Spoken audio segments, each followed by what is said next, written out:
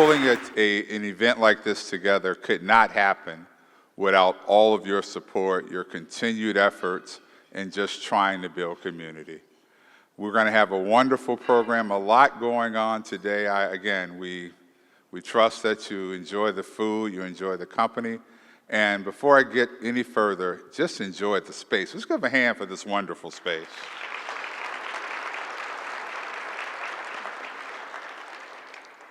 So in addition to doing our welcome, I have the distinct pleasure of introducing, I'll say, a guest, a friend, and truly one of us. Acting Secretary of HUD, Adrienne Todman.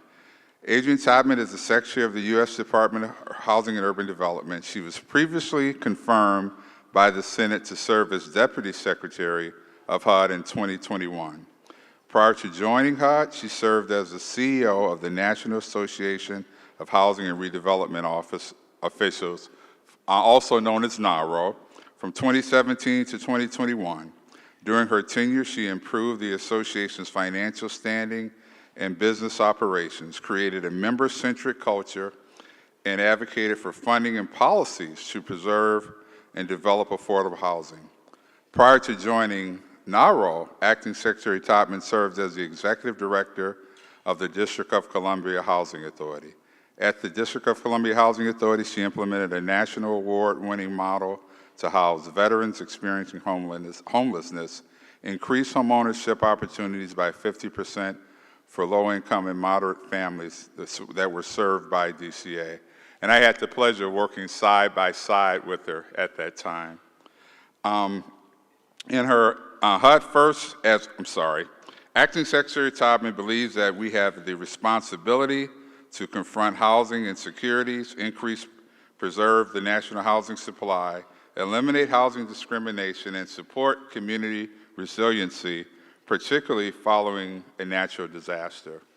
Having the pleasure of working with this person, it brings a whole nother perspective to me in reading a bio and knowing a person who's caring, knowing a person who understands our plight, who understands the work that we do as housers, but equally understands the need for those we serve.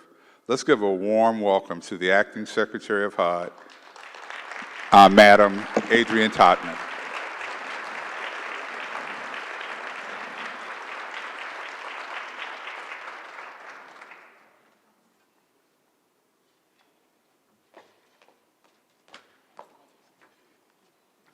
Good morning, everyone. So we're going to take this microphone and bring it down to the right level.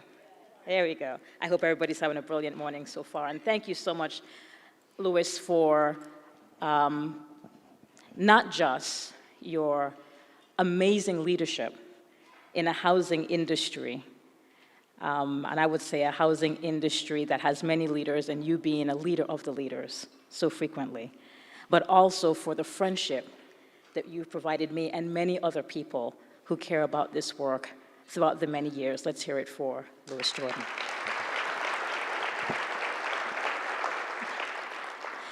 And thank you, Madam Mayor, for your hospitality in this fabulous town. This is my probably second visit since I've been to HUD, and it's always wonderful to be here. So thank you. Thank you so much, Madam Mayor. Let's hear it for the mayor. And to all of the wonderful dignitaries and elected leaders that are here with us. And it's good that you are here. Because one of the things that I know about housing, Louis talked about my bio and my previous jobs, is that without political leadership, without political intentionality to support this thing called affordable housing, it doesn't always happen. Those of us who are housers, anybody who's ever built a house, maintained a house, managed a house, raise your hand. Let's see who I'm talking. There you go. I'm talking to you. You know that it's critical to get the support of your elected leaders, whether it is local, state, or national, to get things built. So thank you to all the leaders who are here, who understand that this is critical work. So I'm here with 3 messages. One is just to share a little bit about what HUD has been up to and the Biden-Harris administration has been up to support your work, to also affirm and to cheer on your work. As Louis said, I have done your job. I have managed units. I have developed units. I've provided resident services. It is hard work. And so I might go into a little bit of housing speak, but I know that you can catch up with what I'm doing. But I want to also cheer you all on for the things you do each day. But also to say that there's hope. There's absolutely hope for the future in terms of the continued support that I'm hearing as we rally, as there's rallies across the country to make sure we're helping everyone who needs housing, whether it's the homeless, all the way up to first-time homeowners.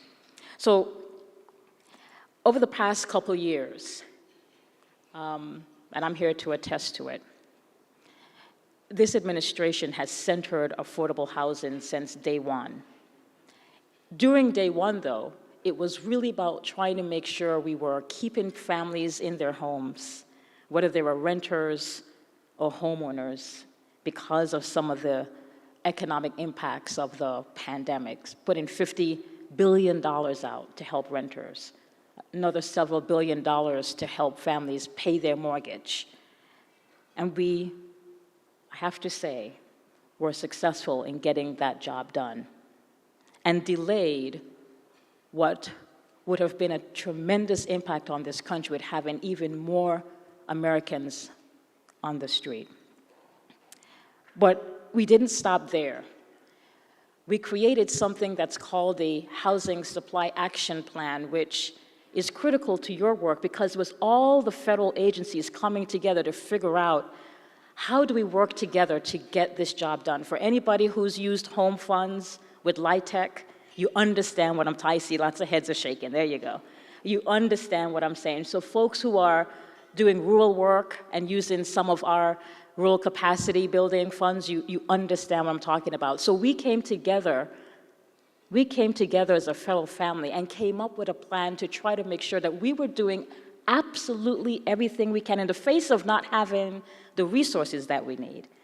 Absolutely everything we can to push the envelope. One example of that, and I'm speaking to housers, I told they're going to housing speak. One example of that is the Federal Financing Bank risk sharing initiative that we have with Treasury, which was something that began in the Obama administration, was allowed to sort of simply disappear during the last administration, something this administration brought back because we knew how important it was for gap financing. And we've created thousands of units across the country with this tool. I don't know whether or not the Nevada HFA uses risk sharing. Maybe some of you do know. But one of the things that we did just a couple weeks ago was instead of just extending the deadline, we eliminated the deadline because we understood that that is the kind of product that people who build housing need to sort of pencil deals out. But in addition to that, we're making sure that we are cutting as much red tape as we can. Anybody here love red tape? Nobody? You think about it, you're like, you know, that red tape makes me strong.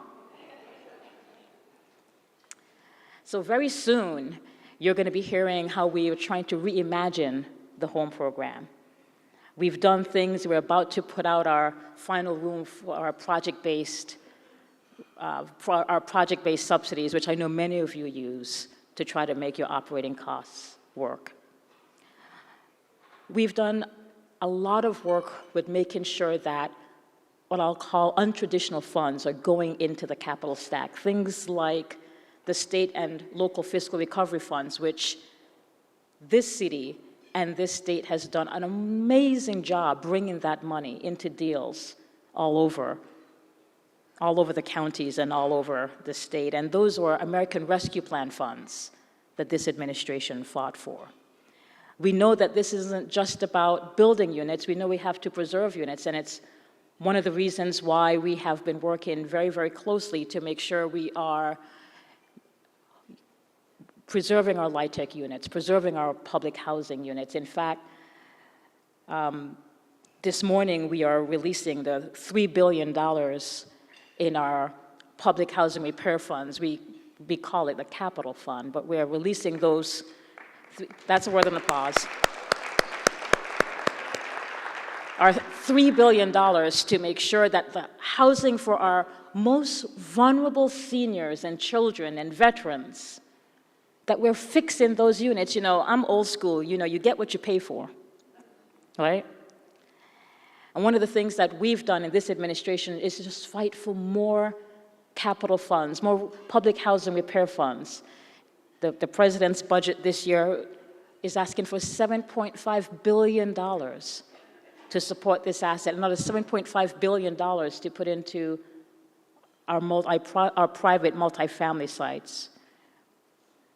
So you're working with folks in DC who understand and who get it. Things like I don't know if our continuum of care is represented here in the room, but we're moving to a 2-year NOFO for continuum of care, which is kind of a big deal for folks. Not having to can focus in on helping to house the homeless instead of figuring out what next year's money looks like. So 2 years, I see some shaking heads, like things, common sense things like that, right? It's about the headlines, it's about the billions of dollars that we fight for, but sometimes it's just simple things to make the administration of this complex work of housing easier for you. You all are doing great work. My team gave me a long list of some of the projects that you have.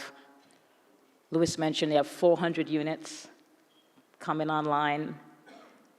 I'm sure that's just a snapshot. You all are doing tremendous work. And one of the reasons I wanted to come here is I understand how this works. I understand HUD's role, and I'm very proud to be your acting secretary. But I understand that we're only as good as you all are, right? If we can't point to units that are being built and people who are being housed and homeless folks being taken off the street, then we're not doing all the jobs, as good a job as we can do. So one of the reasons I wanted to be here was to say, keep doing it, and know that you have an acting secretary and administration that's here to cheer you on, and there's hope for the future.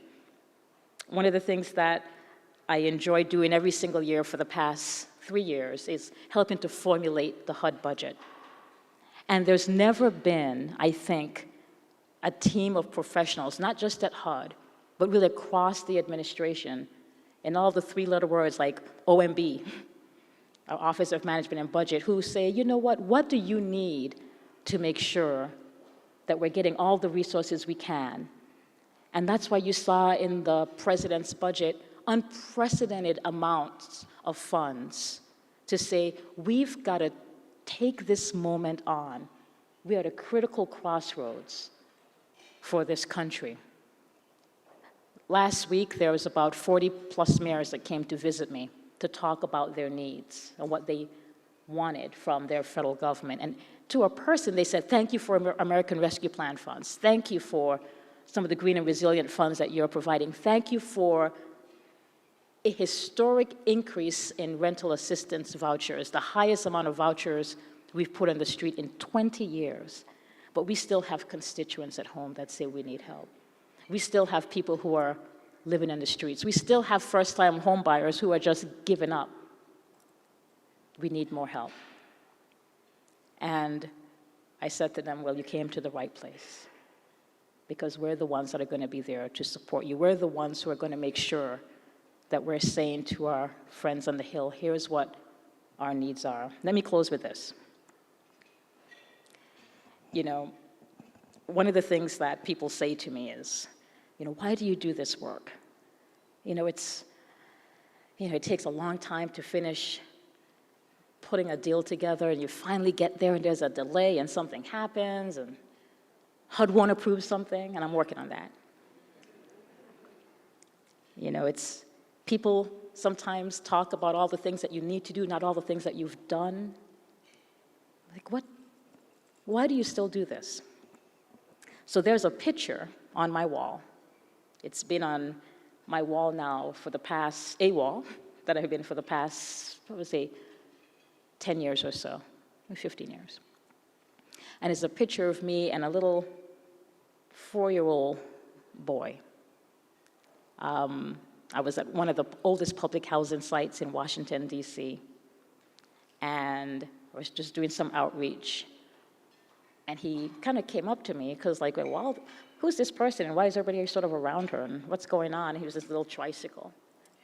And so I bent down. You know, with kids, you got to go down. I don't have to go as far down as some of you, but you got to just to say hi. How are you doing? What struck me about this little boy was he had a look on his face at that young age of hopelessness. At 3. That's the age of being bubbly and smiling and, you know, asking for candy and toys and doing all the things. And he looked at me with this face that told me he'd seen some stuff already. And I said, we can do better. We can absolutely do better. The richest country on the planet, the most powerful country on the planet, we have an obligation as adults to absolutely do better for the 3- and 4-year-olds of this country. And that's what keeps me going, knowing that until we can make sure that every child in this country has an opportunity to have a thriving, joyful, promising life, the one that I was blessed to have, many of you are blessed to have, then our job isn't done. I know that's why I'm in this work, because the fundamental nature of getting that done, it's all about having some place to rest your head at night. I want to thank you all for the tremendous work that you are doing in this great state. Keep on doing it, and know that HUD has your back. Thank you.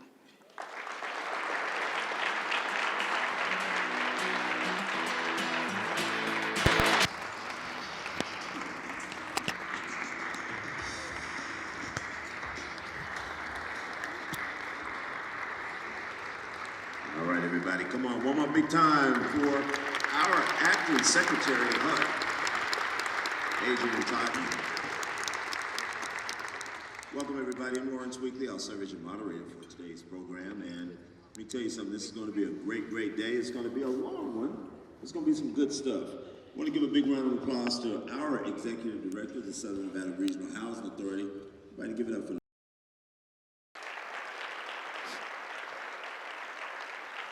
Okay. I see you, Mr. Jordan. You got some real shoes on today. You ain't rocking them Louis shoes, huh? All right. Listen, I need to, before I bring up this phenomenal woman, I want to just remind you all to look at your program cards here. There's a QR code on there. I'm going to be talking to you all about that QR code, so be prepared and be ready. Here's also a card that's one of the most important cards that we have here today. And as I look around the room, I know the mayor was acknowledged, but I'd also be remiss if I did not recognize my chairman of the Board of Clark County Commissioners, Tick Segerbloom. Y'all give him a big round of applause.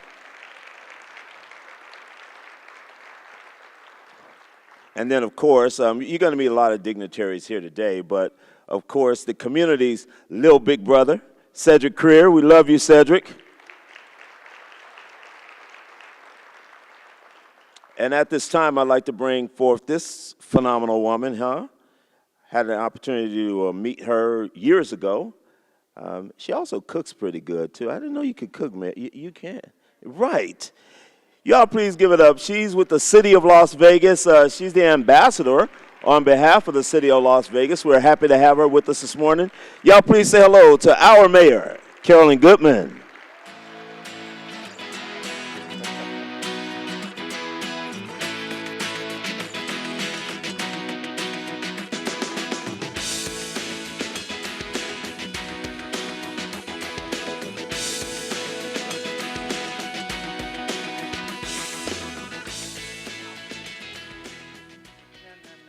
Madam Secretary, wow, this is awesome to have you here. And certainly Dr. Lawrence Weekly. Talk about a comedian, talk about always on, talk about super fun, former chair of the county commission, former councilman, former, and obviously I have cooked for you and I love every minute of it. I have no problem cooking or serving coffee. This is so exciting. The most exciting piece here is to be in this wonderful building. Mr. Jordan, you pointed that out. We're so lucky. People come from around the world to see this iconic building and Frank Gehry's work. But more importantly, the Cleveland Clinic, Lou Ruvo Institute for Brain Degenerative Diseases. The work that's being done here, the research. And when we talk about need for affordable housing, I belong to the U.S. Conference of Mayors, 1,800 mayors of probably 30,000 or more, and certainly that body is growing. It is phenomenal what they do in that body because we, as mayors, touch the people. We know what the issues are. And I made a commitment after Oscar played with the showgirls and had all the chips and the wonderful time he had for his 12 years. And he is a kick in the pants. My parents said, don't marry him. I stuck it out. It's year 62. But the problem of the underserved in housing, we're still doing it. This is year 25, Oscar's 12, and go ladies, I got a 13th year. But 25 years. And so the importance, some of the things we've been doing in this country and for investment purposes, we need the support of the private sector and the federal and state, county and city governments. Because of opportunity zones, those who invest $100,000 for 10 years are forgiven the capital gains tax. What we hear all the time is we get these phone calls coming around, from around the state actually, about do something about this. Why are you having all these homeless people in my area, not in my backyard? Do something. Well, they don't realize perhaps part of the homeless population is their own grandmother, their mother, their grandfather. Certainly veterans who've protected us all these years and given us this wonderful country. And I made a commitment when I became mayor, and of course being the mother of 4 children, and Oscar being the king of the household, we have a very big door so his ego can come in with him. I love him, I have to tell you. But the reality is, try living with ego. I get up every morning, go to his side of the bed and applaud for him, so he feels loved every day. We know that. Any successful woman knows that. And we love you guys. But the reality is, I made a commitment. He'd love to have the vision. And you can't do anything without vision and without hope. There has to be hope. And there has to be compassion. I know Guard Jameson's over there. Wherever I see him, I think compassion. There has to be a plan. And there has to be action. A short-term plan that we, the people who live here and are the Americans in this community. And even if we're visiting and hopeful of becoming a citizen, there needs to be a plan, and then there needs to be action on the plan. We are desperate around the country, not only for our seniors on fixed income. With inflation having gone where it's gone, it seems inflation should start from the bottom and work its way up. It doesn't. It starts up here. And all of us who know that a cucumber you went to buy a year ago was 25 cents. It's now 80 cents or $1 for one cucumber. Us, all of us, the working people, the raises and salaries to let us at least be able to afford this increasing cost to everything. And I think of the grandmothers, and I think of our blessed veterans. I think of our teachers, I think of everybody, our service personnel, everybody that's working at the city in our community and neighborhood services. And I'm looking at Arcelia Barajas and our former head, Kathy Thomas, and I know Dr. Lisa Morris Gibson is here somewhere. But we need now. Where are we going to get these people if everybody's dreaming they're going to get rich and just go into IT and AI? Who's going to serve the people?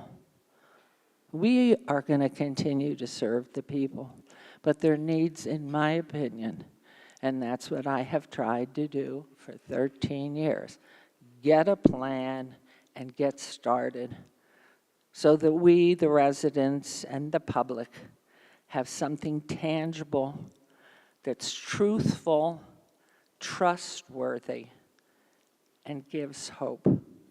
Thank you for letting me be part of this wonderful community.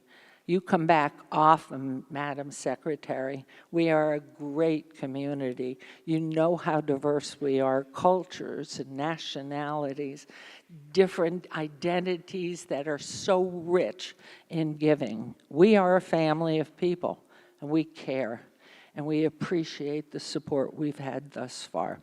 But please, a plan, a deadline to make something happen. So thank you. And my beloved Dr. Weekly, oh boy, is he quick and quiet. Watch this man. Thank you, thank you.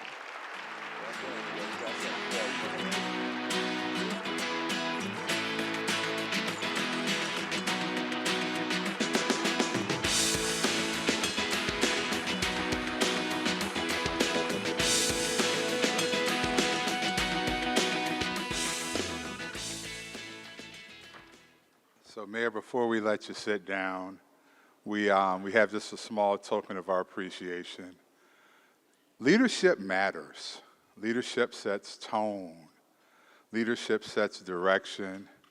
And leadership keeps us encouraged. And for that last 13 years, as she mentioned, this great city would not be where it is without that leadership. So, Mayor, on behalf of all of us, we'd like to present you with this, just to say thank you for your wonderful leadership. That's so nice. Thank you. I'm touched, really touched. Thank you. Thank you.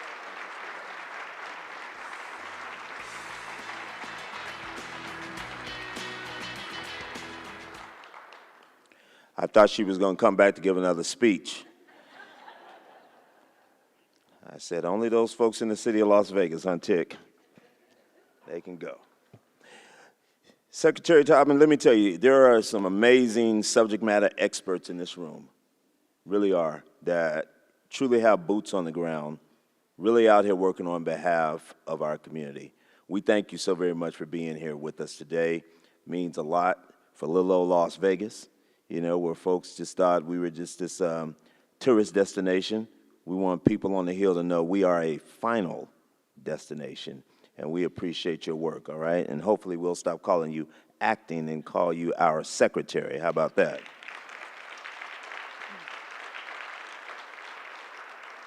All right. Everybody, do me a favor. Hold up this card right here, if you don't mind. There's a card here that's called the Rose Foundation. This is a very important card, everybody. The resident, you all can read all of this yourself, but it helps support the self-sufficiency empowerment program, or foundation, if you will, with the Housing Authority. And throughout the year, they do so many things to help the residents, and you can see the list of things that they reach out to their residents to assist them with, whether it be back to school and holiday support. And Councilman Creer can tell you what that's all about. I mean, Councilman Creer, Tick Segerbloom, Commissioner William McCurdy, Mayor Pam Goins-Brown.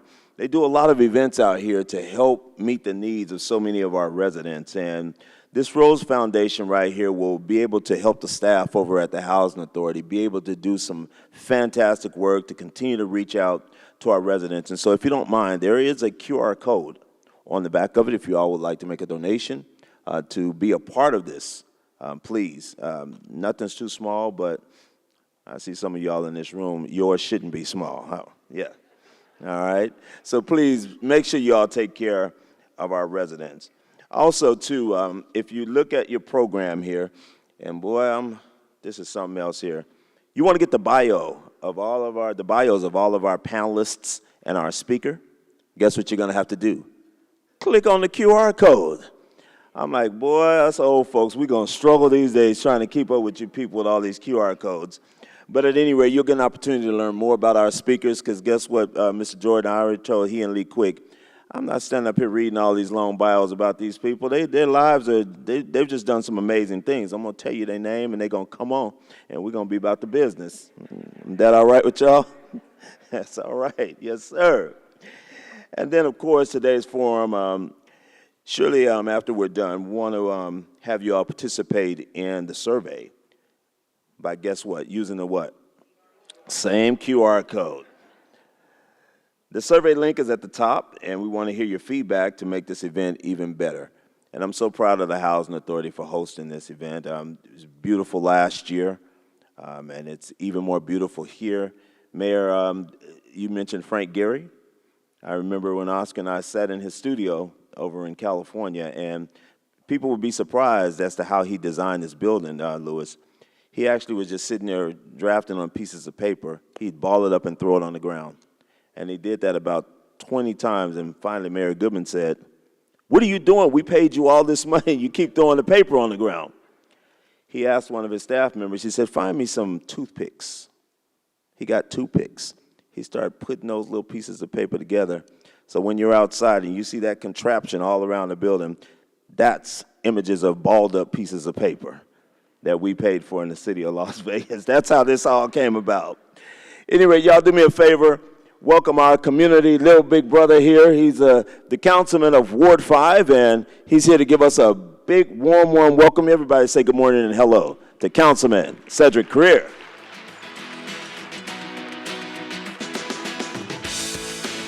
Good morning, everybody.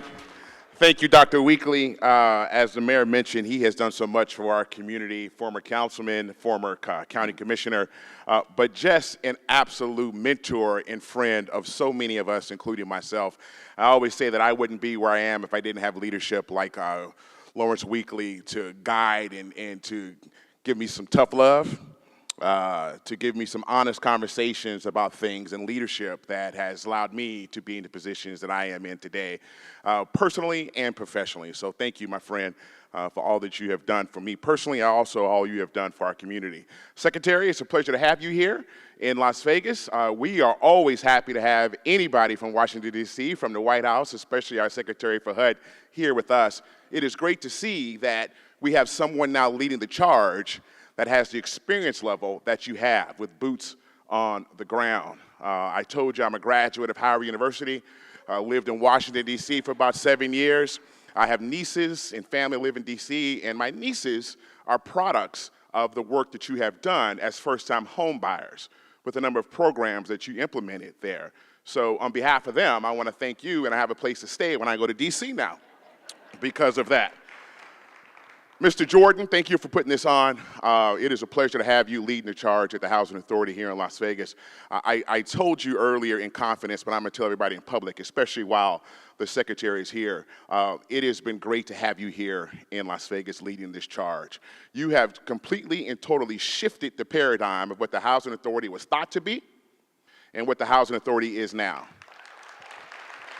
As a former board member of the Housing Authority and sitting through the meetings and seeing how contentious they would be, even going back to my sister, Judge Karen Bennett-Herron days when she worked at the Housing Authority, and seeing the level of somewhat, contention that takes place, to seeing the staff, the turnover, executive director have turned over, you have come in and created some stability, some direction for the Housing Authority.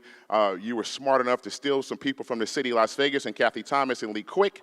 That was a smart move, unfortunate smart move. You kept Fred Herron as the CFO to lead the charge, and so Frank Stafford is here as well. You have absolutely, I think, done a great job. So thank you all to the entire team that you are leading. Thank you also to Mayor Goodman for being here and also for her leadership with the city.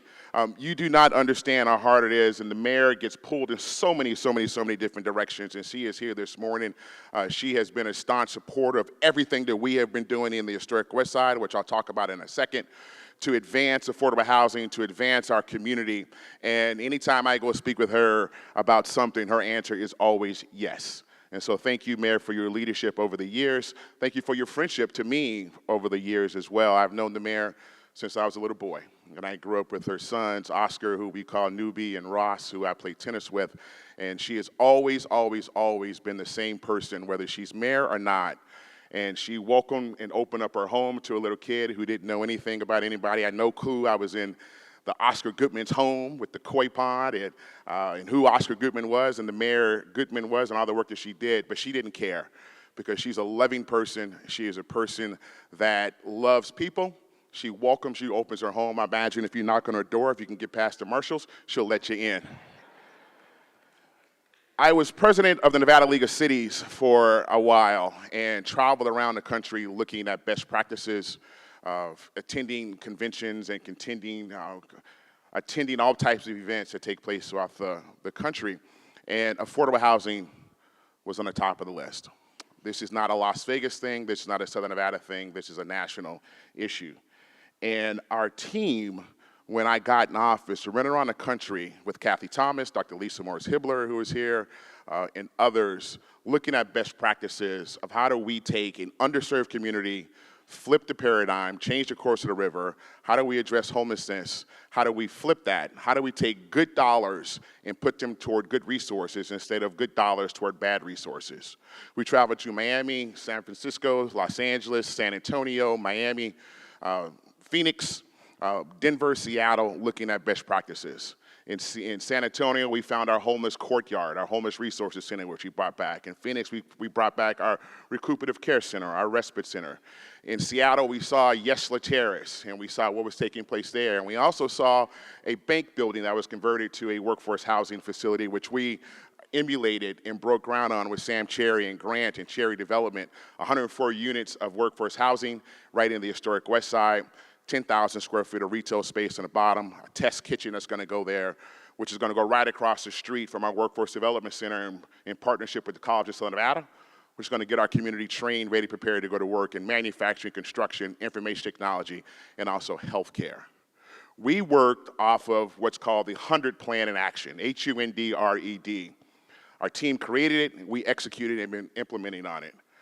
Stands for Historic Urban Neighborhood Redevelopment Plan in Action, because that's very important.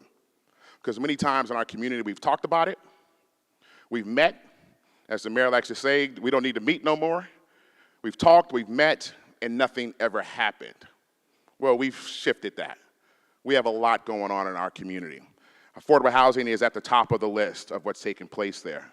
We're finalists now with the Southern Nevada Regional Housing Authority for this Choice Neighborhood Grant. We're so excited about that. We're one of the top 8.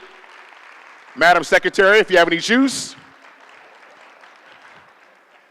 if you got any juice back in DC, please go back and take that, and we need your assistance to allow us to redevelop what's called Marble Manor in our community. We're going to double the capacity of Marble Manor. Marble Manor has reached its lifespan. Many times we have buildings in our communities that have reached their lifespan. You can only patch it up so much. We're going to double the capacity. We're going to bring in mixed income housing. We're going to bring in a tire facility that's taking place. Triple the capacity. Thank you, Fred. That is great to hear. And we need that to happen. Once we get that product done and ready to go, then we can move on to the next one, and the next one, and the next one.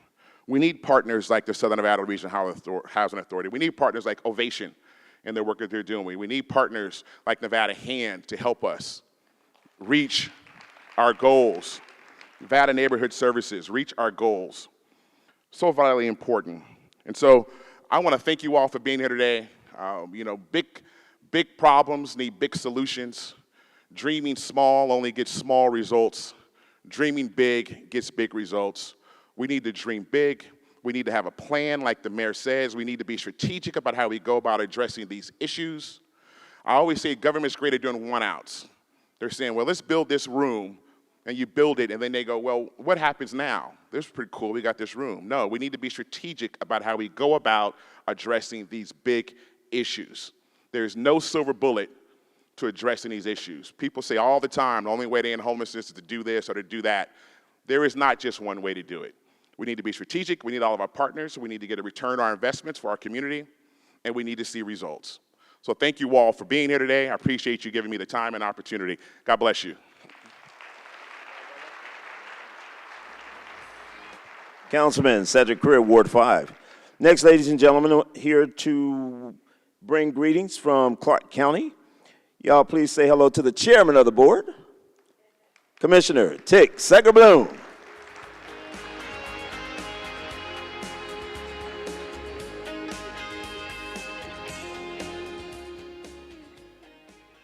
As Lawrence said, at the county, we do things, the city, they talk a lot.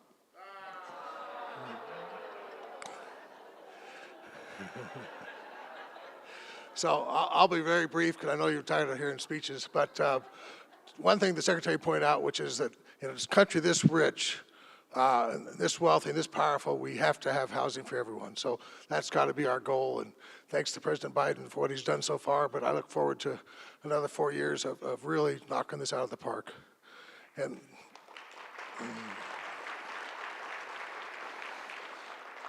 And while I have the Secretary, I want to point out that right now, Las Vegas gets 10,000 vouchers. A city comparable, Chicago, gets 50,000 vouchers. If she would give us another 10, 20,000 vouchers, for every voucher, we can build 10 new units. So it's we have a housing authority in the county finally. We're working together. So thank you so much for coming out, and let's go. Thank you.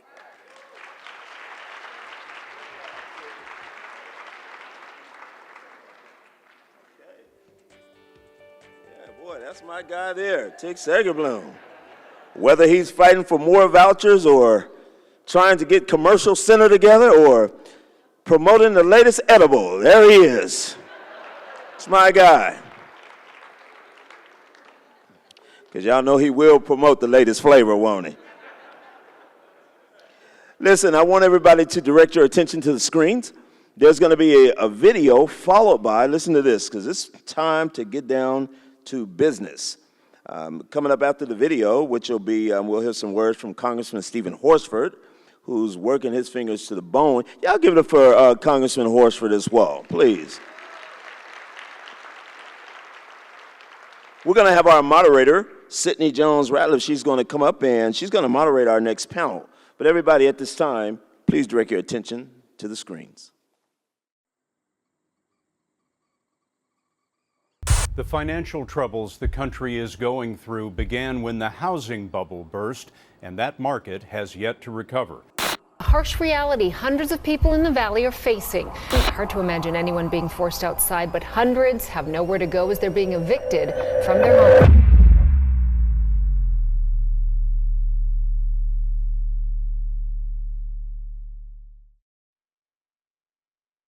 My name is Amber Balsley. I am the Deputy Director of Operations for the Public Housing Program.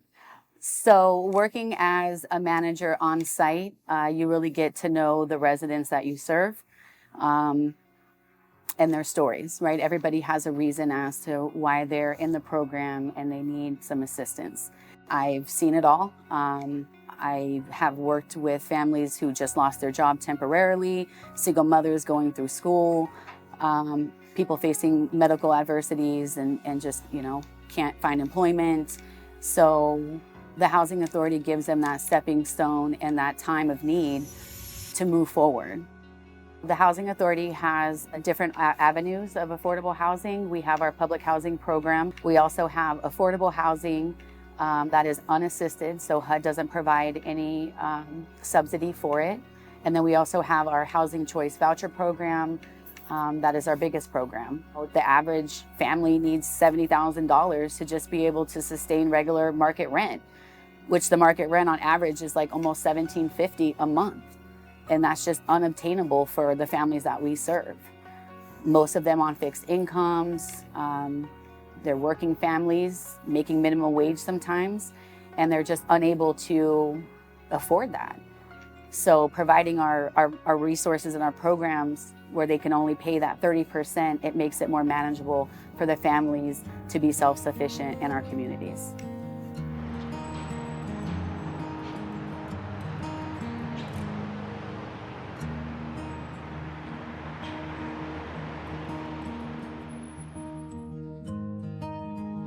My name is John Anthony Casimir II. I'm from Pittsburgh, Pennsylvania. I'm just thankful to be alive. I retired in November. I didn't start getting my Social Security till January of 2012. And I came out here at 62. I was only getting like $800 a month. And I was paying $750 of it just in rent. And when I moved in here, you look, there's an air mattress on that bed in there. That's what I moved in here with. My name is Antasia Buchanan. I am an occupancy specialist here at the Southern Nevada Regional Housing Authority. There is no specific profile of people. It's just not, oh, blacks or Hispanics or browns. We get everyone.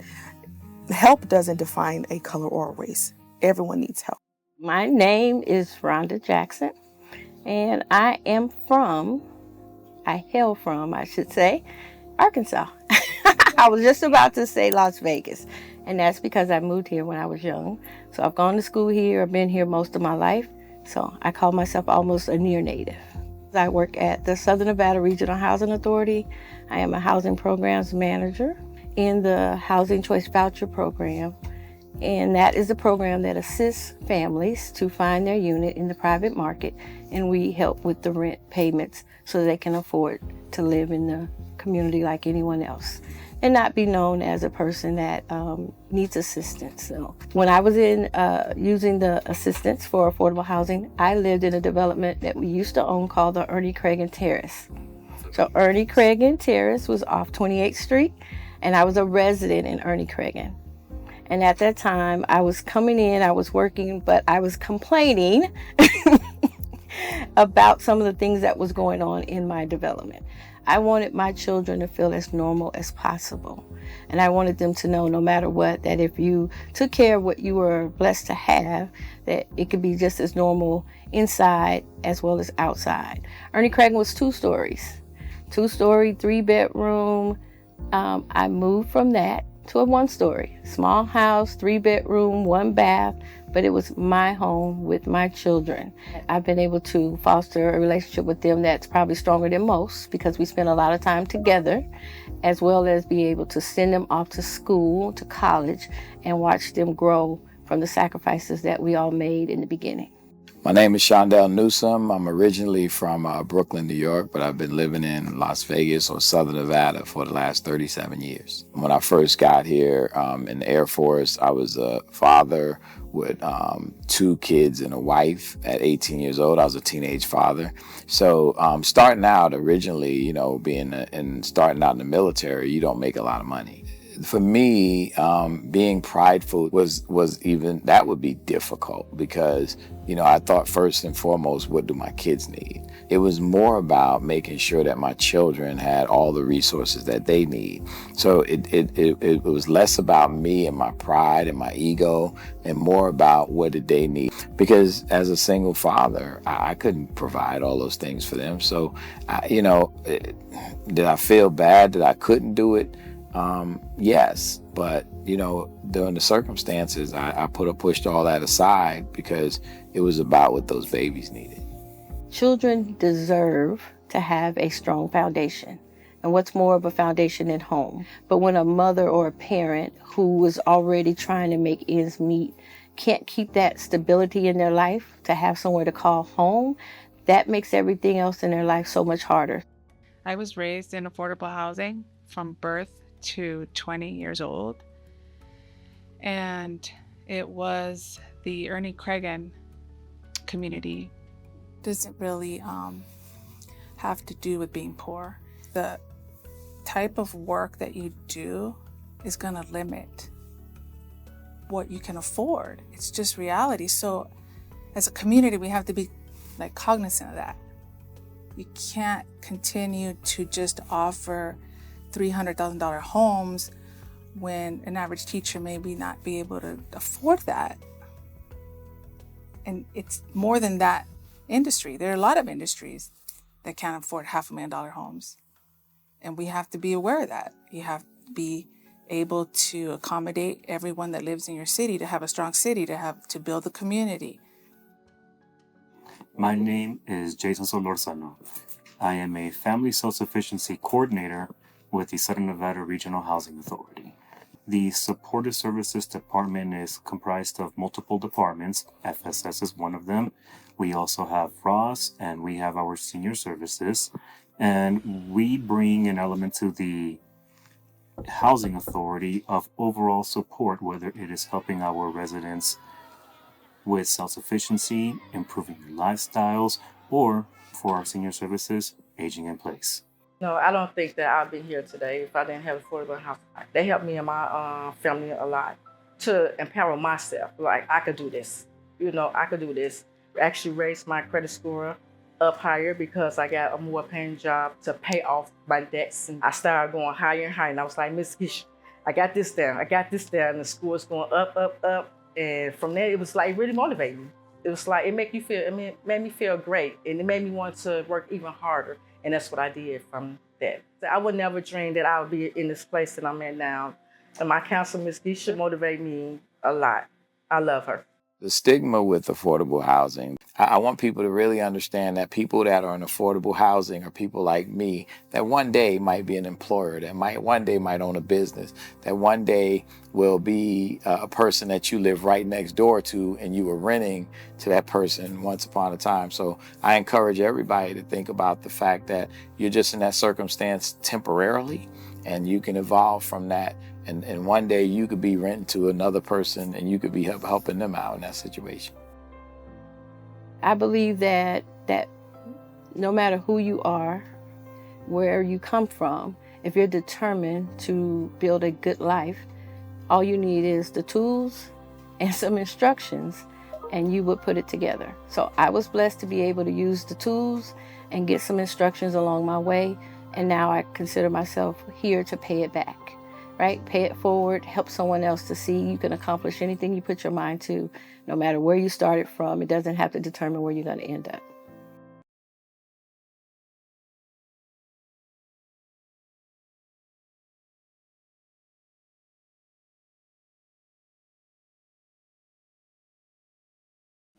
Hello, I'm Congressman Stephen Horsford, and I'm proud to represent Nevada's 4th Congressional District. Thank you for the invitation to address you all today during the 2nd Annual Regional Affordable Housing Forum. I regret I'm unable to join you in person, but I want to speak to express my unwavering support for affordable housing initiatives throughout Southern Nevada. Our community's growth depends on the ability of every individual and family to have access to affordable housing. I'm grateful for the efforts of the Southern Nevada Regional Housing Authority and other partners from every sector who are collaborating to address our housing needs. We must continue driving forward initiatives that provide housing and support services that uplift our residents. Efforts to expand housing opportunities are about more than just building homes. They're about building communities and ensuring that every Nevadan can thrive. Thank you to all of the forum participants and organizers who are dedicated to making affordable housing a reality in Southern Nevada.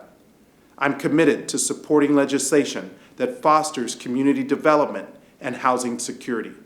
That's why I've introduced the HOME Act, which will empower HUD to crack down on manipulation in our housing markets and to help ensure that everyone has a fair shot to buy a home. Together with strong community collaboration and strategic partnerships, we will continue working to combat the housing crisis in our region. Thank you for everything that you do.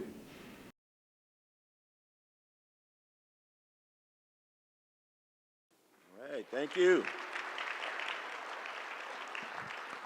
Oh, there's Shondell Newsom. Shondell, good morning. How you doing? Okay, the videographer must have caught you during the Knicks game, huh? You were real comfortable there, brother. Hey, I want to take an opportunity to welcome Ovation and give them a big shout out. Ovation, where are you? Stand on up. Stand up, let everybody see you. Thank you so much for everything. Appreciate you. What about Cobblestone? Cobblestone, thank you. So where's Cobblestone at? Well, stand up and be recognized then. Cobblestone is in the house. Thank you.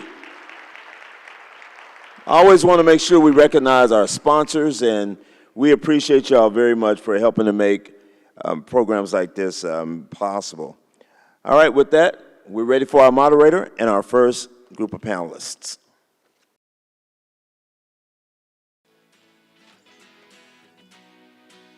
Well, good morning. Good morning, everybody. How was that food? Food was good?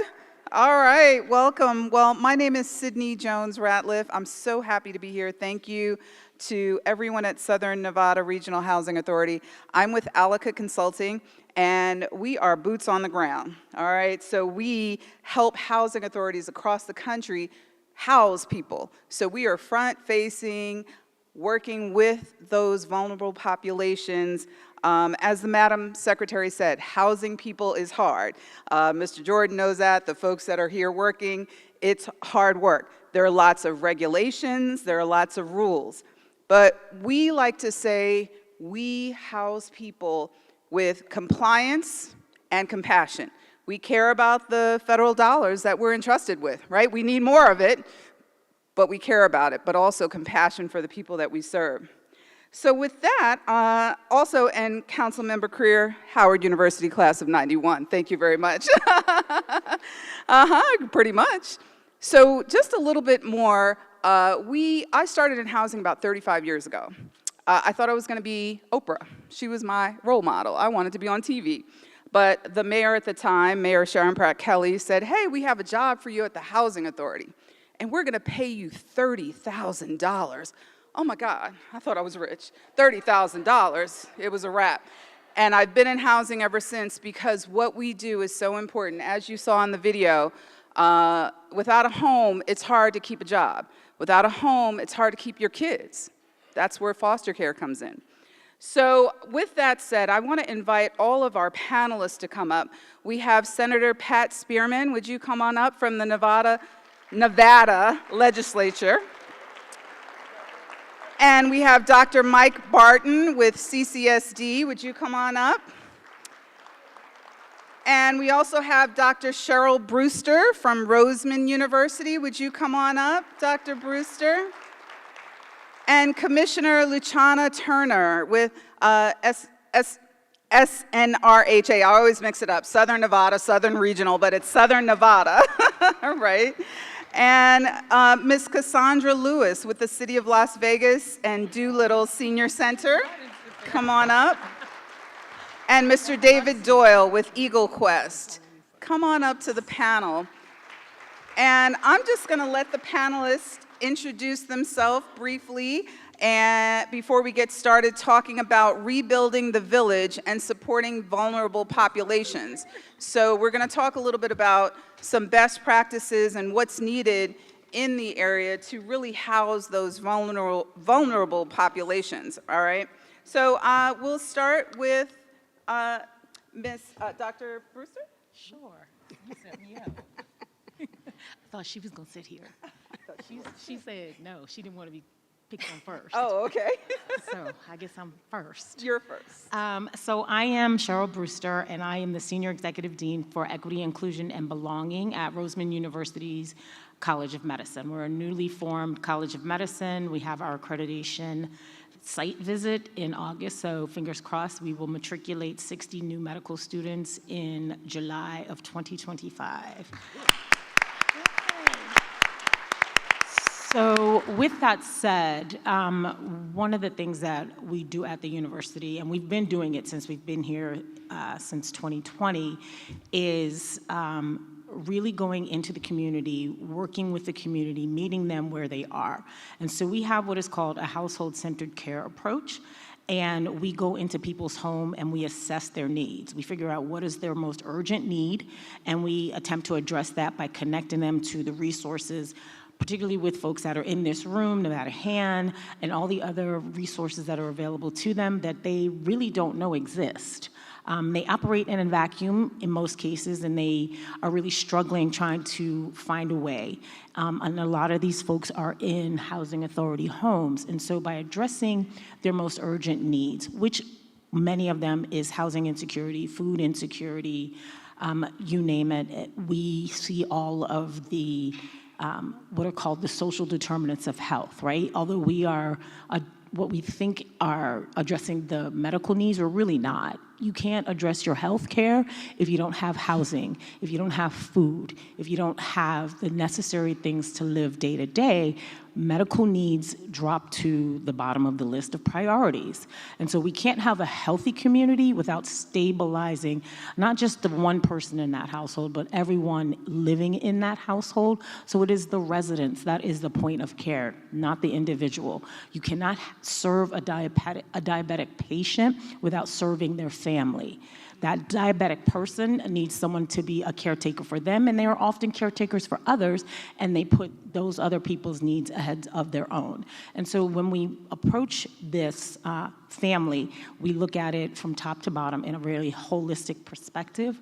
And so, you know, one of the major things that we're finding out there are mental health issues. And mental health issues obviously were exacerbated during COVID. And so a lot of people are really struggling trying to navigate that system for mental health care and accessing mental health care. And so we're finding there's a deficit in the Valley for mental health care providers. There is an access for resource for mental health care. And so we have been sort of working with different organizations and partnering with them to really plug people into those necessary resources. Wonderful, thank you. Yeah, thank you. Wonderful, I'm coming back to you though. Stop, I know, so I'm you coming gotta back to just you say though, I stop, promise. girl, stop. And Senator Pat Spearman. Good Thank you. morning. I am State Senator Pat Spearman. I represent Senate District 1, which is most of North Las Vegas, and I'm happy to serve the people not only of Senate District 1, but the people of Nevada.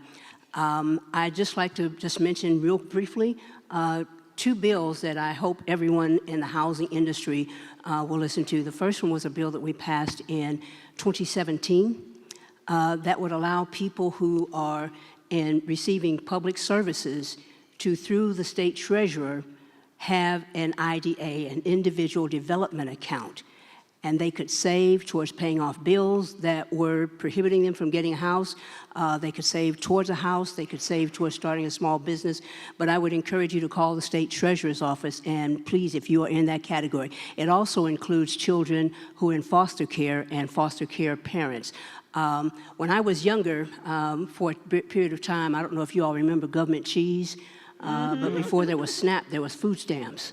And we were fortunate during a very difficult time, fortunate to be able to be the recipients of that.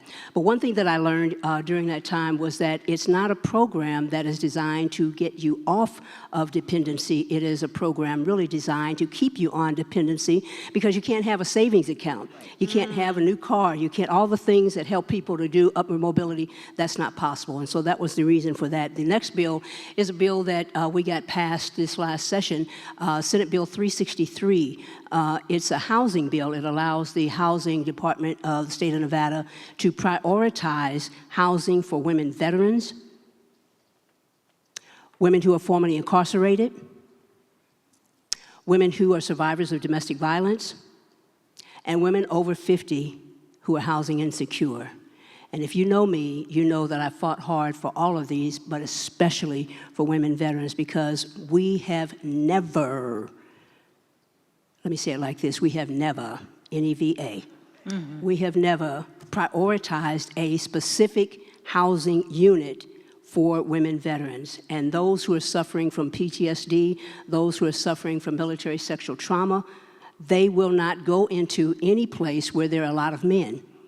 Women veterans who have children are not going to go into a place where there are a lot of men. And so the reason for this bill is to help those women, those groups of women who are have really been overlooked. And so I hope that you'll join me in making sure that this happens. Thank you. Wonderful, thank you. And next up, we have Dr. Mike Barton with CCSD. Good morning, everyone. It's a pleasure to be around champions for vulnerable populations. I look around and know that many people in this room care dramatically about how we care for families, but my role in the Clark County School District is students. So I'm the Chief of Staff for the Clark County School District. I've been in the district for 26 years, starting as a teacher. My favorite position of all time, where I really started working with, from my vantage point, the most vulnerable youth, West Prep. I was a principal from 2000. West Prep's in the house, former student right there. She was in the video too, Antasia, so it's great to see former students. So I was there from 2005 to 2011. But as I've grown in my career, how do you make a difference from this level at the central services standpoint? So we really track our approximately 12,500 students in the district who are considered to be Title I HOPE eligible, falling under the McKinney-Vento Act. So how can you remove barriers and obstacles to ensure that these students and families can get enrolled into school right away? And I'll go over later some other data on how we drill down into that 12,500, because there's definitely a differentiated approach for all of those families and students. Also, from my vantage point as a Chief of Staff, we also are, how do we, again, some people out there might say, well, educators, you're only responsible for reading, writing, and math. Yeah, right. The reality is we're all in this together. We need to look at removing obstacles to get kids into school if they are Title I HOPE eligible, and then also looking at mental health services. We know that students, there are so many adults that are not diagnosed properly, and that comes in part because in the K-12 system, historically, there have not been sound mental health processes. So we're building those, and I can articulate those later. But it's a pleasure to be here today, surrounded by really great people. So thank you. Wonderful. Dr. Barton, we heard about a fabulous story of one of your students from Marble Manor who actually attended Exeter School and also went on to Howard and pursued a career in DC finance? That's right. Tell us a little bit about that. Amazing young man, Lazaro Caesar. I go back to my time at West Prep. Met him in 6th grade, lived at Marble Manor, saw him attend an oratorical festival, and he did Shakespeare and he did hip hop. And I was like, this kid's impressive. And so started talking to him, he started trusting me. I had a really good connection with the boarding school up in New Hampshire, Exeter Academy, which is a high school, boarding school. It's $50,000 a year approximately, probably more now with inflation. But Lazaro had the opportunity to attend a full ride scholarship at Exeter for 4 years. He went there, graduated, went on to Howard. I stay in touch with him periodically. He's doing great, just really proud of him. But he lived in Marble Manor, and I gotta tell you, I gotta thank all those that were over the housing at that time for Lazaro and his family. You made a difference as well, because I remember his mom working at Palace Station as a maid, or whatever the proper term is, I apologize, but just someone that takes care of people. And we were there to take care of her child, and look at him now. He's just on to amazing things because of what you started and just his road with education. Wonderful, thank you. All right, Commissioner Luciana Turner. Good morning, and it is indeed a pleasure and an honor to be here. I guess my story began, I was a victim of domestic violence, and I had to find a way. I had to find a way for me and my children, and that door was open to me, an opportunity. So many people I know have utilized the public housing system. In fact, my grandmother, they came here in the 1950s. Marble Manor was one of the places she stayed in. She's 96 years old, and she can remember having to clean that house up. And she said they told her that was one of the cleanest places there, that they had never seen how she took care of that property. And so when I had an opportunity to get on the wait list for Section 8, I had to wake up at about 4:30 in the morning just to get in line to win an opportunity to get a basic housing need. And we've worked on that line. No more lines in 110-degree weather, I promise. Thank you, Lord. But I appreciate that. Really made me more grateful and just appreciative that I could have a stable environment to raise my children in. I'm a fan of the West Side. I'm from 89106. But at the end of the day, I'm a product, and I'm true to give back. And so the opportunity came for me to apply. And I thought, I didn't want to die. It happened during COVID season. I don't want to die laying down here. I just want to do something. So when I applied, it came opportunity, and here I am sitting here today. So thank you so much.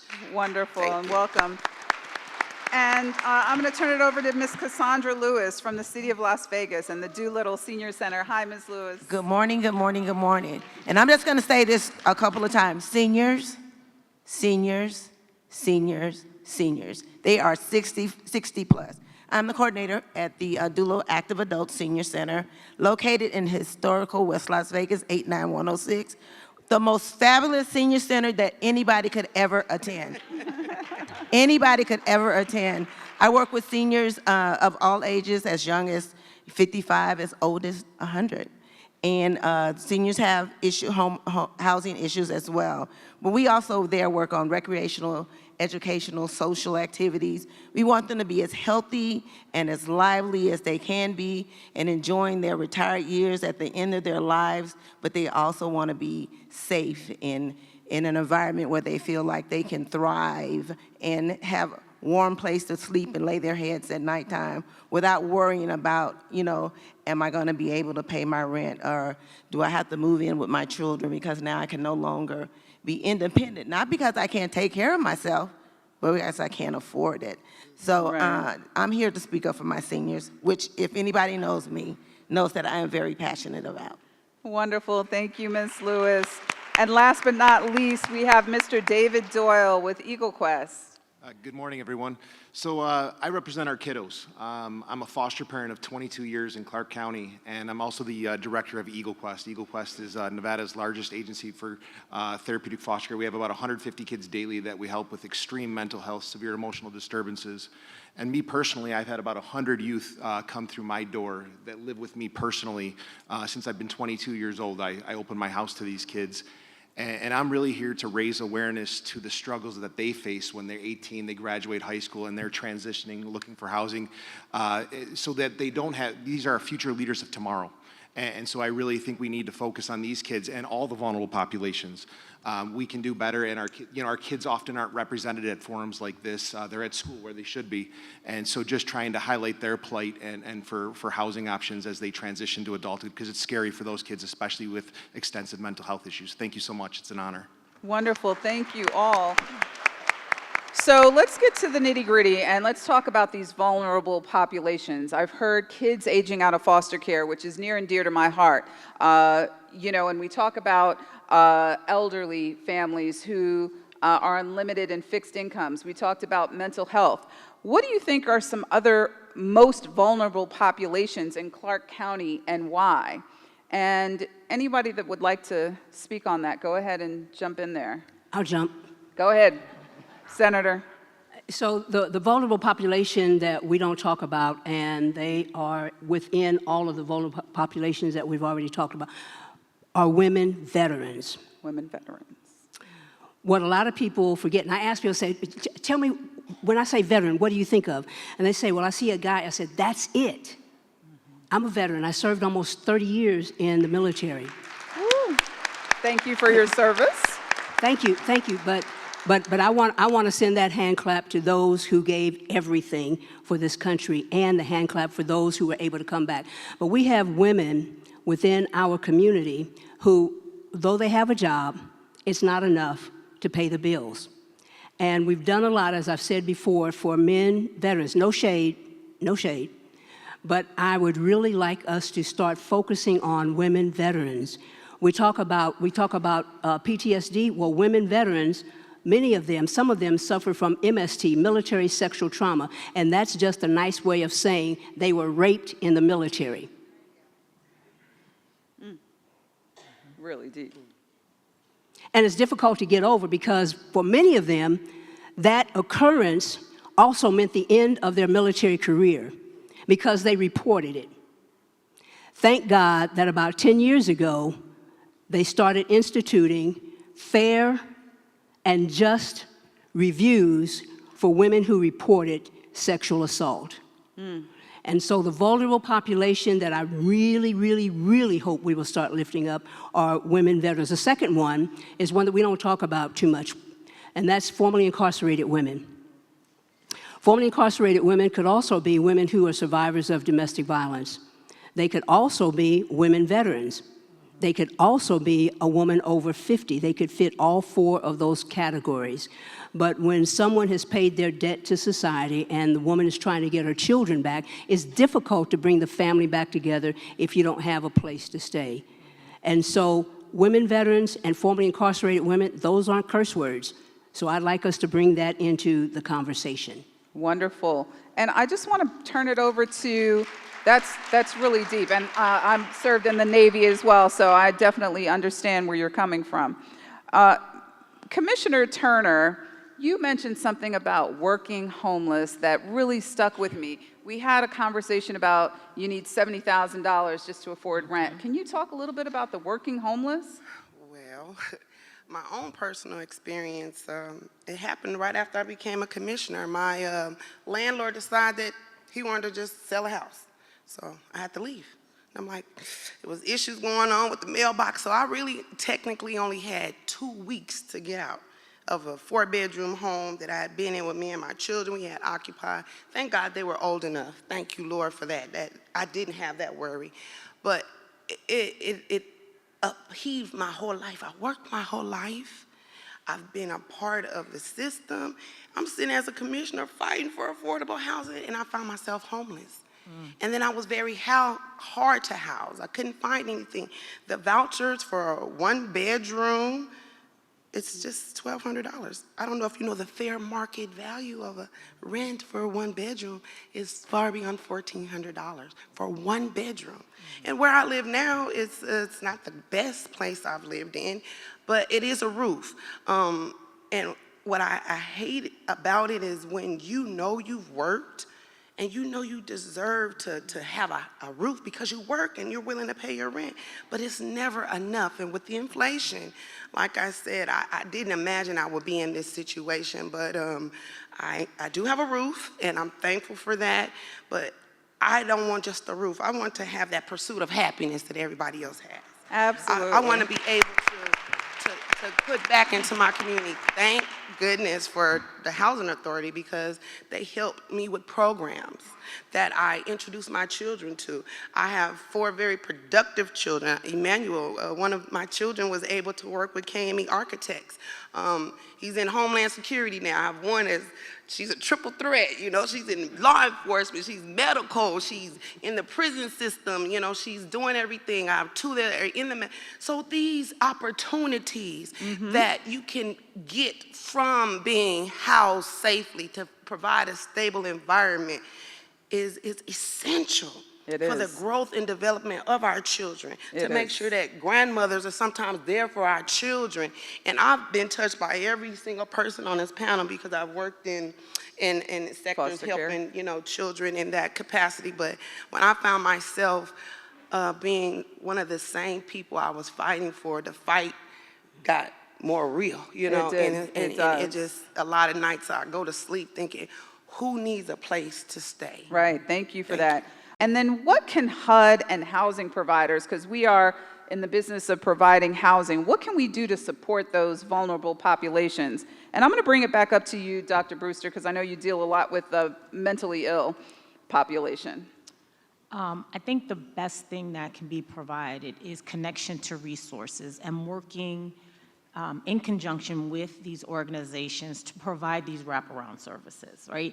And so a person is only as good as the support that they receive. And most times they're not receiving any support. And so you have to address the biopsychosocial needs of the household.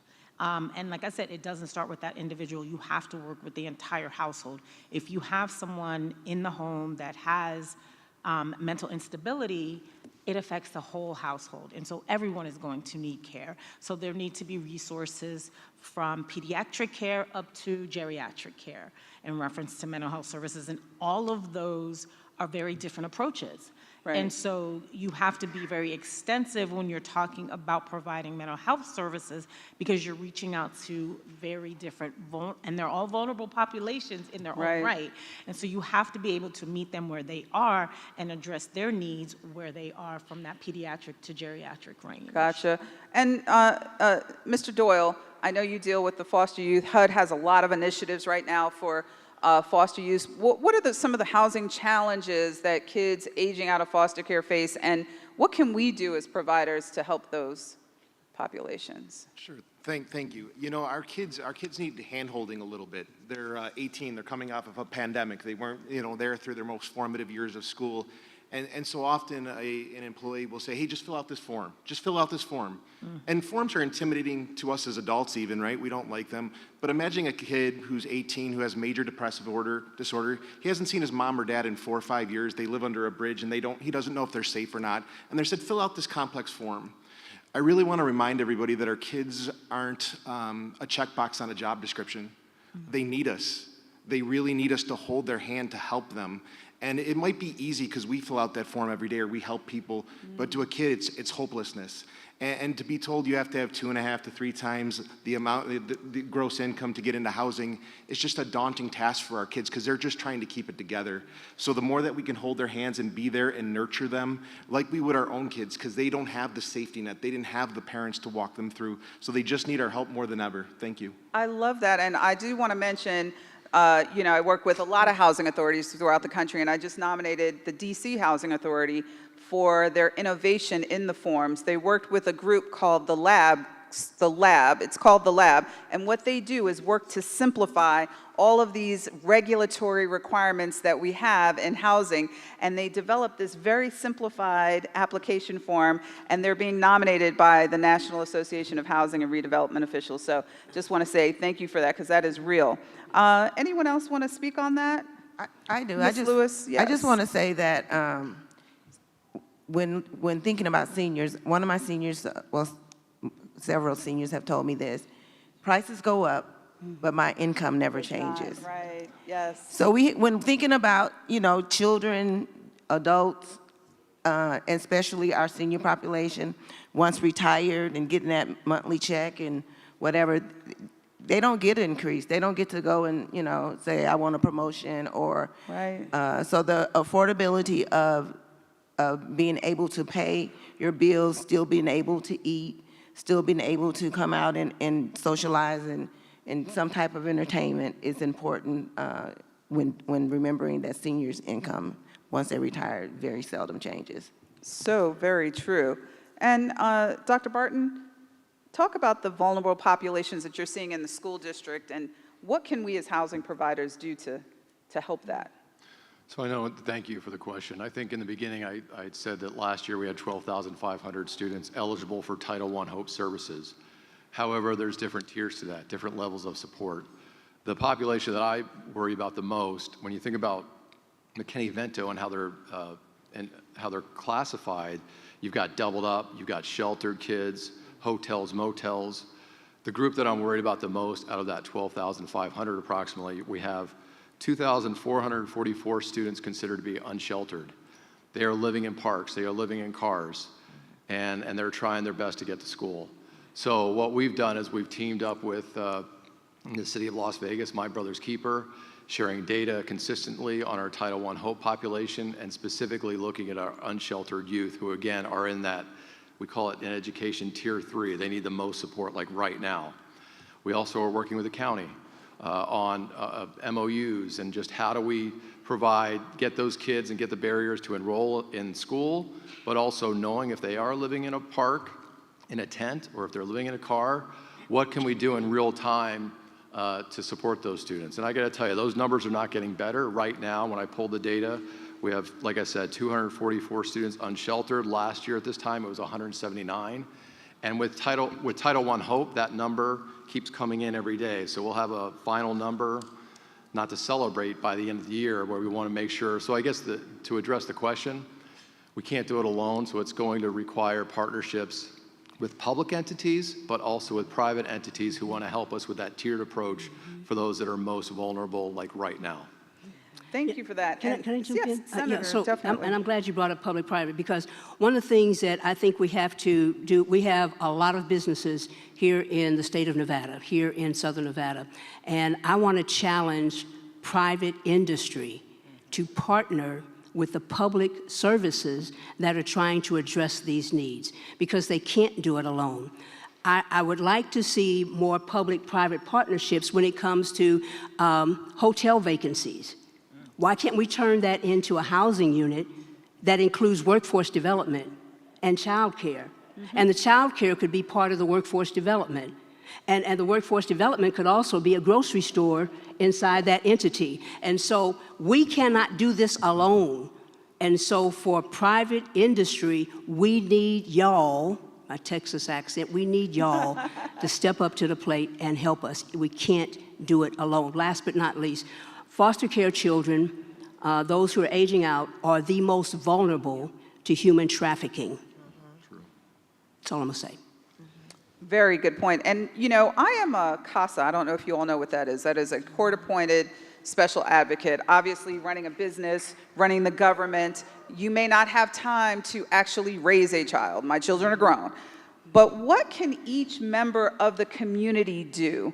I read this book called Be the Leader You Want to Be. How can individual members of the community support these vulnerable populations in Clark County? And also, what are some innovative things that your organization are doing to really improve housing for vulnerable populations? So what can each person do? And then what are some innovations that you're seeing? And Senator, you mentioned turning workforce development departments into housing units using vacant hotels. Tell us a little bit more about what you all are doing to support these vulnerable populations. Well, one of the things that the state legislature has done is we've tried to address the predatory landlords. And we've made some strides, not as much as we want to, but we've made some strides in that area. The other happened to be in the two bills that I just mentioned, specifically Senate Bill 363, that provides an opportunity for priority going to housing for women veterans, formerly incarcerated, for DV survivors, and those who are housing insecure. But also, if you are here today and you work with people who are receiving public assistance, I would encourage you to call the Treasurer's Office and ask them about the individual development accounts, IDA, and you will qualify, you should qualify for that, and that will allow you to put money aside so that you can save for a house, start a business, pay off bills. It's not an ATM. You'd establish a goal and you put money towards that. Not only can you put money towards that, but someone else can put money into your account as well. It does not, let me say that again, it does not take away from your benefits at all. It is completely separate, and that's the reason we wrote the bill like that, so that you can stay on public assistance if you're there. And for foster care children, you can stay there. Foster care parents, you can stay there. The individual development account is completely separate. And so we're trying to do some things in the legislature.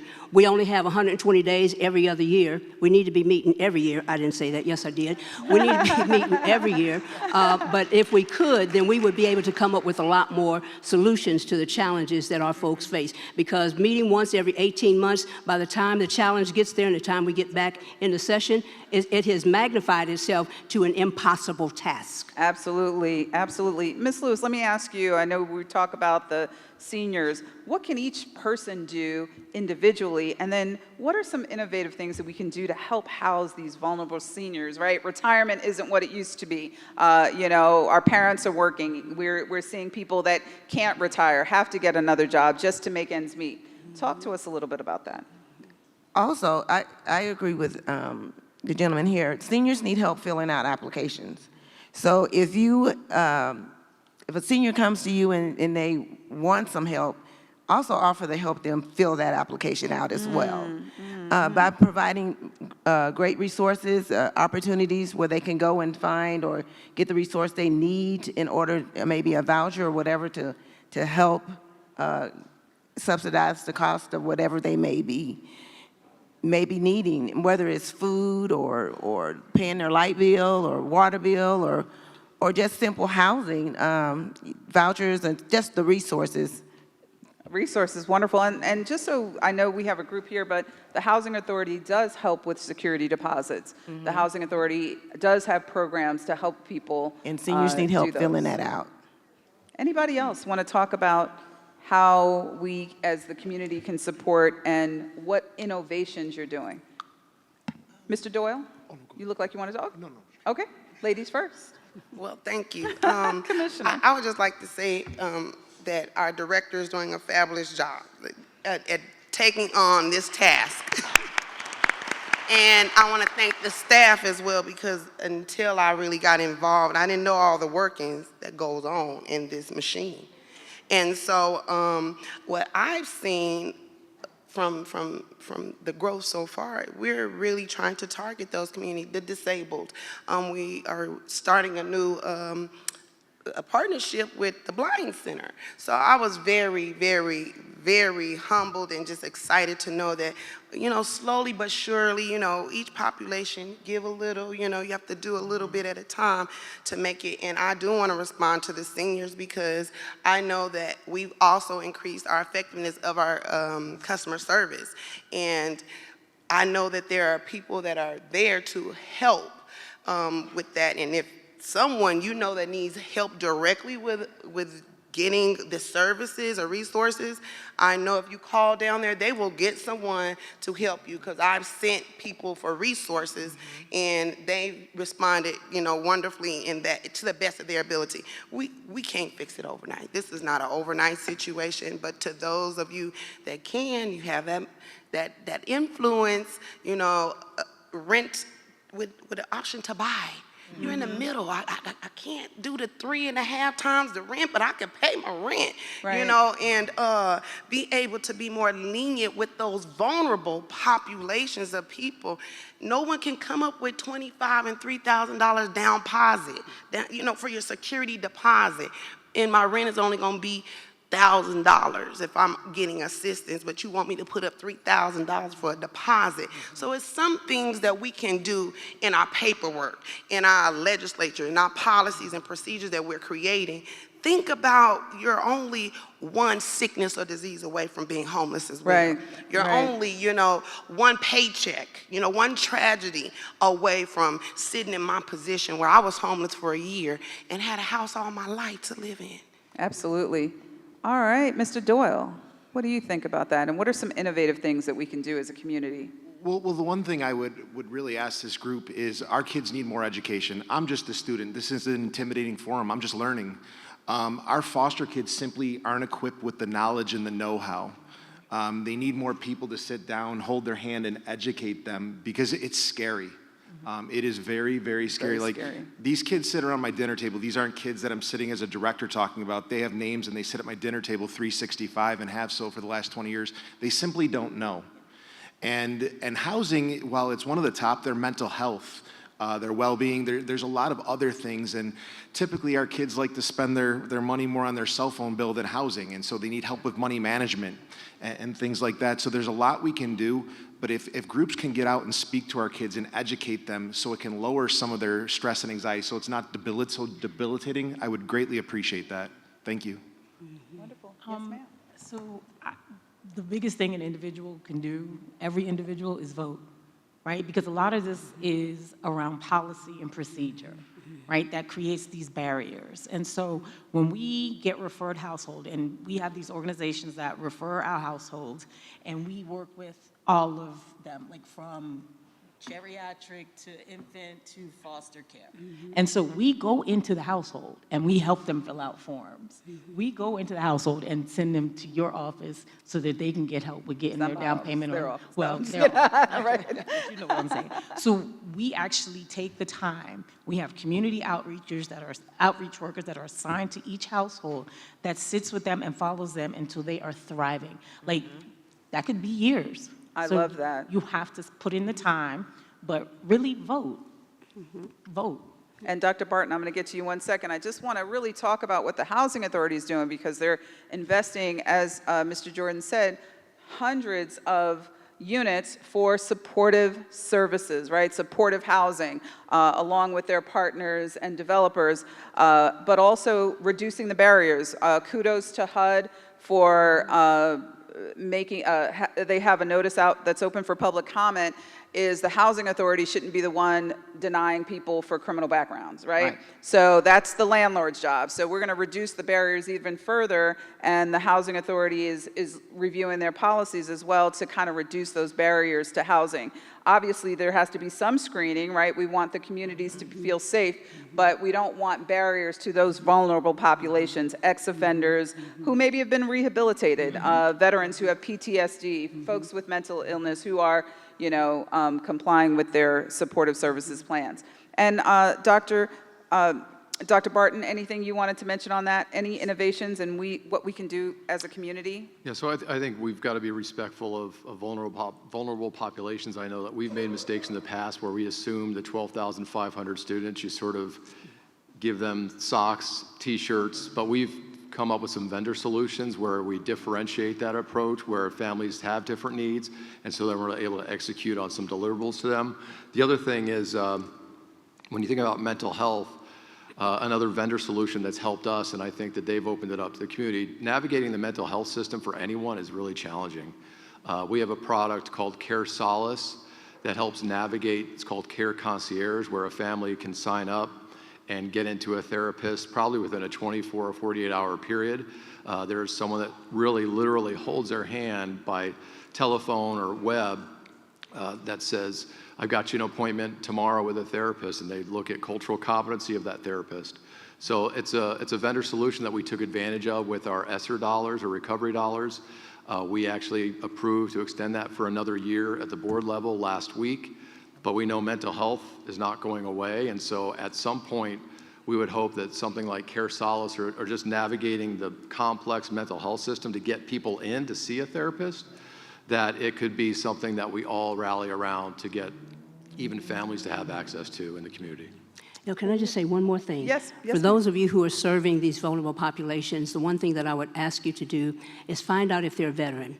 Many people, if they didn't retire, they don't think they're a veteran. So ask the question, have you ever served in the military? Because some of the people that you're serving might also be eligible for VA benefits, and that would lessen your load as well. So ask them, have you ever served in the military? And then go through the channels to make sure that you point them in the right direction so that they can get the same services, and you can use that money for someone else.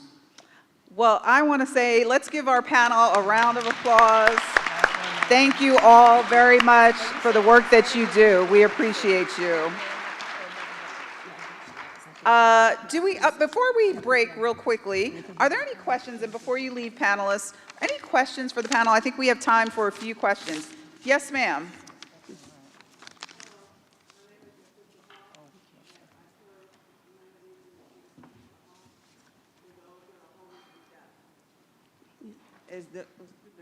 Is there anyone on the panel that can assist with those that are deaf and hard of hearing? Can you start the question over? We didn't hear it from the beginning. One more time? One more time. Oh, one more time.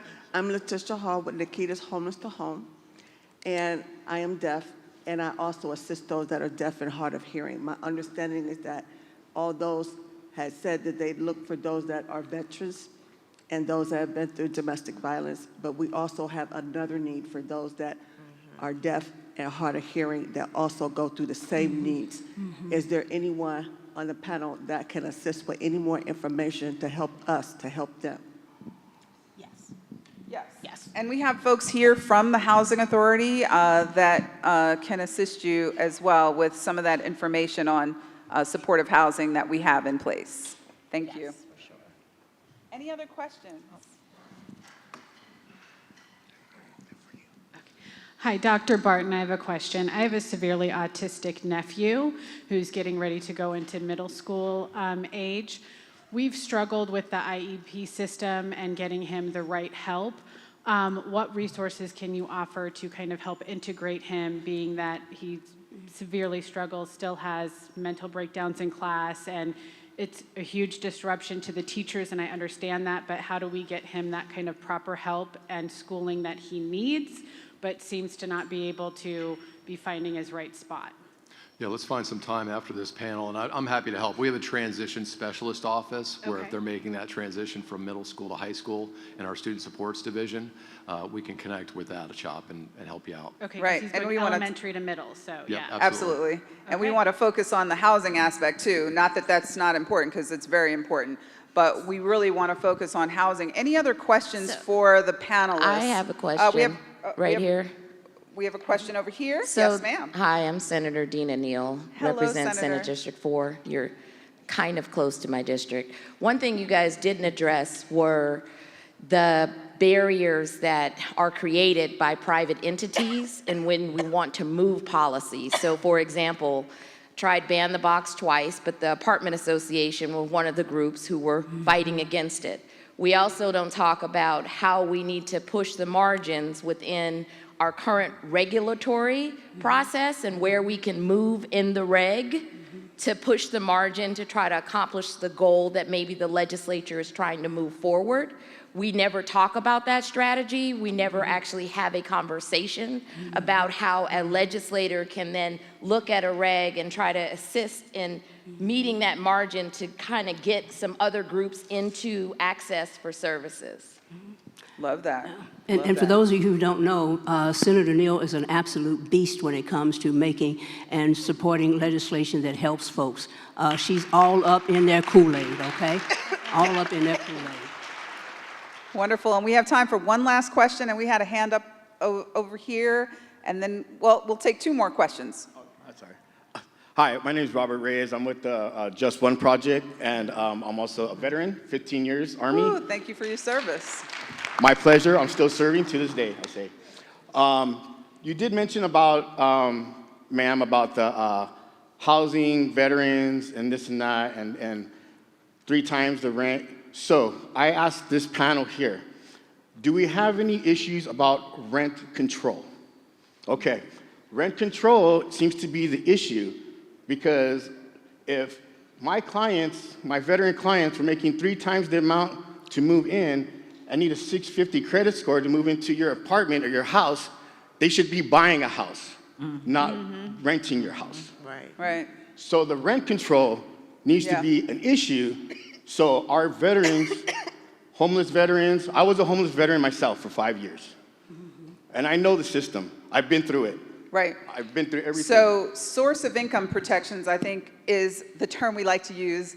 Developers sometimes don't like rent control, right? It gives angst, right? But we like source of income protections. And California, where I live, they just implemented rent control. It's a big deal, 10% rent increase limit, which is still a lot of money. Anyone on the panel want to speak to that? But I think those are things that, you know, are in discussion.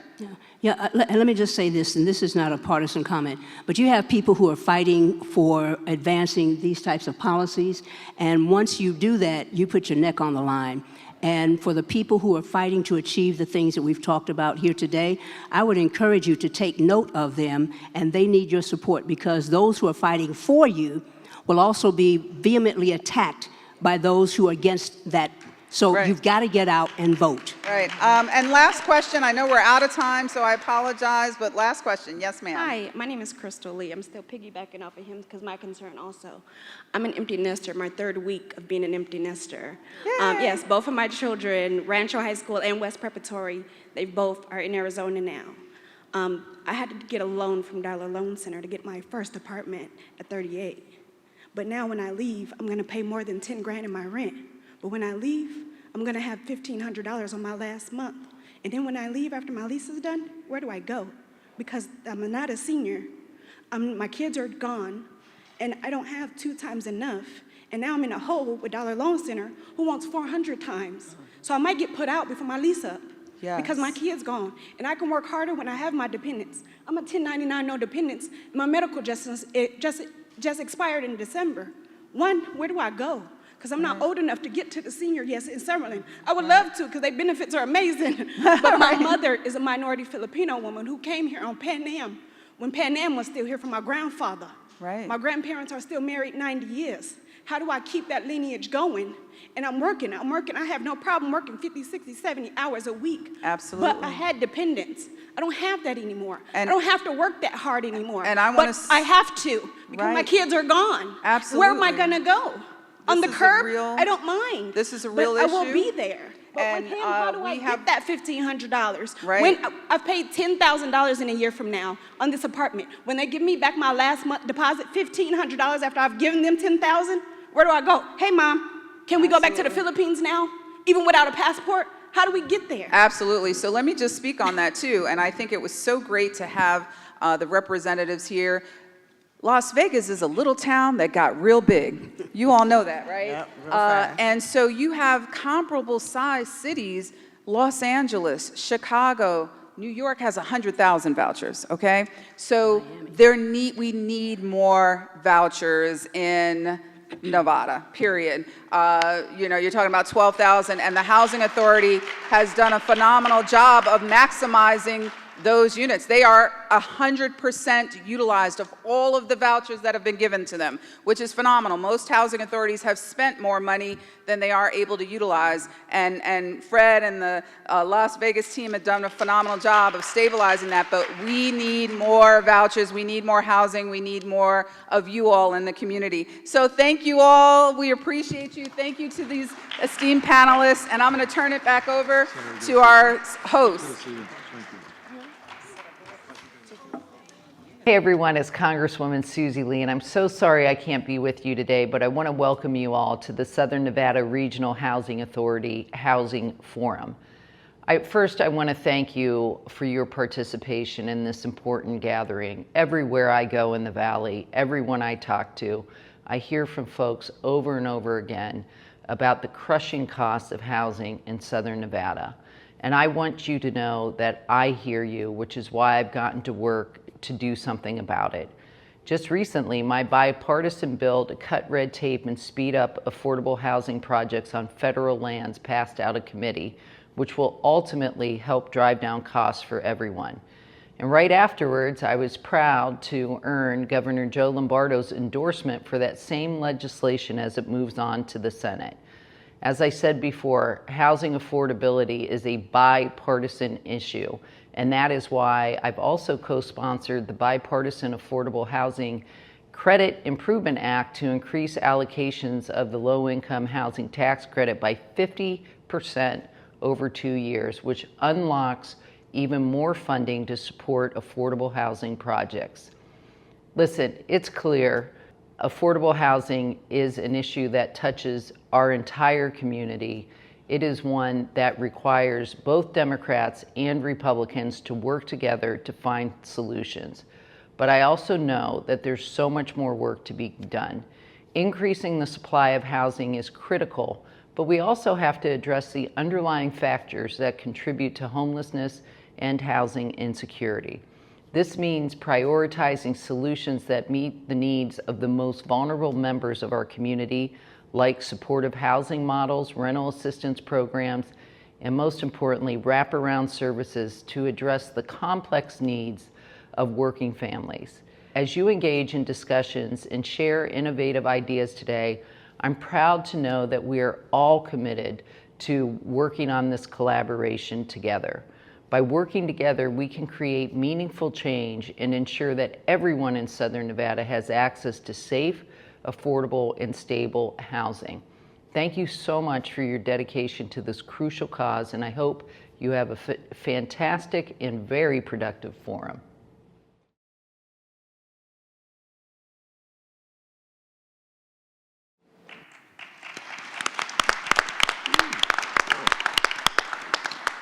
Good morning, everyone. I'm Tim Veenstra at Nevada Hand.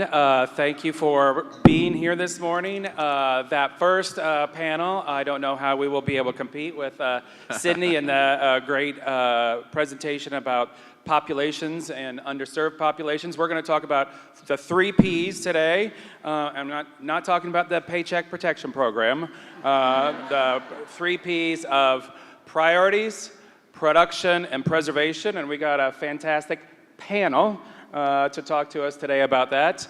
I'll just say a few words about Nevada Hand. We're the largest nonprofit developer and builder and manager in Southern Nevada. In Nevada as a whole, about 5,000 units. We just last week opened up in North Las Vegas, 220 units of senior housing. Seeing the faces of those seniors moving in was breathtaking. It's a picture we should all watch every day.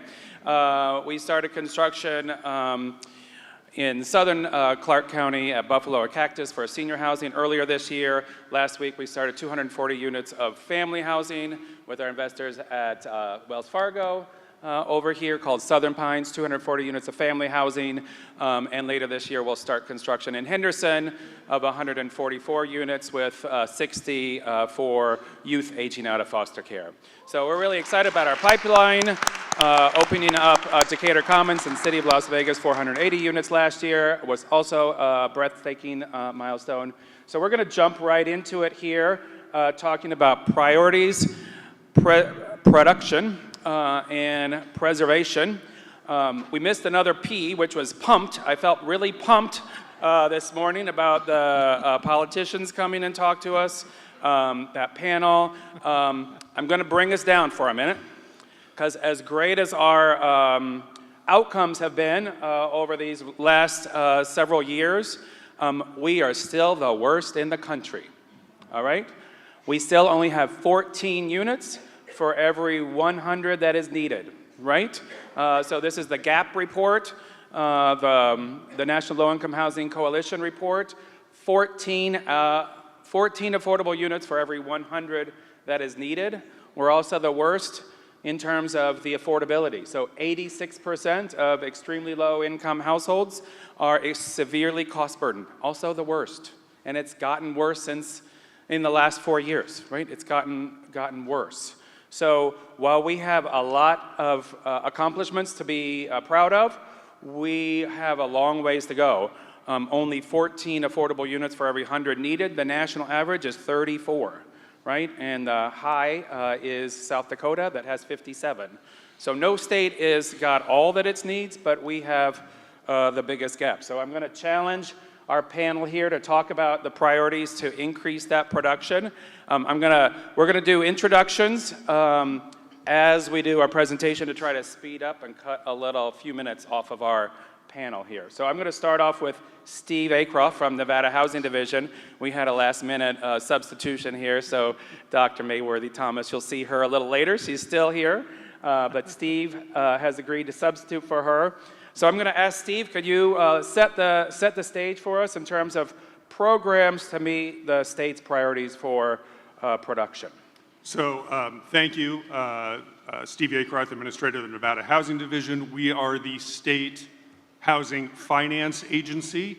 That's kind of a fancy term for saying that we are the bank for affordable housing in the state. And to add another P to this, I'll throw in pandemic, so I'm really gonna bring us down. But 4 years ago, if you can picture where you were, we would not be here, right? We were unemployed, we were out of the office, we were, whatever your situation could have been. I went to my chief financial officer and I said, what do we have in uncommitted funds to assist with pandemic assistance? And we had $2 million. Okay, how do we get that out on the street when everybody's shut down, that sort of thing? Now I want to fast forward 4 years. Between emergency rental assistance, homeowner assistance, state and local fiscal recovery funds, we've allocated, or in the process of allocating, over $1 billion. So, thank you. $1 billion. So 2 million to 1 billion. Typically the agency distributes about 20 million in federal funds on an annual basis. So do the math real quick. That's 40 years of assistance in 4 years. So it's been a challenge, and thanks to a lot of the same folks that are up here on my panel and a lot of the folks that are out there, we're starting to see the fruits of that. And you mentioned them, Tim, Buffalo and Cactus, Sunrise Ranch, Clark County, working with their micro business incentive.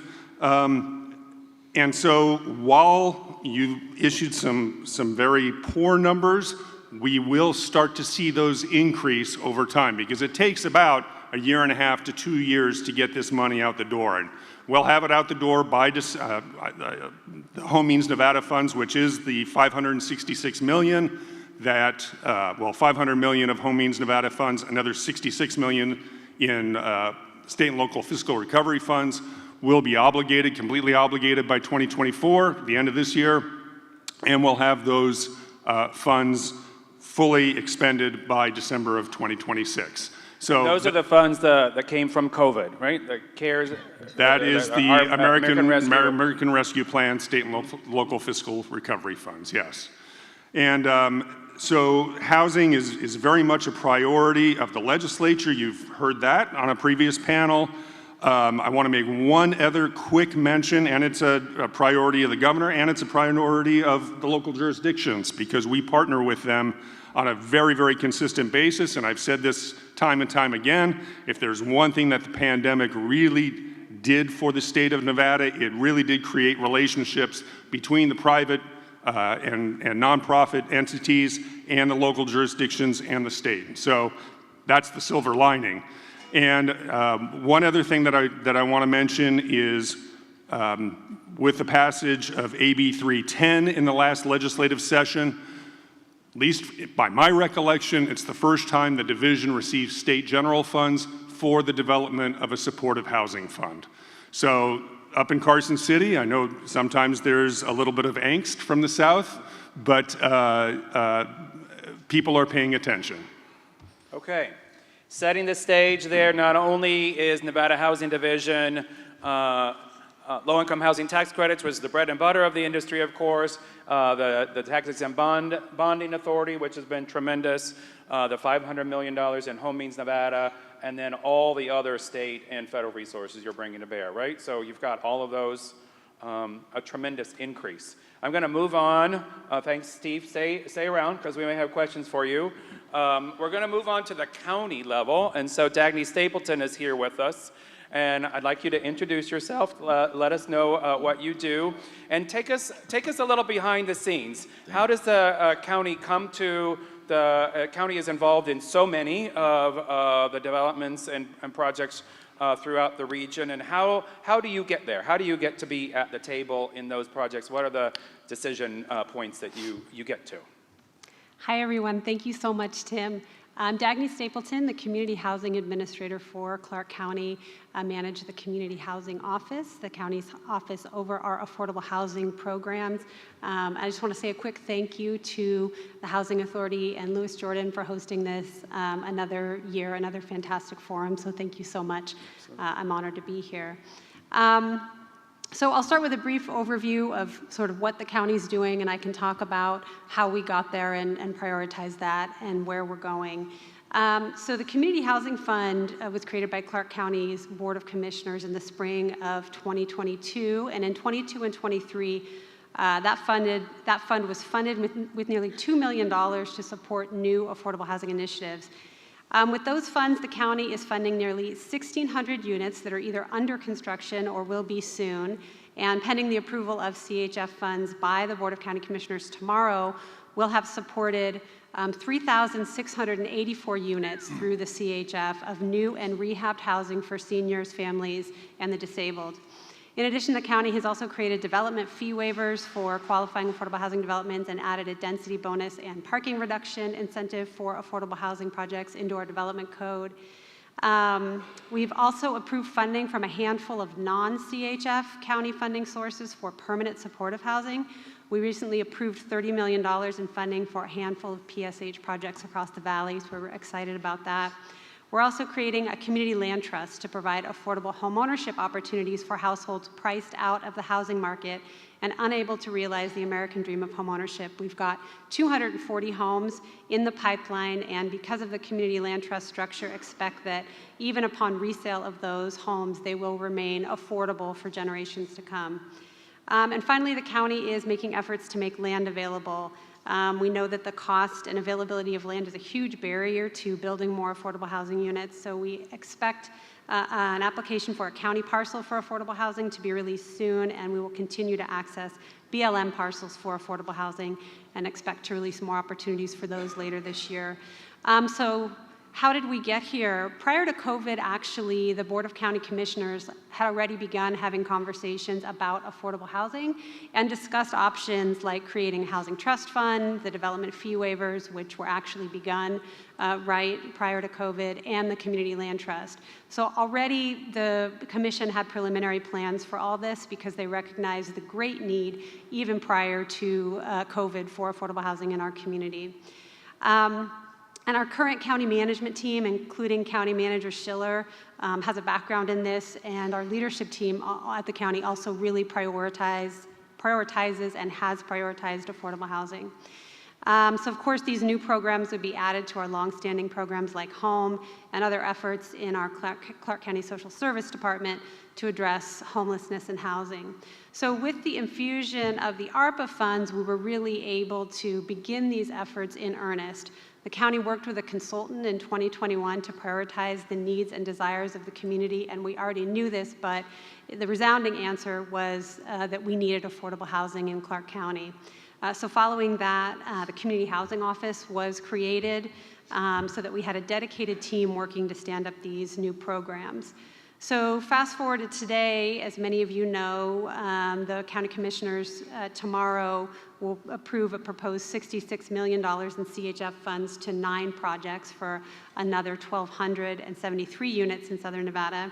And 2 things that we want to highlight about this most recent round. The first is that we created a scoring preference for developers who had at least 10% of their units in the proposed projects at 30% AMI. So we created an incentive to ask developers to provide more units for those extremely low-income folks because the need is so great.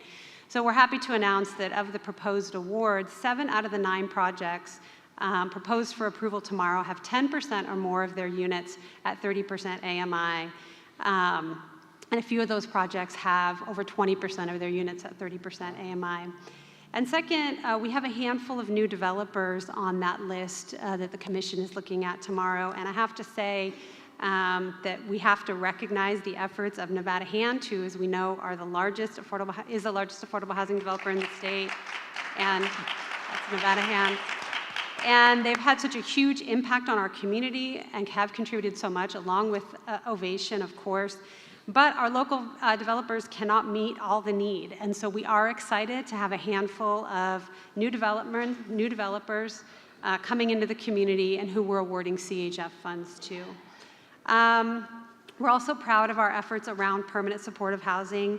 In addition to that $30 million that we approved earlier this year, the county has prioritized some additional funds for permanent supportive housing, so that won't be the last time that we provide funding for permanent supportive housing, so a little breaking news there.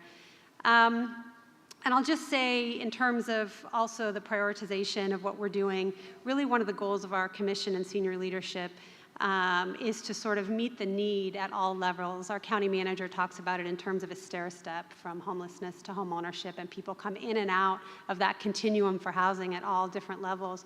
But as the regional services provider, the county provides services to those folks on all those different levels, and so really understands the need, not only for housing for those coming out of homelessness or at risk of homelessness, but for permanent supportive housing, for workforce housing, as well as for homeownership opportunities. So sort of working at all of those levels is really important to our commission and to our leadership. So I can talk about a couple of outcomes. We totaled up all the units in the pipeline that are being supported with county funds. That includes our home funds, home ARP, our CHF, the funds we put out for permanent supportive housing. And that's almost 5,000 units that are in the pipeline supported by the county, 4,763, with total funding of over $200 million. And it doesn't include additional funds that the commission has just recently prioritized additional CHF funds for the future, as well as for PSH projects. And it also doesn't include, you know, the money that we put out through our social services for rental assistance, homeless assistance, and things like that. So sorry, I'll stop talking. I'll end with, I have a lot to say. We're doing a lot. I'll end with two things. I want to recognize the community housing team, our staff who's here. They have worked so hard the last 2 years to help stand up all these new programs and get all this funding out. So I just want to recognize them. They're sitting in the back. Thanks, you guys. And then on a little bit of a different note, as Tim mentioned in the beginning, we are the most challenged community in the country by some metrics. And so here we are as the county putting out hundreds of millions of dollars together with the state and our other partners, you know, 5,000 units. And yet, you know, the numbers say we need 90,000 units. So all of this historic investment, all of this historic effort, and still the need is so great and we seem so far. Thank you, Dagny. I think it is just phenomenal, the size of the Community Housing Fund, the foresight to create the Community Housing Office, bringing you on to lead it was just brilliant ideas, and the flexibility that the county brought with creating the Community Housing Fund. That flexibility is so important to be able to add that critical layer for financing. So much is being done at the county level, so much to be done, but so much getting done. 5,000 units in the pipeline is incredible. Obviously, county's priorities are in production. I hear state's priorities are in production, right? We'll hear a little bit more about preservation, but I'm going to ask, we've got all three of our city jurisdictions here. I'm going to ask Arcelia to kick off the city jurisdictions. And Arcelia, tell us what the priorities are in City of Las Vegas and how you're utilizing not only your federal funds, but also I think the city is putting in own resources, right? Corporate or city general funds and special funds into various priorities. So tell us what's going on in the City of Las Vegas. Yes, so I'm Arcelia Barajas. I am the Director of the Department of Neighborhood Services. I oversee our housing developments that are affordable, as well as our homeless resources. And so, you know, as Dagny mentioned, you know, we have also, you know, a huge need for affordable housing in the city, but we are kind of landlocked, so our priorities include new production or supporting new production as much as we can, most of it infill and some BLM, but also preservation. So we have invested a lot of resources, general fund resources, as well as federal resources in our preservation division. So for our new development, we do have a lot less than the county. We're small but mighty. We have a little bit over 800 units in production now, at different levels, ranging from, you know, recently awarded to just closing. We work with partners such as Ovation, who we just finished or closed a project that will include some tiny homes, so we're also getting a little bit creative. We work with Nevada Hand, of course, and some of our local nonprofits like Neighborhood Housing Services. Some of our funding that we currently have and are supporting all of these projects with is our federal funds, our home dollars, our community development block grant. We also have ARPA dollars that we've received from the federal government as well as the state. We have also our redevelopment set aside, so our department receives 9% of the redevelopment set aside funds that the city receives for housing, and so we use that as well to support. And on our preservation side, we also have about 200 units in the process for rehab. Same funding sources, a lot of our same developers, as Dagny mentioned. We have a lot of new players in the field lately, so we've been exploring opportunities with some new some new developers, some local, but some that are coming from out of town to help us, you know, keep pushing out those units that are really needed. Part of our preservation does include, though, supporting our existing homeowners. So we have a program that we released probably 2 years ago now. It's the SHIFT program, so it's our Safe Home Improvements Funding and Training, and it's really geared towards ensuring that individuals can remain in their homes safe. It includes helping seniors age in place, and so we provide funding for code enforcement fines and fees for individuals that are low income. A lot of seniors that, for example, don't have the funding to clean up their yards, so they'll get a fine for that. And so we are able to support them with that. We also, this program also includes our component of rehab, so we dedicate some of our community development block grant funds to support individuals that need assistance with just maintaining and preserving their homes. We have a lot of older communities in Las Vegas, and so we want to ensure that we're preventing individuals from becoming homeless and allowing them to age in place if they're seniors or remain safe with their families. This program also includes some funding we received for lead-based paint abatement, and so again, individuals that have children under the age of 5, we're able to, and that includes seniors and elderly that are maybe taking care of grandchildren or have grandchildren living with them. We're able to support them by testing their homes, and then in addition, that provides that rehab component to allow them to remain and age in place. For our incentives, we also are developing some incentives. We actually just went to council with the Housing Authority for our very first project using our incentives for density and height bonuses as well. So we're really excited to see that come through.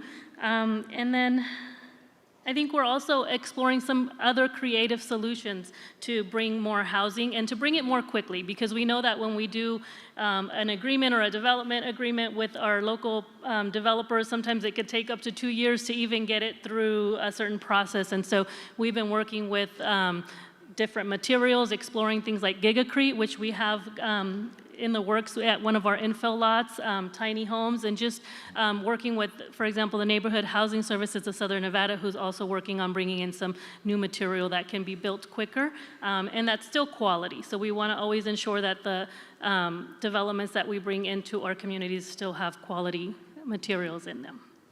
Thank you, Arcelia. I think it is so critical and it's so beneficial that the City of Las Vegas is investing those resources in those home modification programs, keep people in their houses, and all the things the city is doing to further affordable housing. I'm going to move on to Andrew, right next to you there. Andrew from the City of Henderson. Can you tell us what the priorities are in the City of Henderson and what's going on there? Known for its built environment and its beautiful aesthetics, right? So tell us what's going on in Henderson. Thank you, Tim, very much. It's an honor to be back here, and it's great seeing how this has grown year to year. So this is just a marvelous opportunity for us to come together. And I'd like to start kind of going back to something that Senator Spearman said, and that is all of this cannot be done in silos, and we have to work together, whether it's you're working in for a private developer or a nonprofit organization or one of our many public entities here. All of us working together to solve these problems will make it happen faster. So it was great hearing that from the Senator, and I think that's something that we all have to take home with us. When we talk about priorities and production at the City of Henderson, one of the big changes that we've made in the last year is that we've established the Henderson Housing Advisory Committee, and it's a committee made up of planning commissioners, developers, people that work in finance, and other people that around the housing development world. And what that's done for us at the staff level is that it's provided guidance to us as to how that we can achieve and tackle some of these problems. And so our priority really is to do more production. And so some of the guidance that we've received from our Housing Advisory Committee has been to take a hard look at some of our development code issues and see ways that we can kind of streamline our processes, that we can get development with shovels in the ground faster. And I'm going to talk about a few of those things that we've done. The first and the biggest is that we took a hard look at our building permit fees, and we've entered into a building permit fee reduction process that allows, if you come in with an affordable housing development and it's going to be done as much for up to 30 years, there's some fees that we're willing to waive for you or that we're willing to lower. And so that alone should make a big change. We're also looking at doing pre-zoning at a lot of our development sites. A lot of our sites are either they're annexed into the City of Henderson, they have no zoning, or they're zoned for commercial or industrial uses. And so we're taking it upon ourselves at the staff level to rezone some of those sites so when developers come in, they don't have to go through that arduous process of neighborhood meetings and planning commissions and city council meetings. And if they have a design that works and meets our codes, they're just going through the process administratively. And so that's kind of cut a lot the time and some of the political pressure that comes with some of these developments. And it's made it easier for us to see those projects move forward. And some of the most significant changes we made are the development standards in our code, and both our friends at Las Vegas and Clark County have spoken about a few of those, but I'll piggyback on that and just saying, you know, for one of the things we've done is doing parking reductions for affordable housing developments. And, you know, just off the top, I believe we're now cutting 20% of our parking standards from our regular code for an affordable housing project. And that will allow us to increase density. That means that there's more developable land within each site for units as opposed to parking. We're looking at, or we've already implemented density bonuses that allow affordable housing projects to increase density beyond the base allowable densities within our code. For example, we have a zoning district that allows up to 36 units per acre, but we allow up to a 20% density bonus if it's an affordable housing project. And that way, again, we want to see bigger and more units developed. And by bigger, I don't mean larger units, but just bigger projects that have more and more units. We're not going to solve this problem with 10 to 20 units at a time. We need hundreds of units and projects. And so increasing some of those density requirements in our code, we're hoping will make a big change. We've also done something that we've seen as a national trend. You know, as a city planner, we go to a lot of these planning conferences, and there's talk around the country of things that you could do from a local government perspective to assist in this. And one of the big kind of low-hanging fruit is relaxing accessory dwelling unit standards. And what that means is if you have a site that's large enough to accommodate an additional unit, a lot of times the codes are very arduous when it comes to setbacks or the materials or the process for doing that. But we've come in and we've taken a hard look at that, and through our development code changes, we've really lowered the requirements to build accessory dwelling units, the size of it, how many you're allowed to have, how it has to relate to the existing structure, where it can sit. And doing that should allow someone with, you know, some of these larger sites that we see in our older parts of Henderson, give them the ability to build a unit or two that they can then utilize. And by nature, those will be smaller and they'll be more of a natural occurring affordable housing. And we've also implemented a tiny home ordinance. You know, the state has mandated that all the local governments do move forward with a tiny home ordinance, but we've just gotten that approved through our city council. It establishes standards for where tiny homes can go, how it has to be built, and those are very complicated projects from a utility standpoint, but you know, that's the last thing that I'll talk about from a code standpoint is that what the city of Henderson has done too is we've established kind of a comprehensive team that works on development projects. So instead of just coming and meeting with me in the planning department or going to meet with someone else in utilities, we try to bring all those people together. So when we're meeting with a developer, they can get comprehensive answers to the problems that they're having with development. So, you know, in years past, there are times where I would say, you know, that's a utility problem, I can't help you, you gotta go across City Hall and go talk to them. But we're trying to bring everyone to the table at the same time. So when we do meet with a developer, we can have them walk away knowing exactly what impediments they may or may not have for their projects. And so and that's just not on affordable housing projects, that's for all projects, but it really does help on these complicated projects.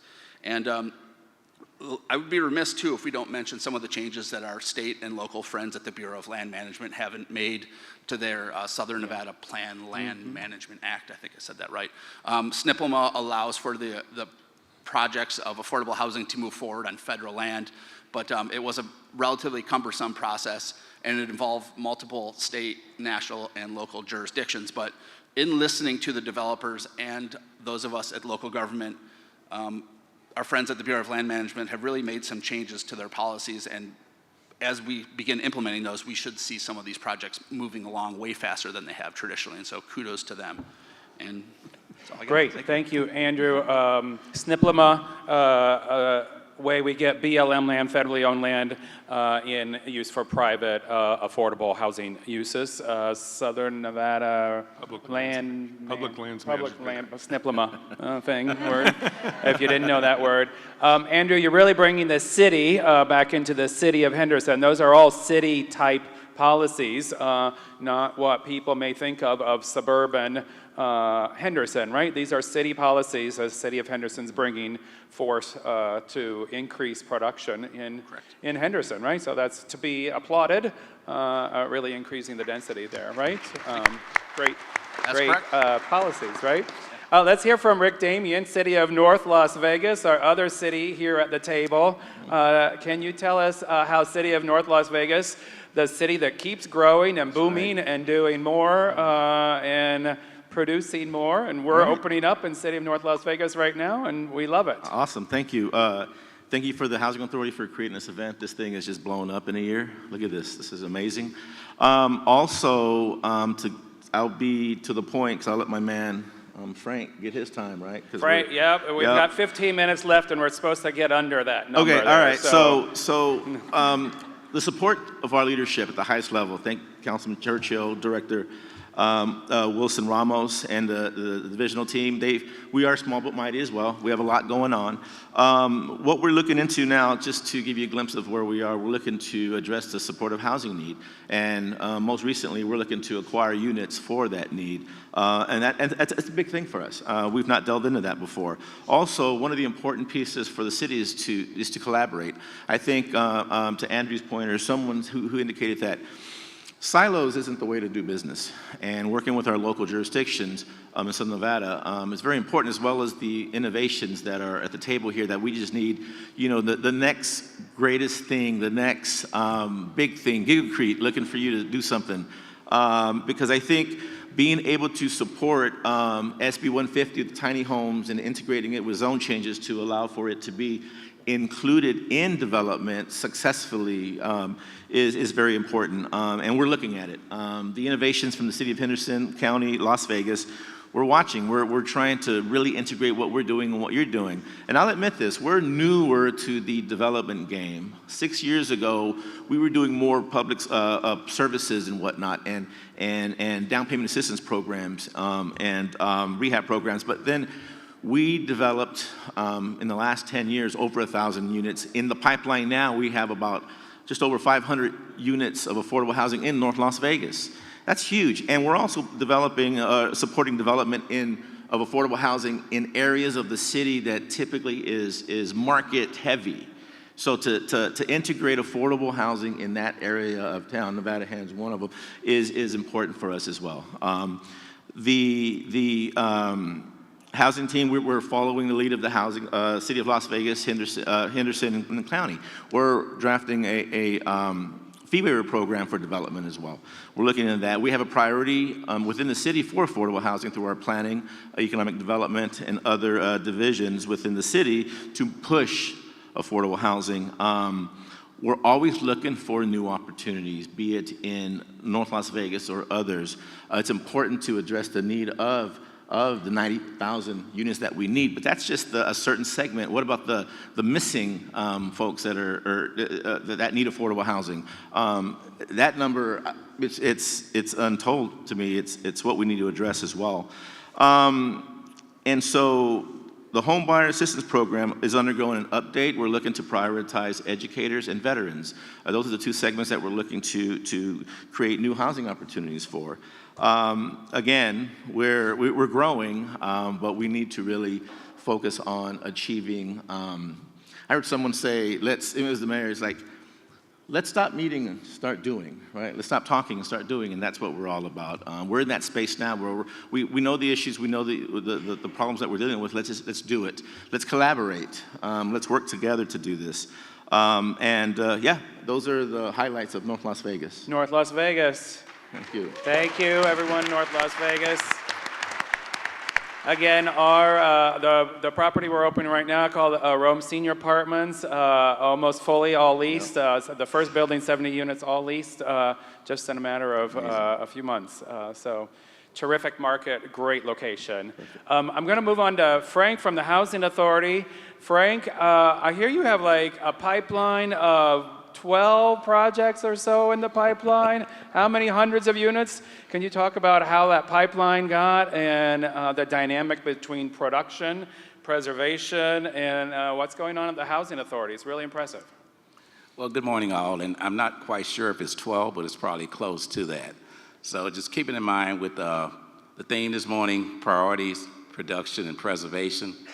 As I said here, I kind of reflect back just a year ago. A year ago, we came to this forum, and we had plans of what we were looking to do. At that time, we had roughly 259 units in the pipeline that we were trying to close on. And we had just started a Choice Neighborhood Initiative transformation plan for Marble Manor on our historic west side. So as I fast forward to today, those 259 units are well under production, and we're starting to reoccupy those buildings.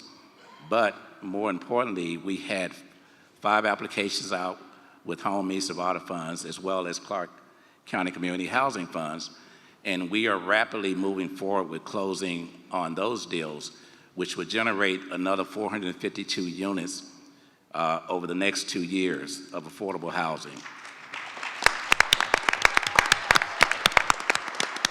In addition to those new 452 units, we're also going to preserve a 100-unit complex that was part of our affordable housing program, which is non-aided. That means it does not receive any federal money whatsoever. So that was a huge shot in the arm to be able to put some love into that development so it can be around for many years to come. We can't do this alone. As part of our Jamestown Towers development, we were scrambling trying to figure out, okay, how are we going to relocate 50 families at one time? You know, we were used to doing this in the Housing Authority, but we'd only relocate about 8 or 10 people at a time. So Nevada Hand just so happened to be building Decatur Commons, which was next door to our Jamestown Tower project. So we sat down and tried to figure out what can we do to make this work. So the Housing Authority has project-based vouchers, which many of you have heard about, and developers love project-based vouchers. Yes, we so do. We provided 25 vouchers to Nevada Hand, and in turn, we were able to move 25 of our seniors from Jamestown Towers basically across the wall to the Nevada Hand's development. And what that also does is now that allows us to have 25 additional families that we can bring in when we finish the rehab of those 200 units. We couldn't, like I said, we couldn't have did this without the money that came in from the state, Clark County, but as well as all of our city representatives that's sitting here with us. They all have helped provide funds for us to do these developments. Going back to vouchers, the Housing Authority, we issued 500 vouchers over the past, I'd say roughly 18 months or so now. So when you hear them talk about the need for vouchers, it's real because we basically maxed out our allocation. Those vouchers are going to help serve not only building affordable housing for families and for seniors, but we're also doing permanent supportive housing, where we're helping out entities like Help of Southern Nevada, the Blind Center, Foresight Development, as well as Accessible Space that are providing this type of housing for permanent supportive housing. Also, Nevada Hand has a development that's providing services to foster kids that are aging out. That's the source of population that you're starting to hear a little bit about now, that they haven't really received any type of funding for those type of individuals. So we were pleased to provide vouchers to that project to assist with that. Frank, we have a video being shown.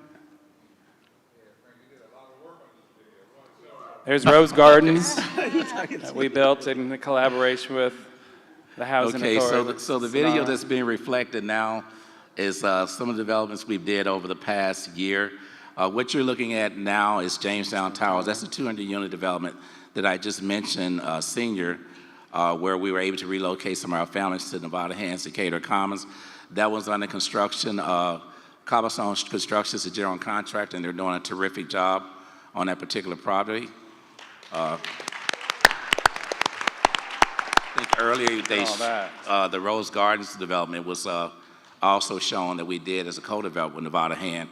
But across the street from that is another 6-acre development that we're going to put another senior preference property, which will house 192 individuals. Hullum Homes is a family development that's being reflected on the screen now. We are, matter of fact, our construction manager couldn't make it this morning because he's doing final walks on the first 12 units on that property to get those turned over and occupied. As you can see, some of the before and afters of the contractor, B&H Construction is doing an amazing job on that property as well. All right, Frank, I said there was a lot going on in the Housing Authority. This impressive impressive pipeline you have going on, and everything I see the Housing Authority doing, from its impressive payment standards to the modernization of the program.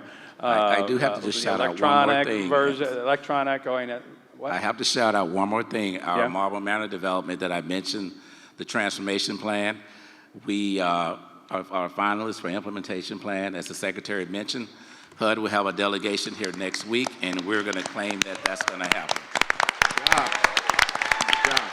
So getting a Choice Neighborhood Initiative grant here in Las Vegas, Southern Nevada is going to be tremendous, right?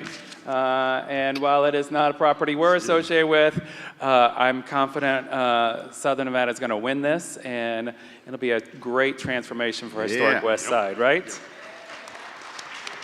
So just another one of the many properties under development at Southern Nevada Regional Housing Authority. So in the last few minutes here, we've got Eric Novak from Praxis Consulting. Eric, you've worked in Nevada for a long time, and I'd like to ask you to reflect on where we've been, what we've done, especially these last several years, what's ahead of us, and where do we need to go? Sure. Thanks. Thank you to the Housing Authority for inviting me to be on this panel and take part in this conference. Praxis Consulting we're development finance consultants. We help assemble the financing for affordable housing projects. Some of our clients in Southern Nevada are the Housing Authority, Accessible Space, Ovation, Neighborhood Housing Services, the Blind Center. And so a lot of the resources that we've been hearing about, we're using those tools on new affordable housing projects.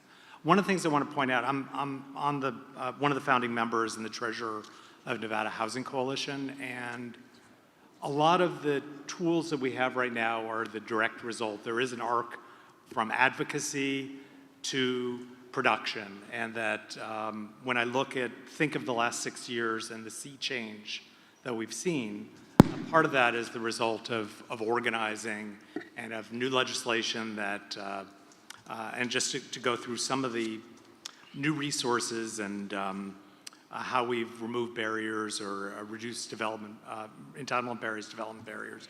We've already heard from the local governments about fee reductions, density bonuses, parking reductions, height bonuses. Some of those are the result of legislation that was passed in the 2019 session, SB 103, which allowed for enterprise funds to allow for fee exemptions for affordable housing. The gap funding programs that we've seen, we hadn't talked about the transferable state tax credit, but that's the direct result of legislation that was first passed in the 2021 session and then improved in the 2023 session. And the organizing around improving the BLM, the Southern Nevada Public Lands Management Act, Section 7B for affordable housing. The program, frankly, was not working very well, and that was advocacy on the part of the county. Ovation worked very closely on helping to redraft the guidance for that so that we could have a more streamlined program and it wouldn't take 5 years to get a parcel of BLM land. I want to just point out the project-based rental assistance that the Housing Authority has been providing, that's allows for permanent supportive housing in a way that we have not seen in the state, in Southern Nevada or in the state of Nevada.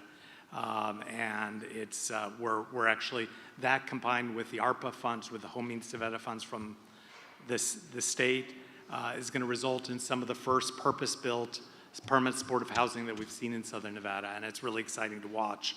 And combined with new funding for permanent supportive housing under AB 310, which was new money for services that is going to be rolling out in the next year, we really expect to see some models, some pilot projects for permanent supportive housing. But we're really, and one more thing, just the property tax, streamlining the property tax exemption process for affordable housing projects. So all these tools, those are in the last 5-6 years, and it's just been, I think it's resulted in a lot of the new production we're seeing. And I want to encourage folks, if you're not a member of Nevada Housing Coalition, please join. I think that there's things that we in the private sector can do in terms of advocacy that is very hard for our government representatives to do on their own, that from the side. But yeah, I think it's just an exciting time for affordable housing. There's been a tremendous number of legislative accomplishments, as you mentioned there. I mean, just that flexibility of the property tax exemption not being tied only to the home program, but to any affordable housing. So that's been super helpful in terms of flexibility.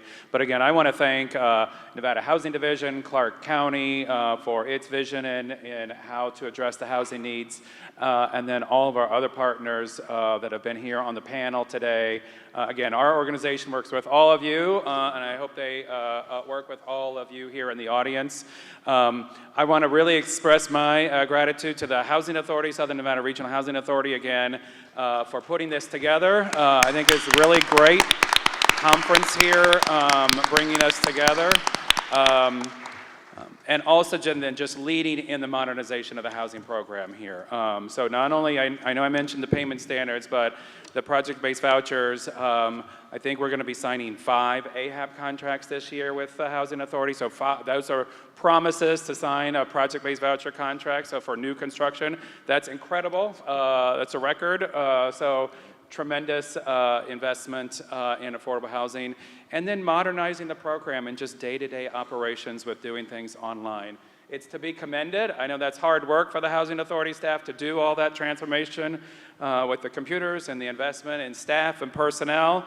So I just want to say kudos to you, Louis, and plus your existing and new and retained and returning leadership team. It's been tremendous working with the Housing Authority. And again, all of our government partners here too. So I think we're out of time. We were supposed to be under, and we went slightly over. So I think we don't have time for questions. And I got Kathy's panel is coming up next. So let's give it a round of applause for this panel. Thank you.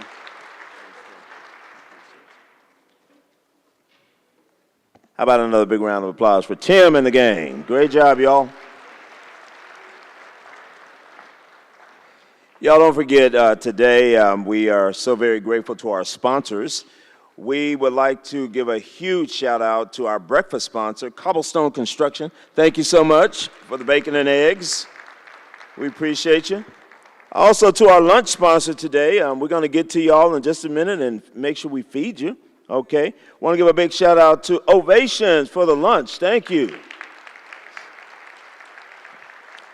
Yeah, Ovations brought steak and lobster, and for you, oh man, and for you gluten-free folks, we got y'all some bland oatmeal. How about that? All right, we also want to thank our community sponsors, Nevada State Apartment Association, City of Las Vegas, Parker Nelson and Associates, and yeah, give them all a big round of applause. That's huge. And we want to thank again Nevada Help Link, JP Morgan Chase, and all of the community sponsors for this event here. Man, that's big, man. Housing Authority, man, Louis, you done came up, boy. Look at these sponsors over here. I thought y'all would have had like Big Mama's Kitchen or something like that, boy. You got them up in here. This is a beautiful thing. All right, y'all. Y'all just hang with us. We're going to feed you right after this one. This is going to be a great panel. We just wrapped up priorities, production, and preservation. Now we're moving into what's next, the great buildup. My friend, Kathy Thomas from the Southern Nevada Regional Housing Authority will serve as your moderator. Oh, yeah. Come on up, Andrew, William, Arnie, and Paolo. Come on up, y'all. Kathy's going to take this over. Well, hello, everyone. This is U.S. Senator Catherine Cortez Masto. I want to thank everyone here for your commitment to providing quality, affordable homes in Nevada. I especially want to thank the Executive Director, Louis Jordan, and everyone at Southern Nevada Regional Housing Authority for their dedication. As you all know, my priority has always been expanding the supply of affordable housing. I have been proud to work with the Southern Nevada Regional Housing Authority to expand access to affordable homes for Nevada's families, seniors, veterans, and people with disabilities. Together, we have secured critical investments to build and expand affordable housing in our state, but we know our work is not finished. In the Senate, I've been working to pass legislation to modernize the Home Investment Partnerships Program, fund infrastructure improvements in manufactured home communities, bolster the low-income housing tax credit, and I'm always fighting to ensure we're getting the funding we need to build homes Nevadans can afford. I'm grateful for your partnership, and I am looking forward to continuing to work with all of you to make sure everyone in Nevada has a safe and stable home. Thank you again, my friends, and I hope you have a productive forum.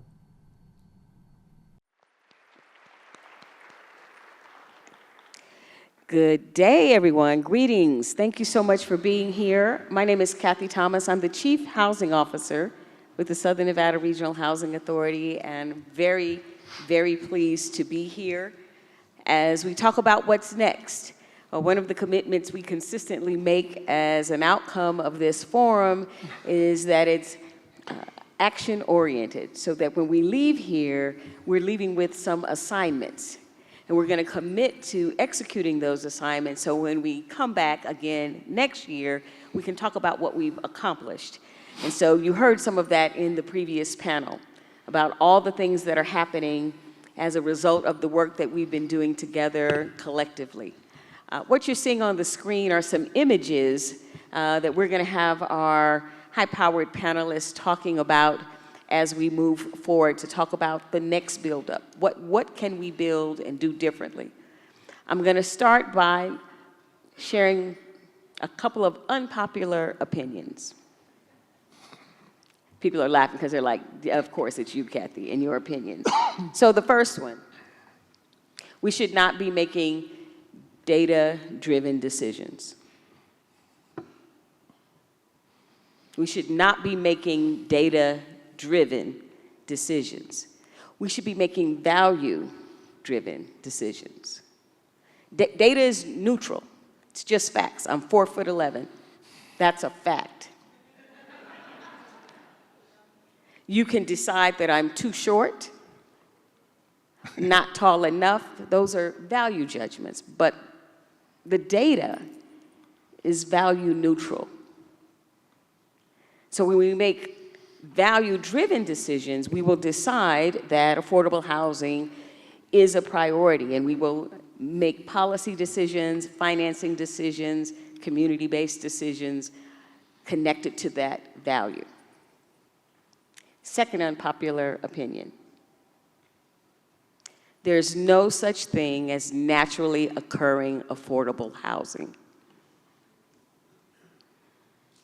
My nonprofit partners are clutching their pearls right now, because we use that term all the time. Naturally occurring affordable housing, and we have to preserve it. This is the built environment. There's nothing natural about it. We've made a set of decisions that are connected to financing or zoning or any number of other human constructs that determine whether or not there's enough affordable housing for the people who need it. So if there's naturally occurring affordable housing, it's because a set of market decisions have been made. A set of decisions by an owner or a manager have been made. A set of incentives have been maximized, and zoning has been changed to accommodate that housing, but it didn't occur naturally. We made a decision to make it occur. And since we can make value-driven decisions and a decision around affordable housing, we get to ask ourselves, what's next? What could we be doing so that we could actually create more affordable housing? I have with me today some folks who are taking alternative methods to actually building housing. And a lot of us have been enamored with tiny homes. Y'all watch Home and Garden television. Those tiny homes are like $400,000. We're not gonna solve our affordable housing crisis with niche tiny homes. We're here today to have a different conversation about how do we use those tools, those technologies to do this. I'm about to date myself. Those of you who watched the $6 Million Man, there was this voiceover, Steve Austin, astronaut, barely alive. We can repair him. We can make him faster, stronger, better. Anybody under 50 does not know what I just said, but Google it. So I'm about to say the same about affordable housing. Barely alive. We can make it better, faster, more energy efficient. Gentlemen, we have the technology. Sweet. So I want to welcome today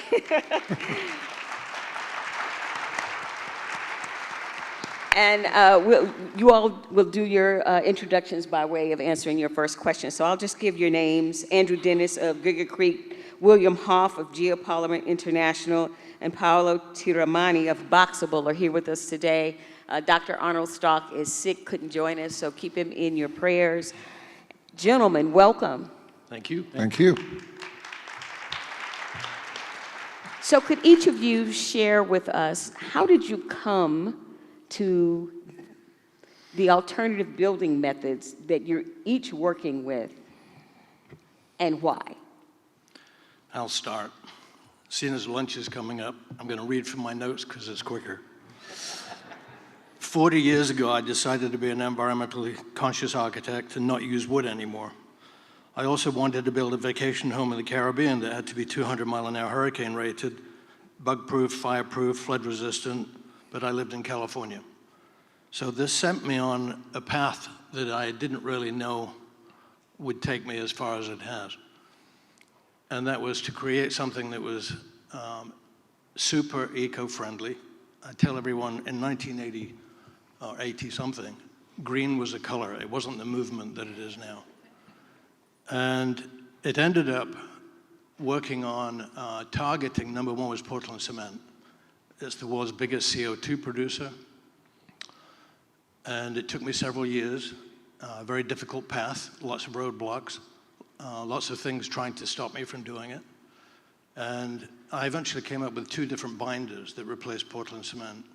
They became the coatings that go over our super insulated foam panel. But buried inside that foam panel is a steel frame building. It's steel studs. It goes through code as a steel frame building. Very simple, very strong. 2007, I got a patent on connecting 2 studs together to form like a mini I-beam. They slide down with unskilled labor that drop inside the panel. So as fast as we can teach someone in 2 to 2.5 hours how to build a house, we do this, no charge, we do it at the factory. It allowed us to create this program where we could assemble a house with pre-made, factory-made components. So we don't actually make a finished panel in the factory, we make just the components. So they are then assembled very rapidly on site with literally unskilled labor. It takes minutes to show someone how to do this. We've exported to 7 countries. We have been here in Las Vegas. It was birthed here in Las Vegas. I came here to design New York, New York, exactly 31 years ago, and quit architecture to finish this. So we now have factories here. We're putting 5 more in across America. Thank you. Yeah, sure. Hey, everybody. First of all, can I ask everybody to look up? Is that beautiful? It's beautiful architecture, isn't it? So, okay, who's heard of Boxable? Oh, wow. Well, thank you so much. So for those of you who haven't, we're a building technology startup in North Las Vegas. We are 400,000 square feet under a roof. It's a very, very large startup. That's about 9 or 10 acres under a roof. And we've been put on earth to solve the housing crisis. Just a really, really tiny little goal that we set ourselves. And we've been manufacturing about 2 years in our factory. We give tours every day, by the way, walk-ins, and you can book online. And it's really an absolutely fantastic tour, and I encourage everybody to take it. It's very, very colorful, very, very colorful company. What we realized with building construction was that we've had shelter for thousands of years. It predates the wheel probably, but it is currently in a pre-industrial condition. What do I mean by that? Pre-industrial means not built in a factory.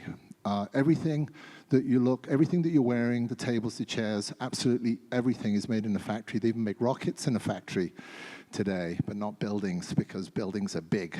So that's the problem. And if you're not in a factory, you can't have scalability, efficiencies. There are factory solutions. They can only ship about 70 miles because they use field construction technologies under a roof, which is not good. Instead of using a factory environment, then they make something illegally wide and you can't ship it more than 70, 80 miles. So most of those factories are about a quarter of the size, a fifth of the size of Boxable, because they don't have a scalable solution. What we realized was it had to be built in a factory to take advantage of a modern world. So that's what we've done. The biggest challenge to doing that was making large rooms. Our rooms are 20 feet by 40 feet with a 40-foot clear span and a very, very tall 9.5-foot ceiling. So what we've engineered is a building system rather than a house. And with that comes scale. Think of them as giant Legos, stack, connect, cantilever, make anything your heart desires. Pretty much, that's the vision of Boxable. We are here in North Las Vegas. We're a great export for Las Vegas. You know, we import, I don't know what we import. We import revelers, maybe drunks, I'm not sure. But so we're an expert. And even a lot of the trucks that come in, call them engines, they come in loaded, they leave empty. So even shipping outbound from Las Vegas is very, very efficient. So again, Boxable has been put on this earth to solve the global housing crisis. If we have our way, we will be able to make homes very, very quickly. Currently, today, we make the Boxable Casita, which is an adorable 400 square foot ADU, which for those of you who don't know is an accessory dwelling unit, very popular in California, and the subject of conversation today, which has been pretty cool. We can build them at about, we started off, the first one took us 2 years ago. We moved into that factory with 12 people. Now we have a couple of hundred people, so we're a decent employer, and we'll have a couple of thousand people. The factory capacity we have today can make 5,000 homes a year. We've built about 500-600 homes currently, and you may say or may not say, wow, 500 or 600 homes, that's pretty good. It's not. The shortfall is about 1.5 million in terms of new housing starts in the country, and as a percentage, the affordable housing is not a good situation as we know it. So that first house we built took us a couple of months to make the first one. Not very impressive. Today we make a house about every 4 hours. A new production line will allow us to make a house about every, I don't want to get myself in trouble here, maybe 10 or 15 minutes, and the reach goal for the company is to make a house about every 60 seconds, which sounds unbelievable. And right now you're looking at me and saying, who's that guy in the white hat? He's nuts. This doesn't make any sense. But when you think that a Ford F-150 or a Tesla, respectively, are made about every 60 seconds, every 48 seconds, 38 seconds, something like that. That is the power of post-industrial factory production. And that's what we're doing. One of the challenges we had is making... I'm gonna move on, because we're gonna come back to that exactly. Okay. So I'm gonna ask there. Mr. Hoff to answer that same question. Yeah. How did you come to this material and process that you're using now? Okay. My name's William Hoff. I've been building in Las Vegas since 1979. As a side note, I was actually the crane operator with Tim Putz of Reliable Steel. I think Andrew knew his old partner. Yeah. And we actually hung all the iron in this building. So it's a grand pleasure for me to be here on this stage. I believe you have our video on our materials. Basically, we took on sustainability. What do we build? How long will it last? And what is the maintenance of that structure? So we went back in the past to be able to find material that came from our heritage. Do you want to go ahead and play the video? I think it might be playing. The sound? There's no sound. No sound.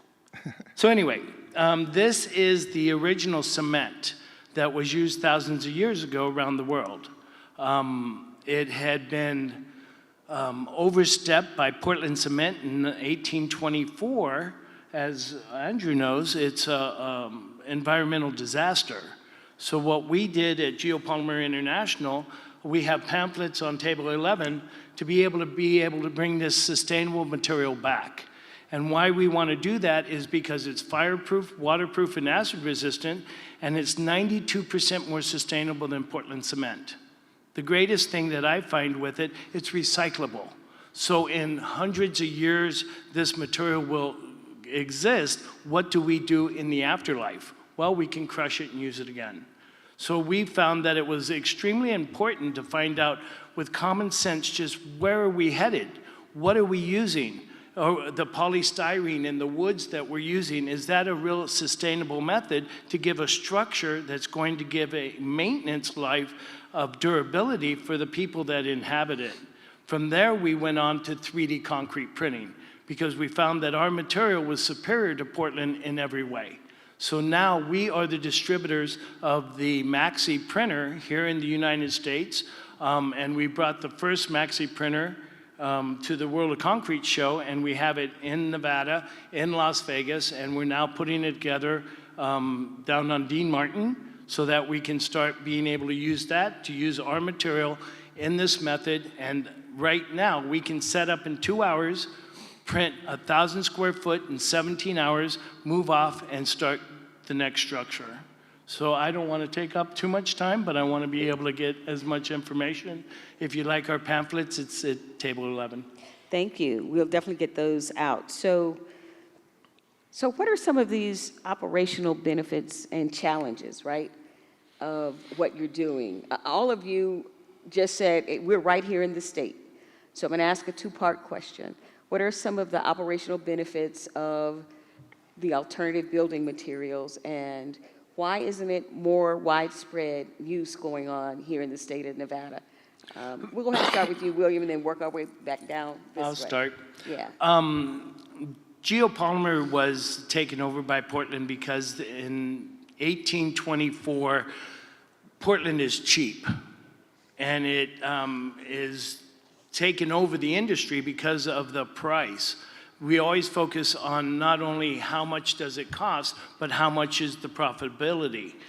We are now looking back at what that costs because Portland is not known that it only lasts 50 to 100 years, cracks and falls apart.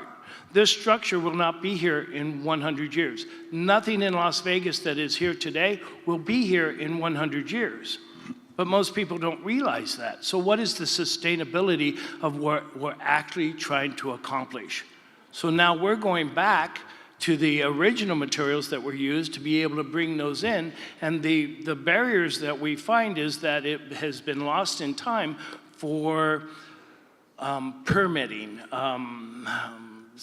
regulation, the studies of the material that are required to be able to be accepted through the ASTM and the International Building Code, the IBC, and those are not listed anymore, but as our company is now a part of the ASTM committees, we're bringing those back, not only for the materials, but for the methods in the 3D printing.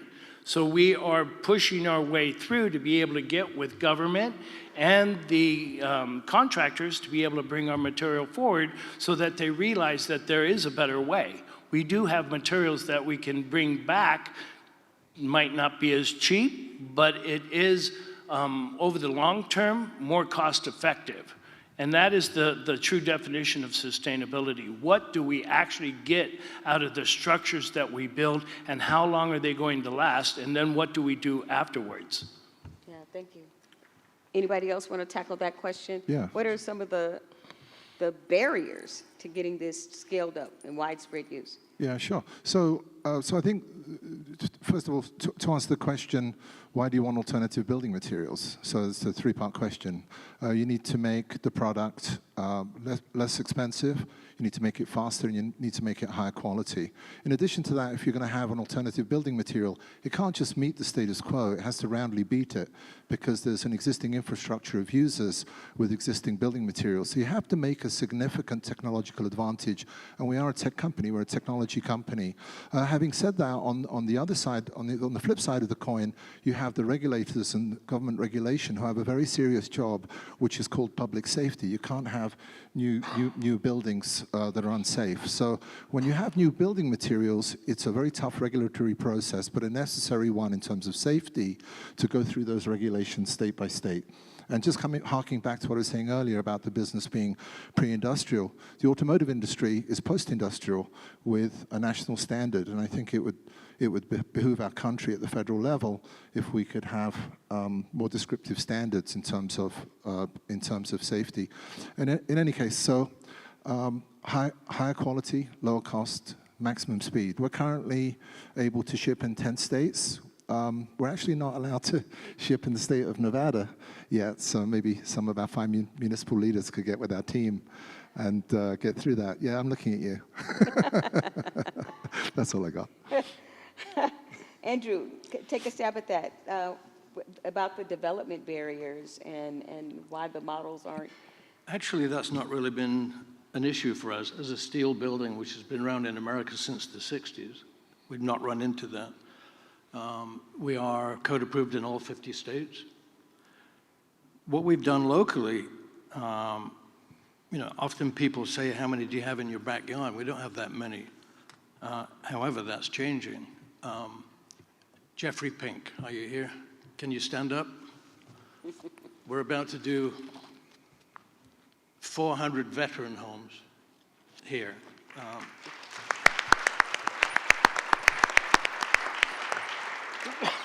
About 3 years ago, I came up with an idea of vet to vet, and it was veterans at the factory to make product to sell to veteran contractors to build veteran homes. And we met Jeff less than a year ago, and he liked it so much he jumped on it. So we're working with, we started with the city of North Las Vegas, now it's city of Las Vegas. The product doesn't know if it's going to Haiti or Beverly Hills, it's happened. So the product doesn't know if it's going to be a house or a commercial building or DaVita dialysis, which we've done here. So to answer the question, we've not really had those kind of issues. And it's mainly because inside the heart or the core of what we build with is really a steel frame building. So let's drill a little bit more in this policy space, because a couple of you have mentioned some specific policy spaces. But if you were going to ask for help from the people in this room, what would that policy education or even policy advocacy, what would that look like from the perspective of using these different building materials, specifically in a housing or a residential application? What would you ask us to say to legislators? Speed. Speed, we need speed. Speed Nothing to build, happens yeah. at sort of these delinquent time rates. The building departments, if they could keep an open mind. Data is very persuasive. And if you show data that's stronger than current systems, I think that should be put to the forefront so that we can achieve the goals of lower cost housing much, much faster. Speed, okay. William? I like some of the models that were done on the West Coast where they were actually, as spoken before, if they have space in their yard to be able to put in a small ADU, that we're able to start pushing into that area so that we have a lower cost structure. There it is more governed because the owner is right next door. And those programs have been able to be very successful in their implementation, and I think that we should see a lot more of that because we need smaller housing, not bigger, and I think the independence of the community works well together. So our previous panel talked about some of those innovations that have been happening in terms of their regulations or ordinances that are supposed to be streamlining, speed, and creating the opportunities to do ADUs and tiny homes. Am I hearing you correctly in saying that we haven't gone far enough to create a wide enough space so that we can use these different applications? Well, or is it still too new? We don't know yet. It's kind of a form of common sense. If you have a house on a piece of property that is a very large lot and you want to put an ADU on it, I'm a licensed general contractor. So to be able to put that ADU, I have to run a separate sewage line from that all the way to the street. That's extremely costly. to where that unit is not going to overload that house's septic line or a sewer line. To me, that is just kind of instituting a little common sense to where it can be implemented together to be able to override some of those red tape, so to speak. Yeah. I hear people in the audience laughing. They agree with Yeah. you. Okay. Can I just say something just really quickly about that? Yeah, I think so. To your point, I think the tiny house rules, the ADU rules, are absolutely great. I think it would be great if they were rolled out faster across the state of Nevada. I think it would be absolutely wonderful. If I can make a self-serving comment for the company, we have, I think, 120 ADUs in stock today. So any municipal leaders want to come and see our team, we'll sell them to you tomorrow. Thank you. We might need to do some tours for sure. Kathy, I'd like to say something. Yes. You know, we each here at the table have what I call repeatable architecture, the components. I think not only the speed to build is important, but the speed to get a permit is even more important. I mean, we can make things in hours or days and then wait months to get a permit. So is it possible for our local permitting process to pre-authorize what we do? We do the same thing every day. It doesn't really change. So that would help hugely if that could be speeded up. Thank you. Okay. So new concept for me, repeatable architecture. I like that.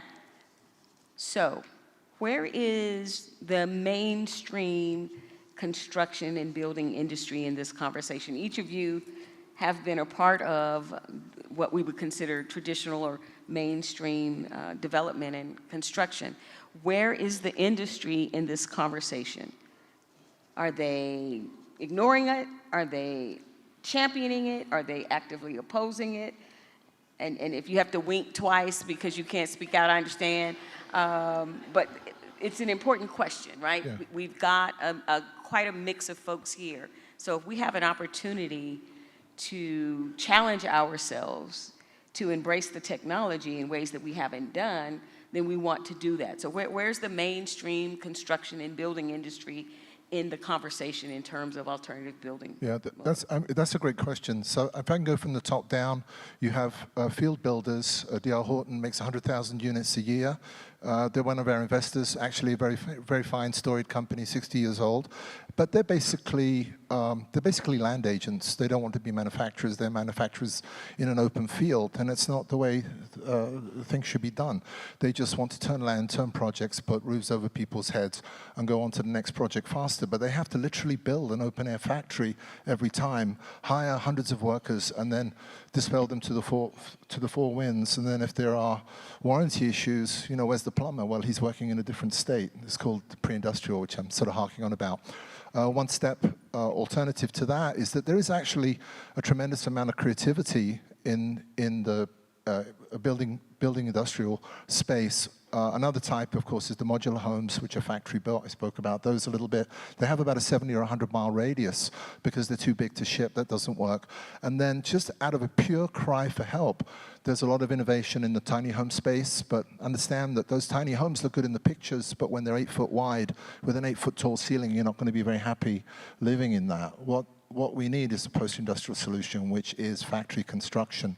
The boxable product expands, can go down the highway 8 foot wide and triples in size, which makes the costs a third to ship and has repeatability in the factory and customization in the field, which is almost a magic trick to thread that needle. So there's a lot of innovation out there, and I think if the states, and especially our state here in Nevada, could be more receptive to alternative ways of building product that is safer, higher quality, I think that would be absolutely fantastic and to the benefit of everybody. And it's not politically left or right. I don't know anybody who doesn't want affordable housing at a higher quality. Yeah, Andrew. I'll come at this from a different angle. The average age of a builder, contractor, is 56. There's a generation missing. The kids, his kids, don't want to do what their dad did. They don't want to come home, you know, or see him come home bent over, hands are all screwed up. And it's time for a change. One of the reasons we've chosen all of our materials, they're very lightweight. The kids these days don't want to be, They don't want to bulk up to be able to do a typical construction job. We've had all women crews build their own homes. One of the things I wanted to do was build a stick-built house and identically right next door build one of ours and pick up 4 cute girls from the Macy's makeup counter, and we'll have them build it at the same, even faster than the other guys. So I think there has to be change, whether it's working in a factory or being able to do something very rapidly on a job site. There needs to be change generationally. Actually, on the labor force, you're making an unbelievably wonderful point that out in the field, it's males. Males are bigger and stronger. They go up tall things, fall down. In a factory, you can have a much more diverse workforce. You can have women in the workforce. We have lots and lots of women. We have 200 folks, and a very, very high percentage, much higher than the regular field construction, are women. Absolutely fantastic, because it's safe and it's well controlled and it's not a dangerous environment. So, very, very interesting point. Yeah, go ahead, William. I think it needs to start at the state level and come down. There is no office to be able to start looking at the materials and methods of new construction, to be able to review and give true, honest engineering opinions and architectural opinions that can get approved in a timely manner so that we can bring new technology forward.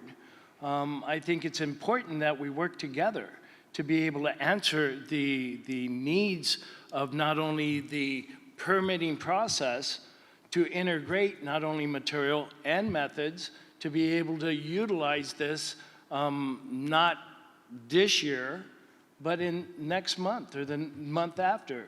These are all materials and methods that are being used all over the world.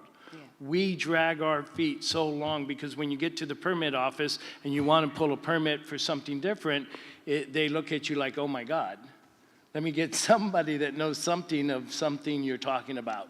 And I think that really needs to be able to grow and just support for that new thought process that not the old method is always the right one.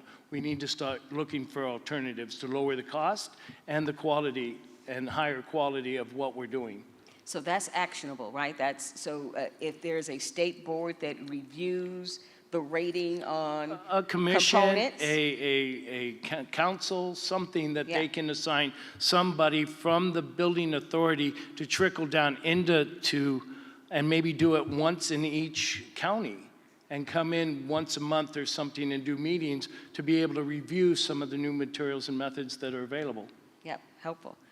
Before I get to the last question, really quick, each of you have mentioned sustainability. Are your materials LEED certified? Like that's becoming the standard. Is that even the standard for alternative building materials?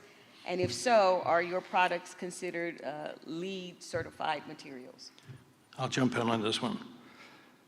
I assume everyone here knows what LEED is. LEED certification was really put together by U.S. Green Building Council back in the 90s even.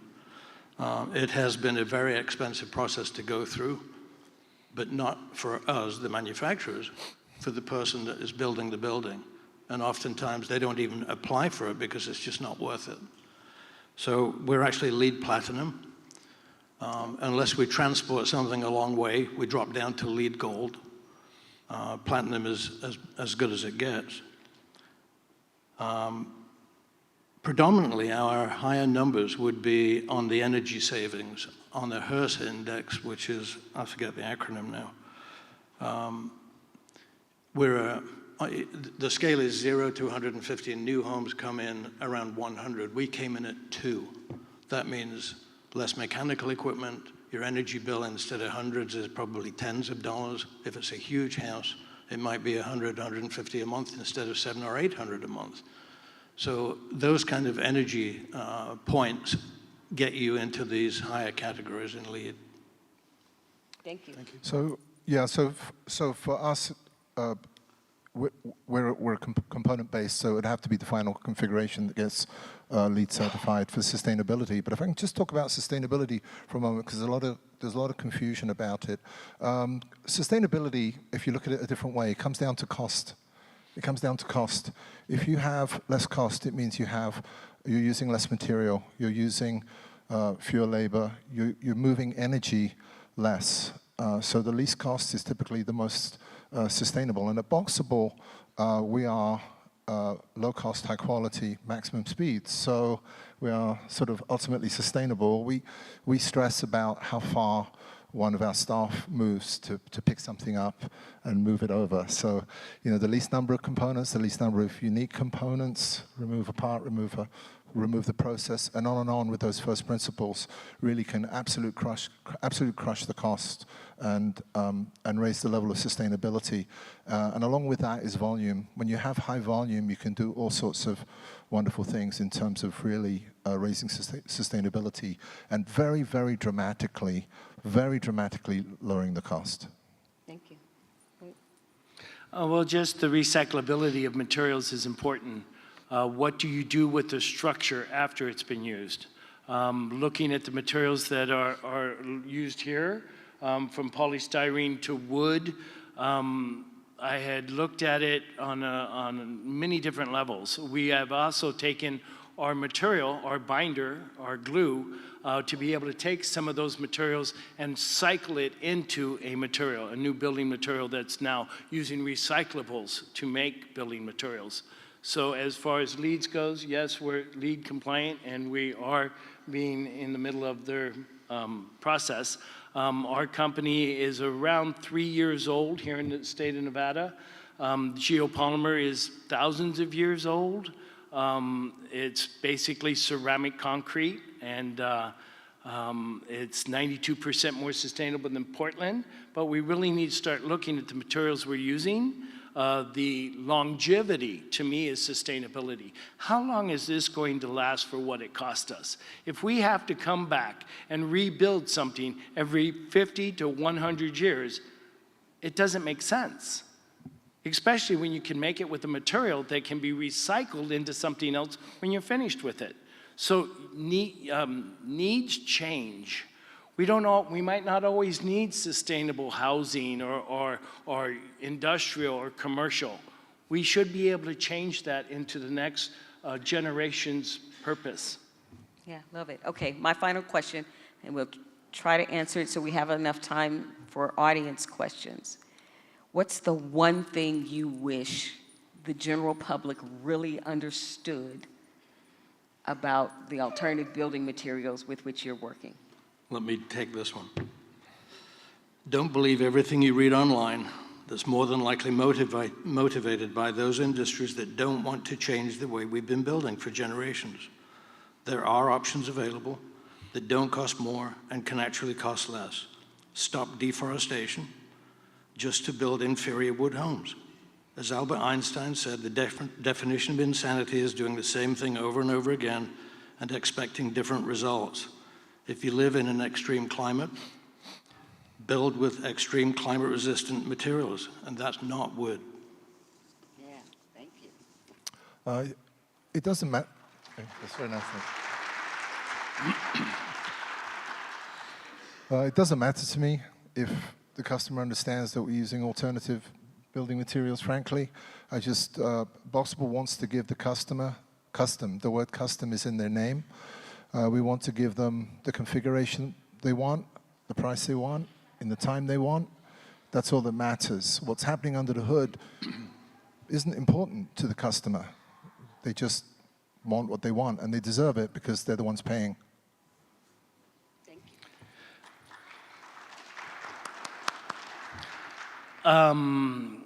I think it's important to really realize how far we've come.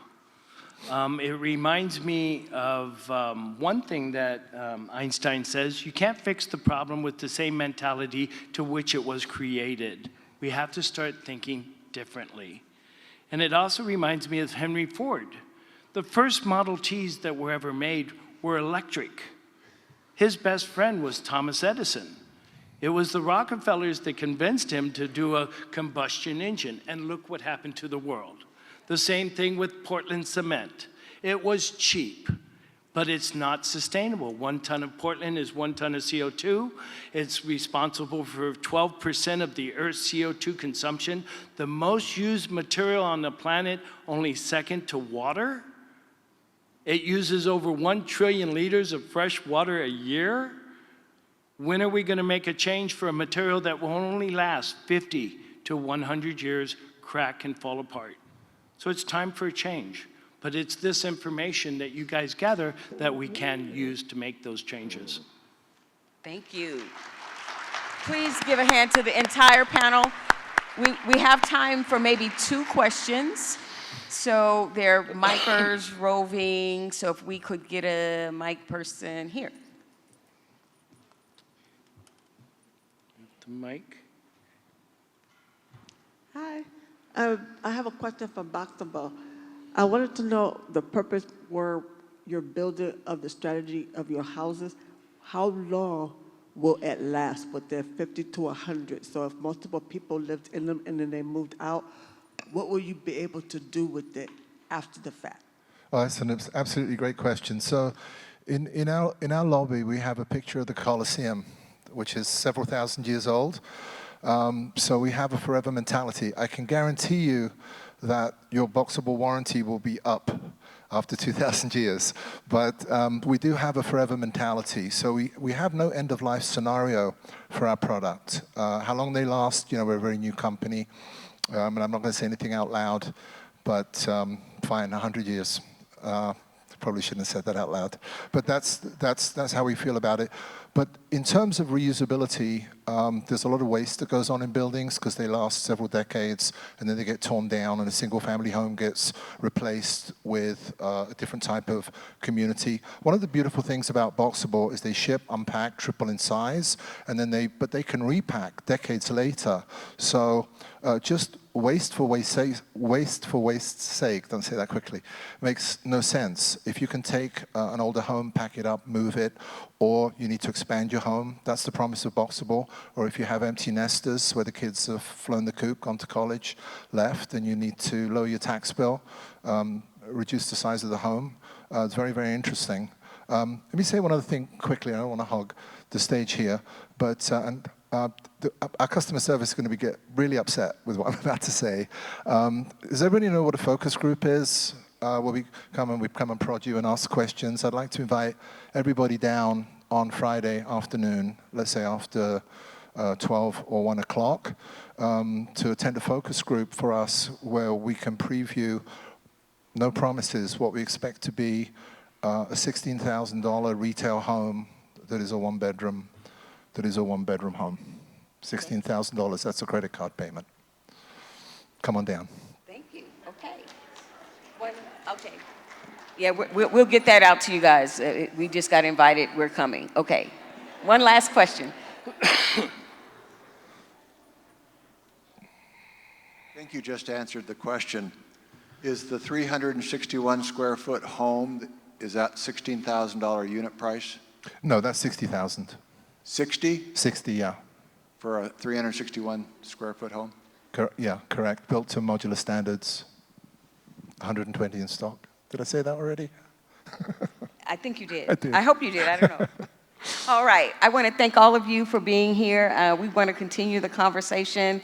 Let's give a round of applause to our panelists. Can we bring up the chairman of the board?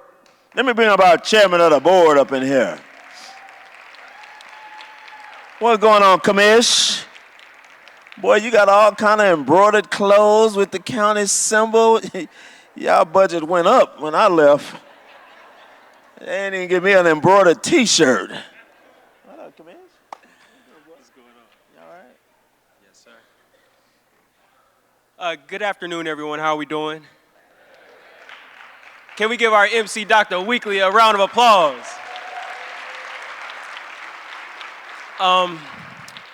Truly, it is just an honor to be here with you again. I am the chairman of the board for the Southern Nevada Regional Housing Authority, and I serve as the vice chairman for the board of commissioners right across the street. And what better time than now to come together to discuss all things housing. As you all know, many of our family members, many of our community members, maybe even folks that we don't want to mention, but they're friends to us as well, are going through a housing crisis. We're also going through a wage crisis, which is leading to the housing crisis. But on top of that, one thing that we know is that when we come together to share ideas, it will allow for an opportunity to create something beautiful.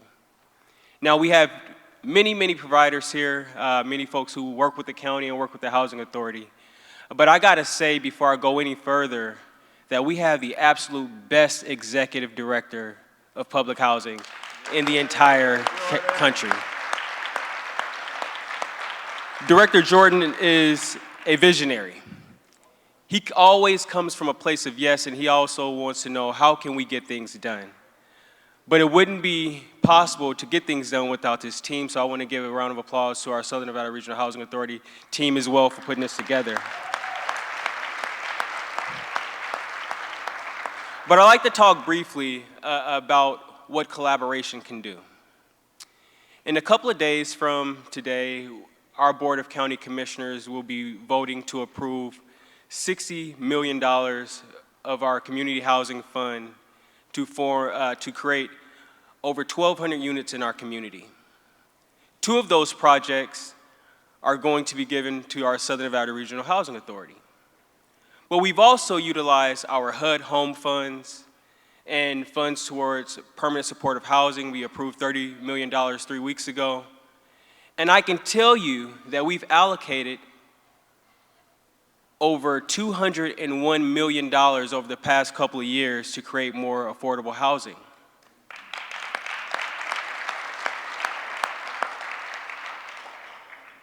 But that's because we're coming together and we're having dialogue.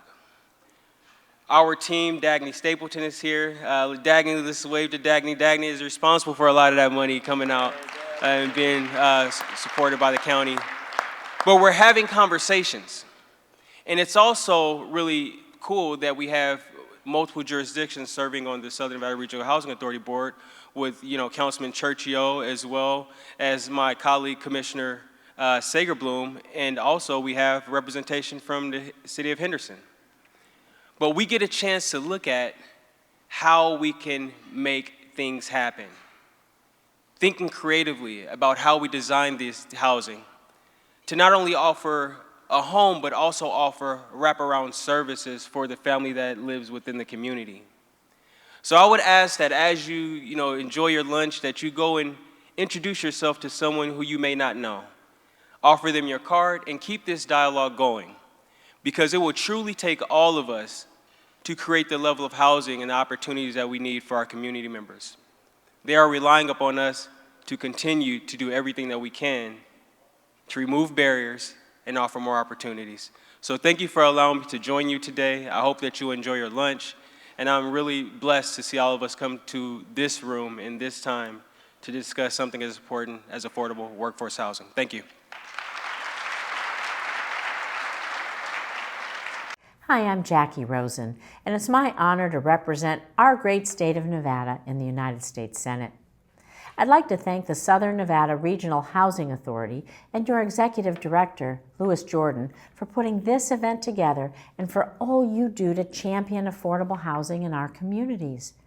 At a time when families across Nevada are experiencing skyrocketing costs of housing, your work could not be more critical. As all of you know, access to affordable housing, can make all the difference in someone's life. Having a roof over your head is essential. It's fundamental to the success of our families and our communities. That's why I've made it my priority in the Senate to do everything I can to lower housing costs and increase affordable housing options for Nevada families. I was proud to secure $500 million for the Home Means Nevada initiative, which is building more affordable housing units all across our state.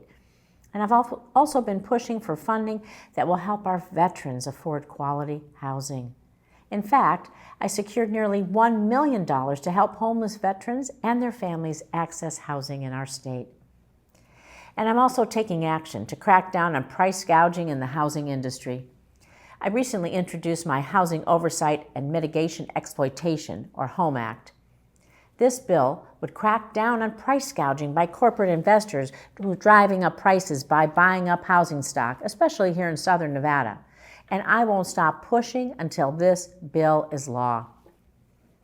I know more work must be done to lower costs and expand affordable housing.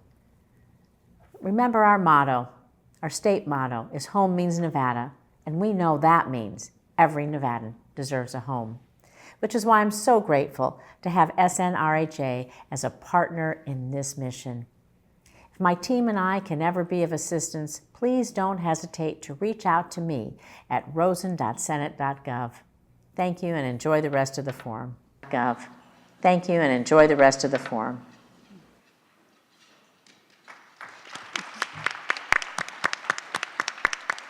All right, well, we want to thank Senator Jackie Rosen for those words. And good afternoon, everybody. How are you guys doing? Good. You know, y'all know that if you are the panel that's standing between people in lunch, it's always a tough one, but that's okay. We have a dynamic panel today, and thank you, Dr. Weekly, for the intro. I'm Dr. Lisa Morris-Hibbler, the Executive Director of the Shaquille O'Neal Foundation, and we have a very, very dynamic panel. So these folks are really the movers and shakers in the community. And if I read all their bios, we'd still be here a couple hours later. So please go to that QR code. But as Dr. Weekly said, we have Patty Charlton, the Chancellor of the Nevada System of Higher Education, Brooke Malone, Vice President of Investor Relations with the Las Vegas Global Economic Alliance, Captain Esmeralda Boveda, Las Vegas Metropolitan Police Department, Bolden Area Command. We have retired Judge Karen Bennett Heron with the Las Vegas Justice Court, Rick Villalobos, the Chief Programs Officer at Workforce Connections, and our very own Chef Jeff Henderson, founder, president, and executive chef of the Chef Jack Project. So today we're going to be talking, and you guys have heard a lot of panelists prior to this, and so we know from Kathy's last panel that we can build, that we are equipped to build. We've heard from others today. And as I was thinking about and preparing for this panel, I thought to myself, you know, this August makes 30 years that I will have been in Las Vegas. And, well, thank you. And I remember me getting my first job with the city of Las Vegas, coming right out of UNLV. And I bought, you know, it took me about 2 years of working at the city, and then I bought my first house in Summerlin. I paid $126,000 for that house, and I was making about $36,000. And at that time, you could live in Summerlin, and it was still what we would consider affordable. Like, there were homes for people who came right out of college. And I have a 19-year-old home that is the goddaughter of Dr. Weekly, who told me, you know, I really like to move out. I said, that's excellent, because every parent wants to hear that. Great. Let's make that happen. So we started putting together a budget, and, you know, quickly I realized that even if she was staying in a one-bedroom, it was over about $1,375, and when we put together all of her expenses totaled $45,000 a year, which meant she'd have to make at least $60,000 in order to be able to make it. And her goals, as I was talking to Captain Boveda, is to be a police officer. And so when we're talking about housing, what we're really talking about, right, there's a lot of people that are impacted when we don't have access to housing. Because when we talk about affordable housing, people automatically go to the Housing Authority or others, but we're talking about housing that's affordable to people. As Kathy would often say, the missing middle, right? So our teachers, our firefighters, the barista, all of those different folks. That's what we're talking about today. And I want to make sure that our panel, which is titled Beyond Sticks and Bricks, Maximizing Opportunity, does just that.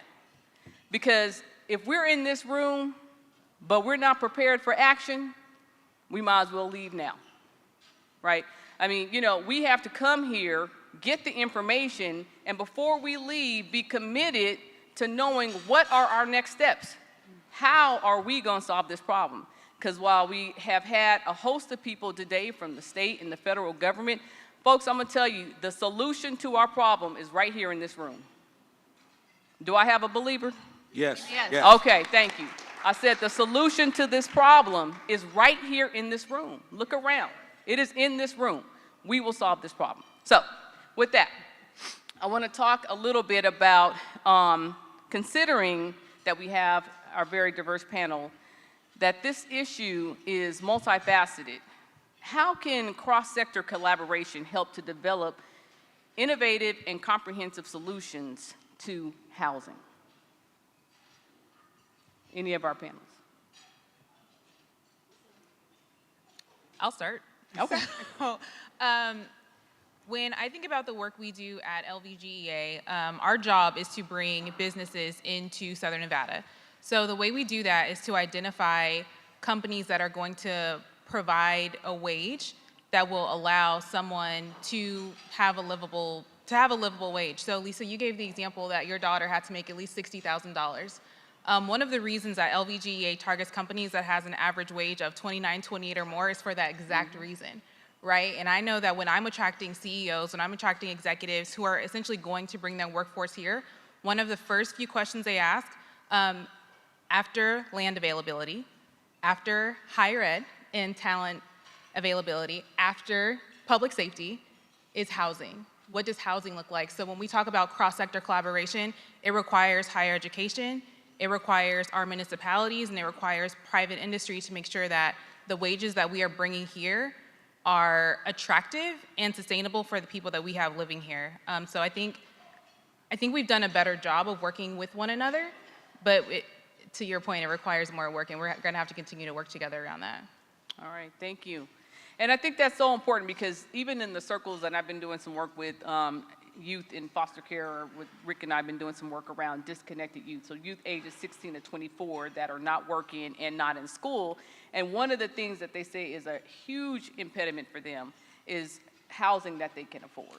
Like, you know, they are looking for that housing, and that continues to be a challenge. I want to talk a little bit, staying in that same vein. We know that from a workforce and economic development perspective, we have those major developments coming in, right? High-speed train, everybody's pretty excited about that, and a baseball stadium on the horizon. So how do we ensure that as we are excited about those developments, that we are also looking at housing? And so wages is one of those things, but how are we also impressing upon those partners about housing, and how do they contribute to that? So a few ways. One of them, and the stadium, I know the stadium did a pretty good job of this, but making sure that those large-scale projects have some sort of community benefits agreement. So when you're bringing in a large-scale project, like, yes, it's gonna bring in a lot of jobs, but how are we putting on paper and in writing that those large projects are responsible to giving back to our people, whether that looks like continuing to educate their people, continuing to provide further development for them, or having some kind of promise to work with small businesses. Something that LVGA does is we partner with our chambers of commerce, and the reason we do that, the reason we have Mary Beth Seawall sitting on our board, the reason we work closely with the Urban Chamber, with the Latin Chamber, is because we know that the work they're doing to empower small and minority-owned businesses is going to enhance our ability to make sure that those large-scale projects trickle down to the community throughout Southern Nevada. So it's not just about the headline of having that big project here, but we need to ensure that the smaller owned businesses have access to being a part of those projects. So whether it's them being a subcontractor or the lead contractor. Something I appreciate about Shondell, when I was at the Urban Chamber of Commerce on that board with him, he always encouraged the business owners, like, no, you don't have to be a sub, you can be the lead on this project. So one of the reasons we work quite closely with our chambers is to make sure that they have those opportunities to connect with those large scale projects. Yeah, and I look like, Chef, you were going to say a few words. Yes, speaking from the formerly incarcerated community, affordable housing has always been a challenge for folks coming out of the criminal justice system. At the Chef Chat Project, we're a nonprofit 501c3 organization, and we work with the system-impacted population. And so as we have young people that we work with, 16 to 24, are aged out of the foster care system and don't have parents and lack some of the support they need, they have housing issue. And so when a young person lacks housing issue, they're forced to couch surf, they're forced to be on the streets and survive by any means necessary. And then we have the adult population returning home from prison, reintegrating back into the community, into where federal laws and even maybe some local laws prohibit renting to formerly incarcerated folks, especially if they had drug charges. So now you have men and women coming out of prison who are getting their children back, and are not able to get affordable housing or subsidized housing to allow them to provide and take care of their families. So that's a huge issue. And so as an advocate for this space, in this space, for the past 25 years, is definitely an issue that needs to be addressed, especially when you're thinking about public safety. When a man or woman is put in a position where they don't have a roof over their head and they need to eat and they have children, this drives up crime in our community. It allows people to go back and readmit again, recommit crimes again, and wind up back in the system. So I definitely would love to see, especially those in the private sector, because on the federal level, it has to be changed in the federal system. But how can we create a safe place for returning citizens and the children they get back out of the system to move back into housing? Yeah, and I know that Brooke was talking about that community benefits agreement, and I really want to underscore that. I really want to shout it, because for far too long in our community, we really haven't made folks do. I knew, Judge, I saw it on your face. I was like, we really haven't made people do that. And in other communities, they do it all day long, and they don't even bat an eye. But in our community, we really haven't done that. Judge, you have a few comments about that? I do.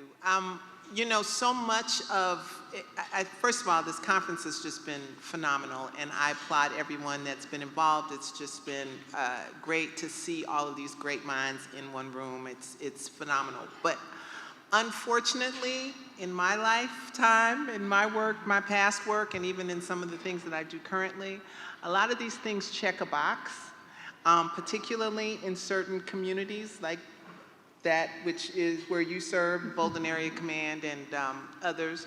But that whole piece of collaboration, community benefits agreement, it's funny, on Friday, I just reached an issue with a community benefits agreement involving the Smith Center and the West Las Vegas Arts Center, and why the art, they're not getting the benefit. Do you understand what I'm saying? So it sounds good.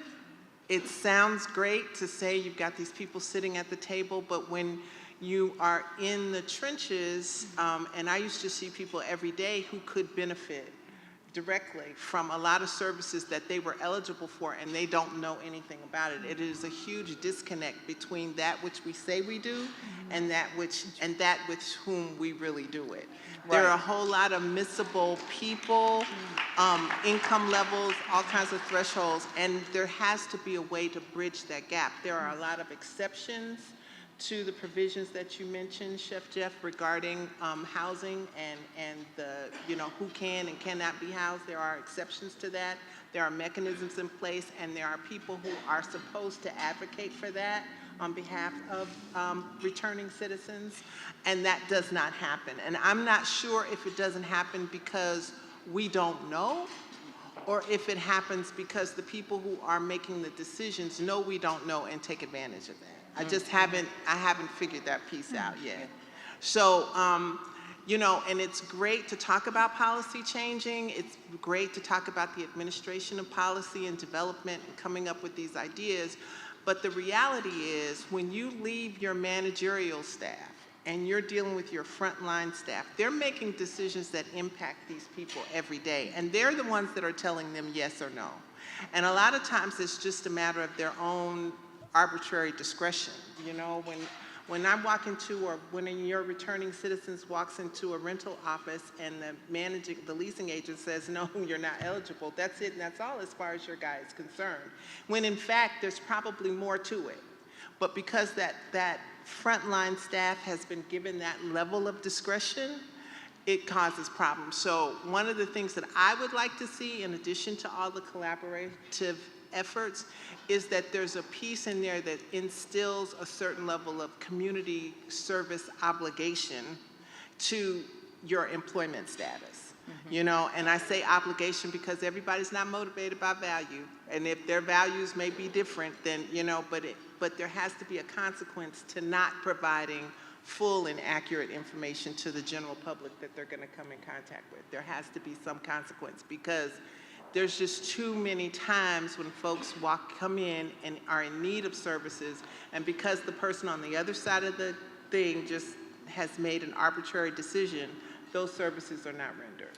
And so there's a huge breakdown there. And I used to tell people at the courthouse all the time, especially when I was chief judge, I'd do like the mystery shopper kind of thing, where I'd have people pose as folks who needed services from this and that, and they would come back and be able to tell us what was and was not being handed down. And you'd be surprised at what you get reported back. So just take that extra step, all of you who are in positions of authority and management, and to find out what actual information is being handed down to the people you say you serve. Yeah, and that you're paid to serve. Right, thank you, Judge. Yes.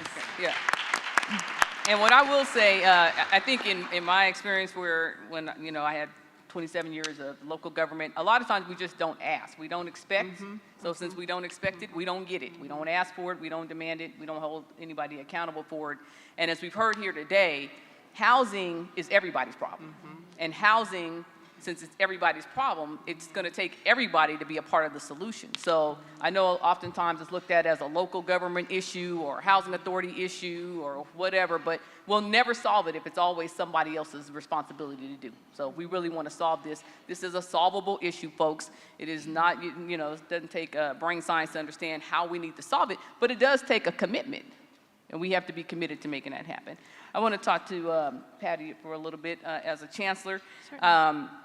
Over the weekend, there was an announcement made by the University of Las Vegas that they were teaming up with North Las Vegas on a 5,000-acre project that they're proposing will include housing for students, graduates, affordable housing, et cetera. So talk to me a little bit about the role of higher ed in this space. Yeah, so thank you so much, Lisa. And so yes, the University of Nevada, Las Vegas received a large appropriation of land that's going to be out in the North Las Vegas area, 5,000 acres, and their goal is to build exactly that, affordable housing for faculty, for students, and others at a discounted rate. And so I would also say that across our spectrum within our institutions, many of our institutions work very closely with our students who, one, are looking to be successful. And higher education is not always just about that bachelor's degree, that master's degree, or that PhD. It's also the collaboration and the partnership that we have with LVGEA. It's also with Workforce Connections in looking at those industries that we can attract that are not just high skill, high wage, but it's a livable wage. It's one that they can support their families. It could be a one semester class. It could be a year's training and development. And so we're looking across the spectrum. We have wonderful partnerships and collaborations that we have had across all of our different areas, particularly as we have young adults and even those that are returning to the workforce that need some extra support. And I would say that 99% of the time, we're sending them down to Workforce Connections and Rick Villalobos and his team who can give that extra support. We need to help people right now where they're trying to get their education, their skills, all the way up through their degrees, but also to help them real time in what they need to, not just pay for school, but to actually have a sustainable environment to live in.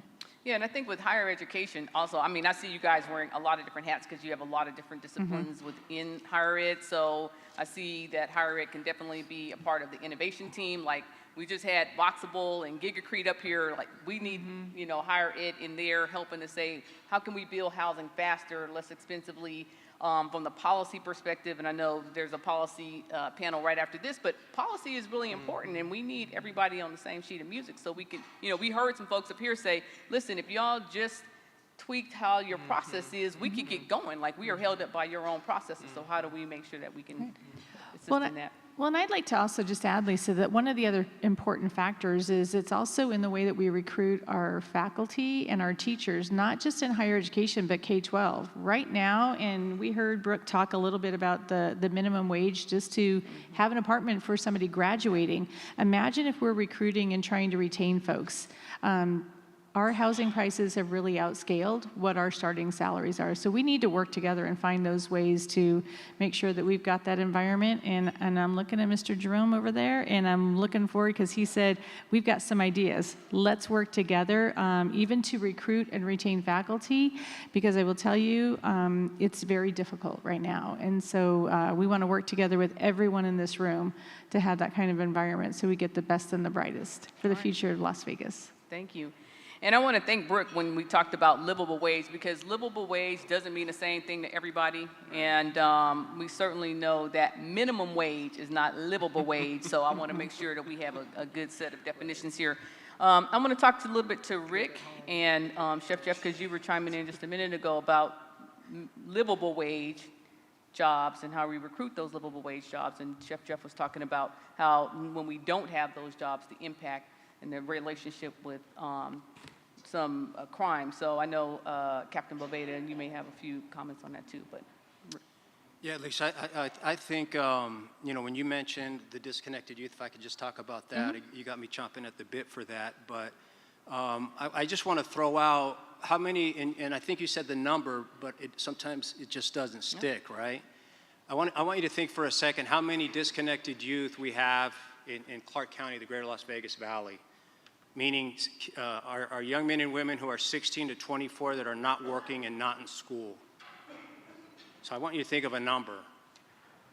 It's 42,500. So that means 1 in 5 of our young men and women that are in that age range are not working and not in school. What percentage do you think are living below the poverty line? 100%. 51%.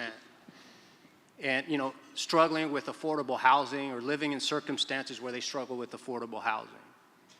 And so it's imperative that we collaborate and that we work together. And, you know, one of the things that we realized, and is Dr. Tyler here, Dr. Tiffany Tyler Gardner? You know, we sat and looked at that number and said, we have to do something. And we said, hey, this is a great number. We know people are doing things in pockets. And we could only serve with our funds at Workforce Connections through the Department of Labor, WIOA funds, only 1,000 youth. Not even scratch the surface. At the city, maybe the same, maybe a little more. Let's say it's 2,000. That leaves another 40,000 out there. And so, like, we have to convene a group that's willing to come together, not to receive funding, but to figure out what can they give as far as resources, right? Funding, staff, time commitment. We realized a huge need and a huge issue was housing. And so we've invited partners, you know, particularly the Southern Nevada Regional Housing Authority, to join us and to help us figure out this issue so that we can disrupt the pipeline. And I thank you, Paula Tucker, for coming to those meetings and being a part of them. And we invite anybody involved in the housing space that could bring that as a resources for our kids to join us for our quarterly convenings to help us solve the solutions for our disconnected youth. Lisa, I think to your point, because it's not only, you know, a housing issue, how are they going to get there if there's no livable, sustainable wage, right? And I'm not saying we have it figured out. I know in our space we do training. We don't want people to get just into jobs where they get, you know, minimum wage. We need them to get on a trajectory through partnerships like CSN and others in the higher ed space, or Chef Jeff, who's working with our greatest need kids. And thank you, Chef, you're a hero. Thank you for what you do. But it's being able to come together, make it a we thing, and figure this damn thing out together. And really get serious about how, not how we're doing it individually, but how do we do it together and leverage each other's resources and get them the most basic thing they need, which is housing, but get them a job so that they could have great housing opportunities. So fired up about that, and Lisa, and doing that work with you.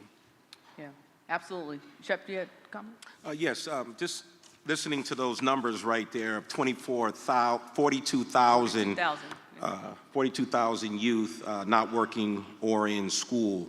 And when you think about criminal culture in this community, we do boots on the ground work. Like we're in Summit View, Maximum Youth Security Institution. We're at Peterson Behavior School, where a majority of the kids who are the minority in Clark County School District are the majority in behavior schools. We're talking about black and brown youth, a lot of them with ankle bracelets on. Many of these kids are byproduct of broken homes, incarcerated parents. Many of these kids were never really wanted, and there is a crisis brewing right here in Clark County that I think a lot of the folks who are stakeholders and who set up a lot of these type of meetings like this are just unaware of. And so we need to address those issues. We need to address the core issue of mass incarceration by addressing the families. Because we work with these young folks and then they go back into that community. And so these young kids never seen marriage work, never seen family work, never seen education work. These young folks are highly sexual, highly angry, and have a lot of violent tendencies. But they weren't born like this. And so if we don't address the parents as much as we address the young people, we will continue to have these conversations moving on. I've been out of prison 27 years. I'm a byproduct of the LA County Unified School District in Southeast San Diego, and became criminalized at the age of probably 8 years old, and wasn't able to really have my miracle transformed till I was in prison. But when I look back at, and even today up at Spring Mountain Youth Camp, there isn't any programming. Summit View Maximum Security Youth Prison, there is no programming. And that is a direct pipeline to the Nevada Department of Corrections, where there's factories, there's businesses that are running that prison, and they're gonna need bodies in those prisons over the next 5, 10, 15 years. From my opinion and what I see, most of the funding goes towards the adult population and the least amount on these children. And these children have the potential. We need organizations, Black, white, Hispanic, to visit these schools. I'm going in tomorrow at 9 o'clock. If anyone in here wants to join my team and I, tomorrow at 9:30 at Peterson Behavior School, Wednesday at 9:30 at the Behavior School, and you'll hear the housing crisis. You'll see the young kids, the young girls who are in this behavior school that goes through metal detectors, that have ankle bracelets on. This is our future. And we can't get to the point to where we have these various subcultures that's not being addressed. There's a Black and brown crisis of young kids who have been sexually, mentally abused. And in the court system here, when these children have a schoolyard brawl, they fight on the street, in the hallway, they're charging these kids with domestic violence. Right. And then with the domestic violence charges, we talk about livable wages and getting jobs and hopefully one day work on the Strip. You can't work with those charges. What happened to this having a fist fight? These kids are being charged, mostly Black and brown youth. And so in the housing piece, most of these kids, they couch surf, they're sleeping on the streets. We get them from Shannon West Homeless Center. There's eating, food disparities in these kids, and you know, we're trying to undo 15, 16 years of harm. And then when you look at the funding from WIOLA dollars that come through Workforce Connection and workforce places all across this country as I travel, that funding doesn't work for the youth that we work with, the most highest needs of kids who are gang affiliated, who have undiagnosed mental health issues on the spectrum, who have learning disabilities, who can't learn in school, but they're not seeing success modeled in front of them. So we need people that look like them, people who don't look like them, to go in and talk to these folks. Because what we say in the formerly incarcerated community, those who are closest to the problem are closest to the solution, but don't have a seat at the table or get access to the funding. So when I see panels being constructed in this town with law enforcement, with these agencies that are talking about crime and violence in the schools, in the community, we're the killers. We're the former bank robbers. We're the former gang members. We're the former drug dealers. We're closest to the problem, and we have the solution, but we got to become progressive in this community if we're going to stem violence and focus on public safety. Yes. Oh, no, I'm sorry. Yeah, thank you, Jeff. I want to, because that's a great segue into Captain Boveda, because I think, you know, we see law enforcement in one role, but I know the Bolden Area Command has long been very actively engaged in the community. So, Captain Boveda, talk to us a little bit about what you guys are doing over there. Yeah, well, I think that's exactly what the chef is saying here is, obviously, for my people, we're the ones that are around enforcing and being engaged when it comes to public safety. So we are the bad guy that comes in and takes out the handcuffs and puts people away, especially the juveniles, into life-changing circumstances. But At Bolden Area Command, one of the things that my area command prides itself in is how much effort and how much work we put into the community partnerships. Because if we can avoid that, if we can avoid incarceration, if we can avoid the homicide, that's the win. That's the win. And I know that we're talking about some of the troubled youth, and we talk about the ages 16 to 24, but some of the things we've been seeing, recently within the past year is we're starting to see a lot of much younger youth that is really disturbing. So we see 11-year-olds at school with firearms, we're dealing with 13-year-olds shooting at each other. And obviously, for me personally, as the captain of the area command, is putting that juvenile in incarcerating them the answer. And the answer is not no, that there's a lot more behind that the answer is not just us, public safety as the police, coming, catching bad guys, and putting them to jail. And we put a lot of effort in that. We have a lot of different partnerships, and we never stop looking into what programs or who else we could collaborate with, because obviously that's not something that we, as a police department or as the area command alone, can combat alone. For example, just recently, obviously we police Marble Manor and Sherman Gardens and a couple of the other communities that are nearby, but we were experiencing several drive-by shootings that kept occurring within Marble Manor. And so a lot of times we wait until somebody's injured or we've lost a life, and then we start doing all sorts of things that we can to try to lose another life. But seeing how things were progressing, one of the things that we did as the area command was we reached out to all of our housing partners, to Lee Quick, Paula, Shanita, and Nikki, and we got together and decided that we were going to address this before we had a juvenile that was shot by a bullet or losing the life of one of the community members. And so we brought in faith-based partners, we brought in county representatives and different other resources, and we walked Marble Manor, and we knocked on every door.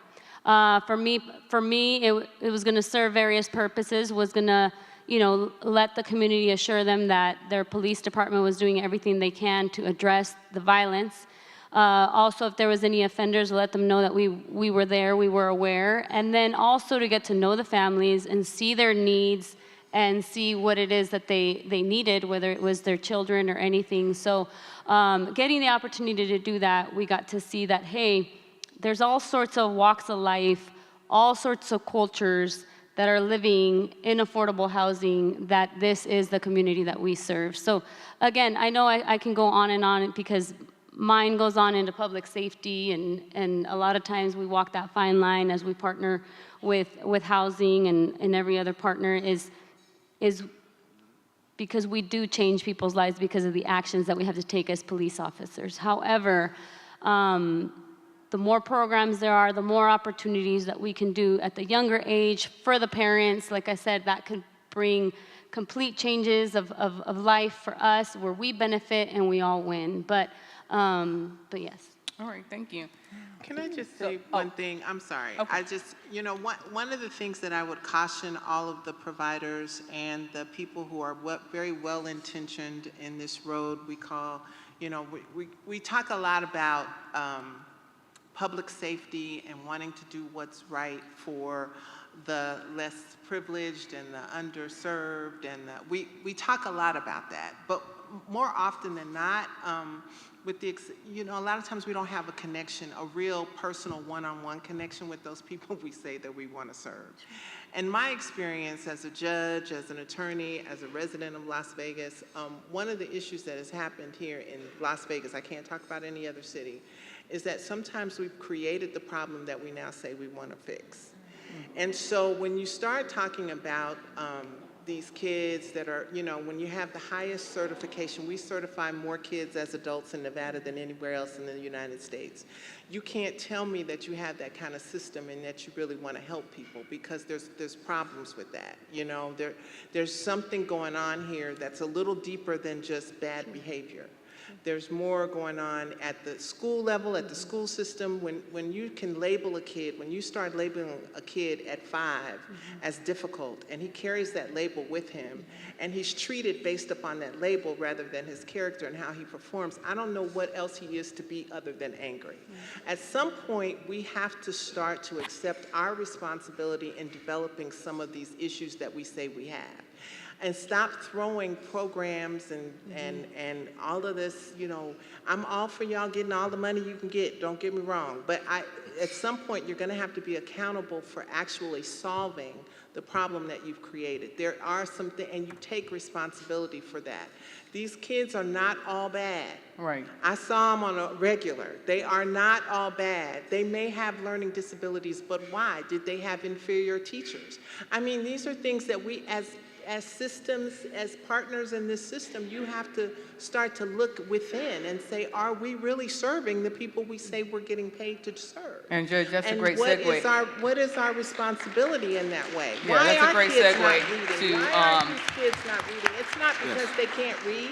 Maybe it's because we couldn't teach. I don't know, but at some point, we have to start looking at both sides of the equation. And kids respond, kids, people, whatever, I dealt with them a long, when Judge. they know you care, they care. So thank you, But they Judge. know I want to when say, when you're fake, when Judge, you wait a ain't minute now. right, when you ain't get, all right, okay, so they Judge, can I read want to that. So, piggyback right. off of what you're saying, Judge, but I don't want you to take the time because I want to No, piggyback but I'm because what just you're saying saying makes that's sense. what, But you from know, a we have to systems talk about perspective, when that. we talk about systems and things that are already constructed, what I was going to say was that's why if we've acknowledged that there's a sense of urgency, then our actions have to follow. That's what I was going to say because that's what you were just saying about construction. And I wanted to say, because there's many people in this room, during the pandemic, while it was rough for a lot of people, I had the pleasure of working with Kathy and Lee and Arcelia and county folks, and we were able to erect a field hospital that could serve 500 folks in 2.5 weeks. Right. Hadn't been done. Right. So the reason that I say we have to get to action is if we can do that, we can do anything. And so I'm saying that in order, we need to be solutions oriented. And so we've heard a lot of different things today. Now what I'm asking, because I don't want anybody to walk out without having a clear vision about what that action looks like, how do we get to action? So I want to take, before we run out of time, some questions from the audience about what do you think we can do now? How do we maximize the opportunity that we have now? How do we maximize the power in this room? How do we maximize the power in this community? So where are my microphone folks at? Okay. If you have, just raise your hand if you feel like you have an answer to how we can maximize. How do we get to action? This gentleman in the back, lady in the green, and then the gentleman in the pink. Hello, and I spoke earlier, but thank you. But I do want to say, because we have a lot of developers here, and I know that you get extra funding to provide supportive services. So my request to you is provide the supportive services, all right? The developers have the money. It takes money to get out of these circumstances of poverty, and I talk about children, but I talk about families. It's that one ticket that you can't pay that turns into a double ticket that you certainly can't pay because you couldn't pay the first one, that turns into a warrant, that turns into you getting pulled over and arrested, and your car repossessed, and then you have no way to get to work. So the cycle of poverty is the issue. And I'm pretty sure everyone in this room, most of you, are not in that cycle of poverty. So it takes each one to reach one to solve this problem. That's Thank you. Go ahead, sir. I think what we're all talking about here today is we're being educated. How do we keep this education going? Well, it's more, I think for some people it might be being educated, but I think what we hope everybody takes away is the solution is right here. We just got to be willing to do things differently. We have to be willing to want to achieve what we've said we want to achieve, much to what the judge was saying. We can't just keep talking about it. We've talked it to death. We know that we have a problem, Right. but we got to have a sense of urgency. What's the mechanism that we're going to do in order to get this done? Once a year? Okay, so can I just say this, because it's really not, I think it's fairly straightforward. those of you that have different capacities, most of you are receiving federal dollars.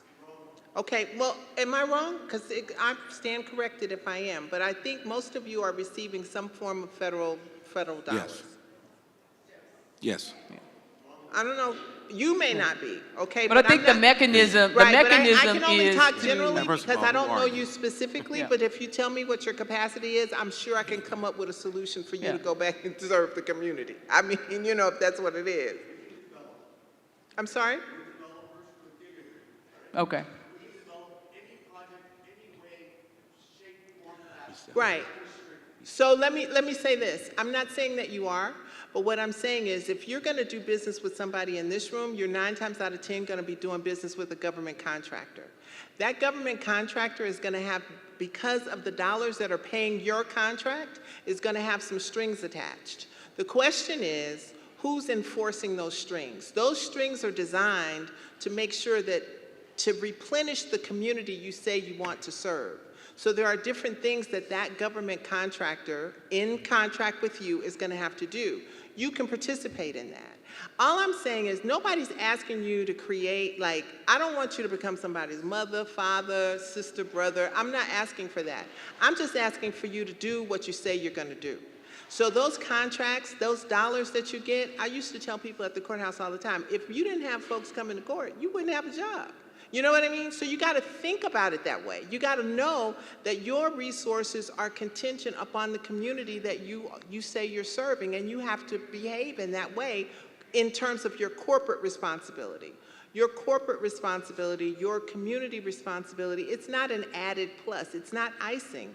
It is actually integral to what you do, what you get contracted to do, what you get federally funded to do, what you get state funds from the housing division to do. Right, and All the way of those that things, you do that. right, and the Thank way you. that you do it, and how can you maximize that investment, because that's what it is. So in maximizing it, that means you're actually going to fulfill what the intent of this is. If you're redeveloping a community, redevelop the community, not in a vacuum, but in terms of trying to touch all of its residents, all of its property owners. What do they look like? And if you have a problem because of your own internal biases that tell you these people don't deserve that level of thought, then think about, well, if I don't do it, I'm not going to get the money. Whatever drives you, but you have to at some point start to understand that to do business in these communities is to serve these communities, not to take from. But at the most basic level, right? It's just very basic. At the most basic Very level, basic. to keep this going, we have to make a commitment before we leave the door. I mean, Mr.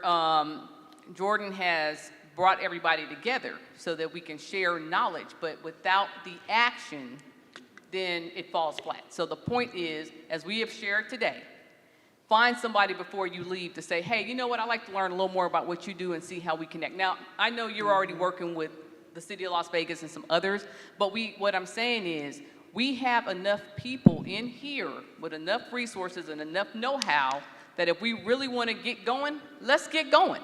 Let's make that happen. Thank you.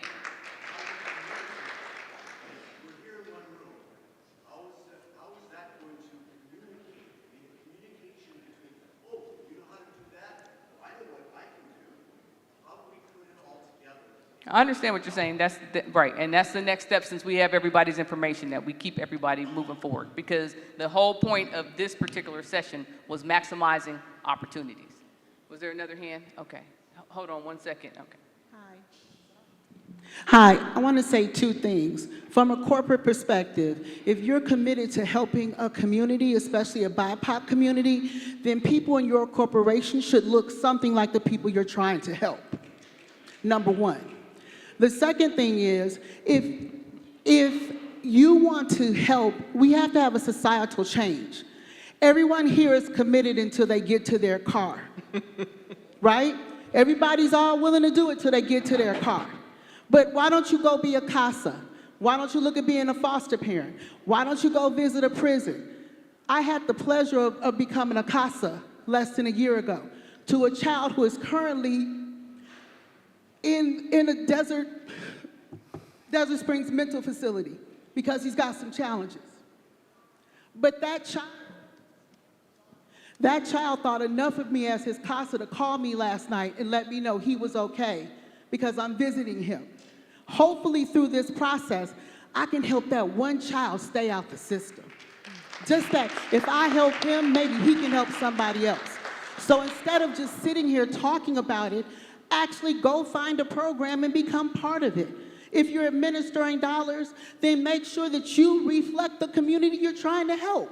You can't help people who you don't understand their plight. All right. And if nobody looks like if you're coming in my neighborhood and you don't look like me, you can't relate to me. You don't know my story. Yes, it is. All right. Let me hold on one more thing. There is no way that you're going to tell me you can look at me and I am a heavy-set black female. It is right here. All right, thank you. Okay, well, we have time for one more. But again, guys, at the end of the day, what we're saying is we just have to work together, all right? Again, the solutions are right here in this room, and we really got to focus on housing. We know housing is a basic need. So if housing is a basic need, we got to make sure that we have, I know you have your hand up, but we're running out of time, so I have to wrap up.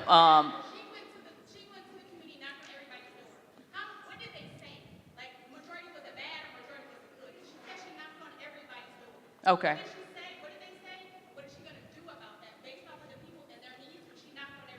Okay, so what we're going to do is, since you're sitting at our table, you can ask her that when she gets back, because I have to wrap up this session. Ms. Tamika Henry, we're going to conclude with you because we do have to wrap up this session. All right, I can't speak loud. Hello, everyone. My name is Tamika Henry. I'm the Executive Director of the Abodo Collective.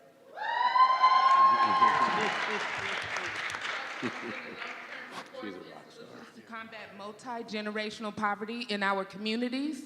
And I'm happy that you asked that question because I was one of those community-based organizations that did go door to door with you all. And the needs of the communities, we went out with resources. We listened to residents. What is it that you need? Like it was some that needed repairs. The Housing Authority was there to document that and make sure that that was taken care of. Those who had, they needed help with legal issues. You were right there at their doors. But even those that wanted supports for their families as far as like wraparound services, mental health, therapy, after school sports for their students. We were there to provide those services, and we still continue to follow up with those families. I think that it's important that everything we do has a multi-generation lens because it starts early, from the babies and beyond. I love that this symposium is happening. I want to have more families that we are making decisions on and talking about. They need to have a table in this room so they know to take that information back to other families. And also, we need to continue to collaborate. I believe I've worked with each and every one of you on this panel, and I appreciate the work that you do, but together, we can change this. And you did say it's right here in this room. We just need to continue to collaborate. We need to continue to be consistent, but make sure that we are really involving the ones who are being impacted the most. But I thank you all. Thank you. All right, so again, I want to thank all of the panelists that were up there, and I will leave you on this note. We will solve this problem. Thank you.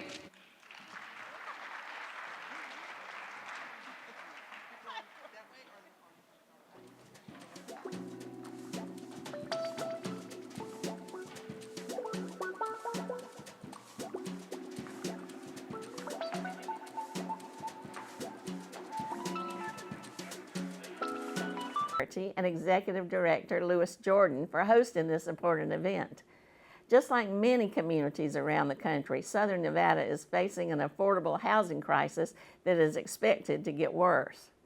As you all know, Southern Nevada was among the hardest hit areas of the country during COVID, with unemployment reaching 35%. Now, I don't need to remind you of how empty the Strip was when everything was shut down. Casinos, hotels, restaurants, entertainment venues, and a lot of ancillary businesses were closed, and many people lost their jobs. Thanks to the work of the Biden administration, however, we've had one of the fastest recoveries, and small businesses in our state have created more than 100,000 jobs since the pandemic. Nevada's had the highest unemployment rate in the country, but now that's down to 4%, and employment growth is the fastest in the nation. Tourism also continues to rebound.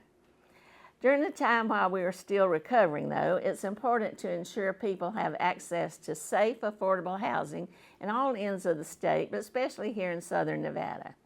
This will take collaboration across all levels of government and between public and private entities, which is why I'm glad that this forum will facilitate important conversation on how to make that a reality. At the federal level, I'm working on several initiatives to increase access to housing and lower the rates of homelessness. In particular, I recently introduced the Housing Vouchers Fairness Act with Representative Ruben Gallego of Arizona. This bill addresses longstanding geographic inequities in the Housing Choice Voucher Program. It'll provide $2 billion in funding for additional vouchers for the fastest growing metropolitan areas in the country, including Southern Nevada. Despite Clark County having roughly the same population as Chicago, the city of Chicago has received 4 times the number of vouchers that we have. And that's part of the reason why there is such a long wait list for vouchers in Southern Nevada. My bill will help fix that outdated population calculation and ensure that vouchers keep up with growth. Solutions like this will help facilitate access to affordable housing so needed in our community. I'm also proud to support full funding in the appropriations process for a wide variety of housing and homelessness reduction programs across a number of federal agencies. So rest assured that I'll fight to stop cuts to these critical programs and make sure the federal government is funding its share, supporting the work that you all are doing at the local level. Housing will continue to be one of my top priorities in Washington, and I welcome any suggestions from the stakeholders who are gathered here at this important forum.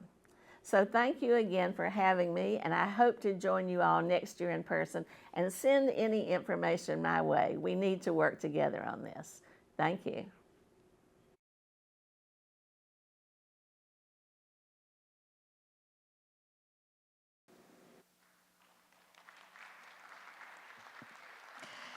Well, good afternoon, and thank you all again for being here. My name is Jamie Gillis. I have a consulting firm called SNRHA. It's been an absolute honor and pleasure to be in the room with so many smart and passionate people, and I hear the passion coming out more and more as the day goes on.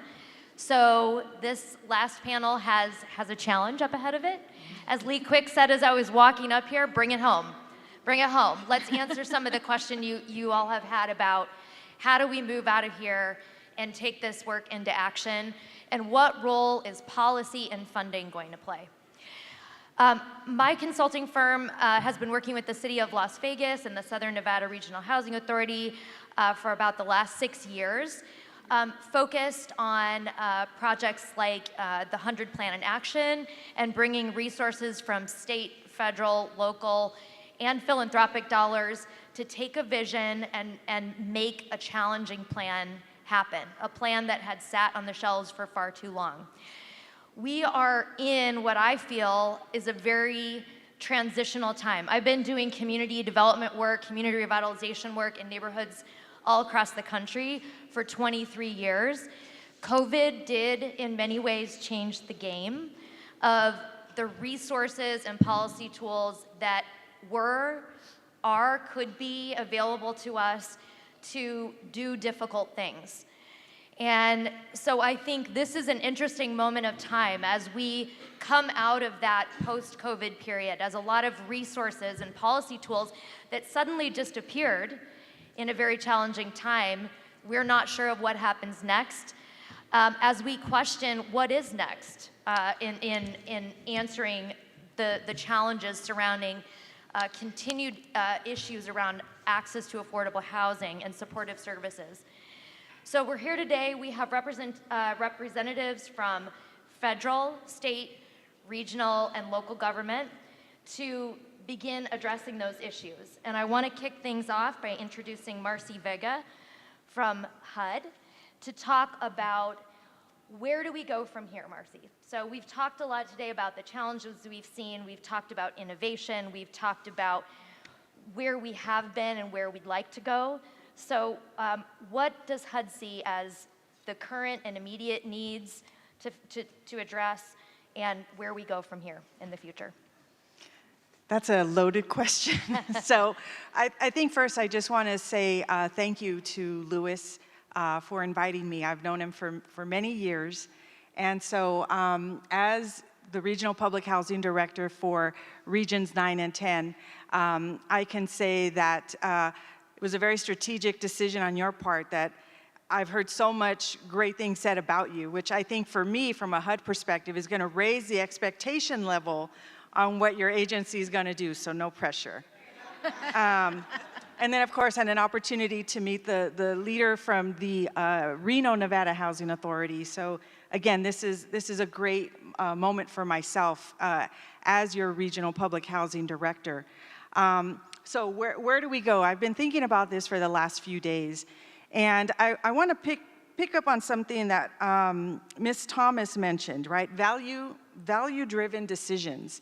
And I'd like to say that as far as HUD, from the perspective of those of us that are working in the field, doing the liaison work with headquarters, that I think where I see our work going is not just policies, but value-driven policies. For example, I think Chef Jeff talked about, you know, where are the opportunities for those that were formerly incarcerated? And you know, right now, out for public comment in the Federal Register is a piece about where does HUD go as far as policy toward those that were formerly incarcerated or that have had that interaction with the justice system. And as someone who was a frontline worker, making those decisions with that client, you know, across the table from me, I think this is a shift in the way that HUD itself looks at policies, not so much as a check the box, but how do we take a program and see how can changes happen at the local level to be impactful. And so I think that as far as where this future is headed for housing, it's not so much that, yes, there is a demand to build more units. You know, I hear it all the time. Lewis and other housing authorities, we want to raise the cap on permanent supportive housing. How many units can we PBV? Yes, we are having those discussions, but I think, at least from my perspective, what we also see is a shift in the way that the programs themselves can change to bring value and empower families and empower communities. So apart from what we're looking at in terms of how we can assist and expand opportunities for the formerly incarcerated, HUD is also making available right now funding to increase the Foster Youth to Independence program. So these are vouchers for those youth who are transitioning out of our foster care system. And what I've heard here today is there's a lot of great partnerships, and I'm thinking, Louis, this is a great opportunity. You know, just to make, you know, how we can, again, make these connections happen for those, you know, who need these programs. So I think, again, there are some very fundamental policy changes looking at how families can maximize opportunities, whether it is through enforcement of fair housing rules, looking at source of income discrimination, of which HUD is now doing a very close look to see where voucher holders are experiencing discrimination when they're trying to utilize that voucher, to seeing how we can push the envelope on landlord incentives, but also looking at, and this is the experience I've had more recently, I see this card here about the 16,251 individuals who experience homelessness in this county.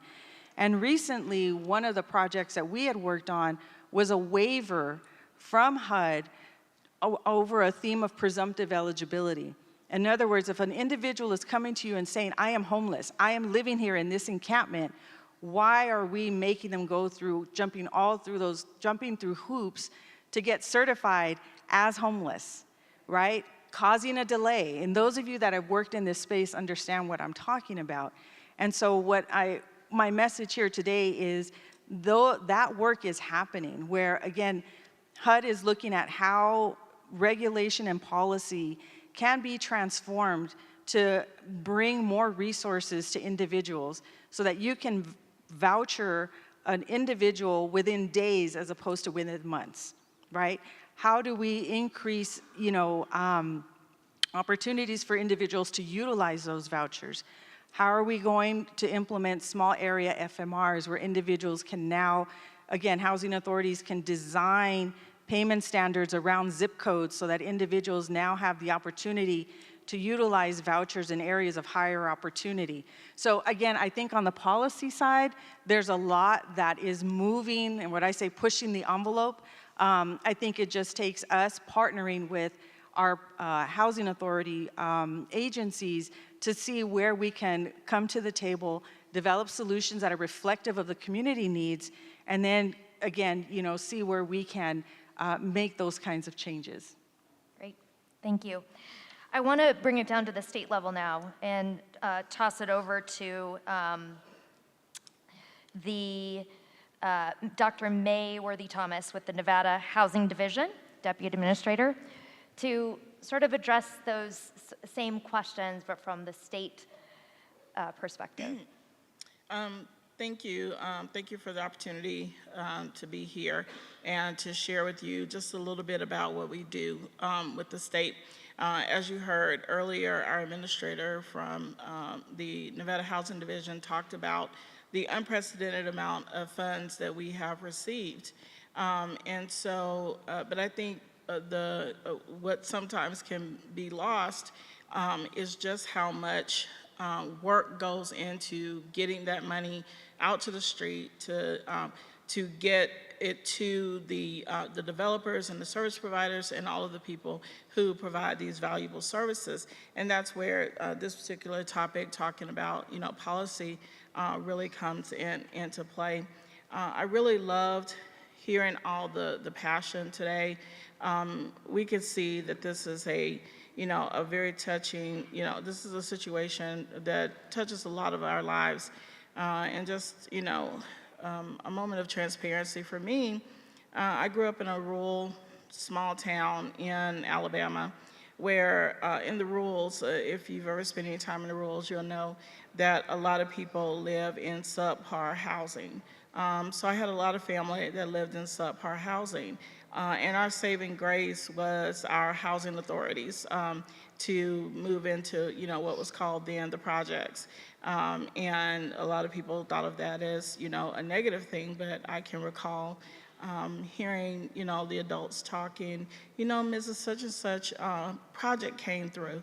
Oh, that's so good, that's so wonderful.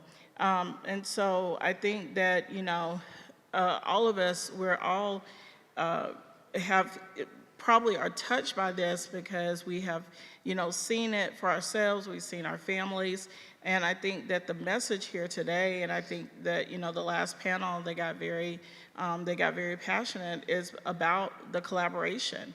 And that's what we do at the Housing Division. That's our role, is that we receive funds in and we get them out to all of you all who are doing this work every day.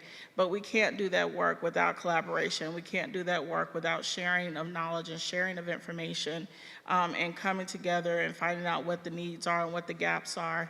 And then, yes, sometimes policy can be a challenge and can get in the way of the work that we're trying to do. And that's why we continuously try to work with, policymakers to talk about where the gaps are and to talk about where the needs are and what can we do to make things easier and better.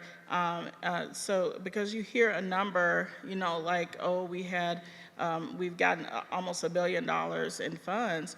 Well, it takes a lot of staff to deploy those funds. It takes a lot of, there's lots of compliance that's related to managing those funds. And in my particular role at the Housing Division, I oversee the HUD funds that come through that are given to a lot of developers. And my colleague here, Eric Novak, is one of the consultants who works with a lot of the developers on these affordable housing projects. And so these funds that come into us from HUD, which we really appreciate, You know, we work very hard. The funds are small. This particular pot of money, the HUD funds that come in are small, but they're very important funds in getting some of these projects over the finish line. And so, but again, with that comes, you know, the need for some revamping of some of the requirements, some of the compliance requirements, some of the other things that are required in order for us to continue to deploy the funds throughout the state of Nevada. And, you know, just as an example, right now we have open application for these HUD funds for our developers and for homeless service providers. Well, the state gets about $400,000 per year specifically for homeless services. And right now, the applications haven't closed, and we have about 12 applicants for $400,000 to serve people who are living under bridges, who are living in shelters. So, you know, that would be an area that we could really, you know, use some support in to say, hey, that's not enough money to serve an entire state. Yes, some of these particular funds called the Emergency Solutions Grants is provided to the municipalities, but they also still get small amounts of that money. And so when you're talking about the poorest of the poor in our communities, it looks as if they receive the least amount of attention and the least amount of funding when it comes time to disperse those funds. And so those are the kinds of, you know, policy issues that we would want to address. Great, thank you. I want to kick it over to Dr. Hillary Lopez with the Reno Housing Authority to share your perspective on the types of things you all are looking at going forward, issues you're seeing from a policy and or funding perspective, and things that should be on our radar. Sure. Well, thank you for having me and allowing a northerner to crash your party. So as mentioned, I'm the executive director for the Reno Housing Authority. RHA, as we call it, is the largest provider of permanently affordable housing in Washoe County, so the cities of Reno, Sparks, and then the unincorporated area. And we've actually been serving the community for more than 80 years. We're a bit smaller than SNRHA, but we own and operate about 750 units of public housing. We administer over 3,000 housing choice and other specialty vouchers, including VASH vouchers, and have a portfolio of other affordable housing similar to SNRHA that provides other opportunities for those members of our community to get into housing. Like SNRHA, our staff comes in every day and does their best to kind of work within the parameters and the funding that we have to try and ensure that lower income households have access to affordable housing throughout our community, and also provide programming that assists our residents and clients break the cycle of poverty and move towards economic independence. And again, like SNRHA, we can't do this on our own. So we have limited resources. So we're continuously looking for ways that we could utilize policy, state, federal, or other local policy initiatives and partnerships with key stakeholders to help us kind of move the needle within the Truckee Meadows. So one of the ways that we do that is trying to expand housing choice through collaboration with landlords, so that we can make sure that when someone comes up off of our voucher wait list, that they're actually able to utilize that voucher within our community to find housing. It's really frustrating and very disappointing when someone finally comes up on the wait list. They take that voucher, they shop for up to 6 months to try and find housing of their choice within an area that meets their needs, and then they can't find a landlord that will accept that housing choice voucher because those landlords have a very inaccurate picture of what housing choice vouchers, how the program operates, or how those clients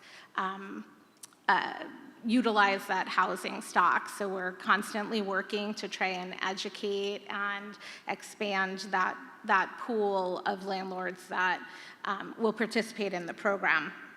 So over the past year, RHA has partnered with new organizations to us, like the Nevada State Apartment Association, to host lunch and learns and provide more education to their members so that they better understand the program and the benefits of accepting Housing Choice Voucher clients. We've teamed up with Nevada Rural Housing in our area, as well as with HUD, to provide additional education sessions to potential landlords in Northern Nevada. And we've also used our funding to support a landlord liaison. So we have someone who now serves as the main point of contact specifically for landlords. And we've, as mentioned, used our funding to provide a variety of landlord incentives that will really kind of help allay some of the fears that landlords have that first time that they participate in our program. Because once they have one of our clients, they become repeat customers as well, because they recognize that actually the clients that are through our program take very good care of properties. It's guaranteed rent for their program, and there's someone that they could contact. So unlike with other tenants, if they're having an issue, they're just left to fend for themselves, and with our clients, they could contact us, and we help with workouts. So we have landlord incentives if tenants move out without proper notice, if they damage a unit beyond the cost of repair through a security deposit. We have incentives if you re-rent when one voucher holder leaves, if you'll accept another voucher holder. And then, like I mentioned, because of their positive experience, if they help us spread the word to other landlords that will now accept tenants using vouchers, we have incentives for that too. And I just really want to emphasize that at a time when we need more affordable housing units right now, and it takes us 18 to 24 months to get through a development process to create new units, these are units that already exist. They're here in our community, they're ready for rent, and it's a really, in my view, easy way for our community members and landlords to kind of help us combat this crisis. So we're continuously trying to get that message out, and we don't care if you have 1 unit or 1,000 units. Please contact us, and I'm sure that SNRHA feels the same way. So that's definitely one way that we're trying to use policy and partnerships to kind of help address this issue from a different viewpoint. And then I would just say one other way that we're doing it is we're what you call a moving to work designated agency, and so we get to use our funding. We don't get more funding, but we get to use our HUD funding differently than traditional public housing authorities. And that's really given us the ability to do locally based, what are called locally based non-traditional programming. And so there's been a lot of discussion here today about breaking the cycle of poverty, working with children. And so we have recently implemented what we call our Start Smart program. So we're able to use some of our HUD funding to sponsor a program that specifically works with high school age students. So it helps them develop skills, career skills, additional educational opportunities, financial literacy, and for each program that they participate in, they earn an escrow. And if they bring their parents with them, so that this way the family is learning together, they earn additional escrow. And then when they graduate that program, not only do they have that skill set, but then they have a nest egg of funding that they could use to either help continue their education, buy that vehicle to get them to and from their first job, pay a security deposit for their first apartment, or any of the other things that they might need to kind of help them on their path to success in achieving their goals. And our board has actually allocated 3 $10,000 scholarships on top of that, so that this way we could really support our youth as much as possible in spreading their wings and achieving their goals. So another thing that I would say is I know that HUD has been looking at designating additional agencies as moving to work agencies. Some of the newer designations don't have all of the same flexibilities as the original 39, and I think that it's good to see HUD moving in that way, because housing authorities, we're here, we're in our communities, we know what our communities need, and having that flexibility to use our funding in a way that best meets those needs is very helpful. Great, thank you.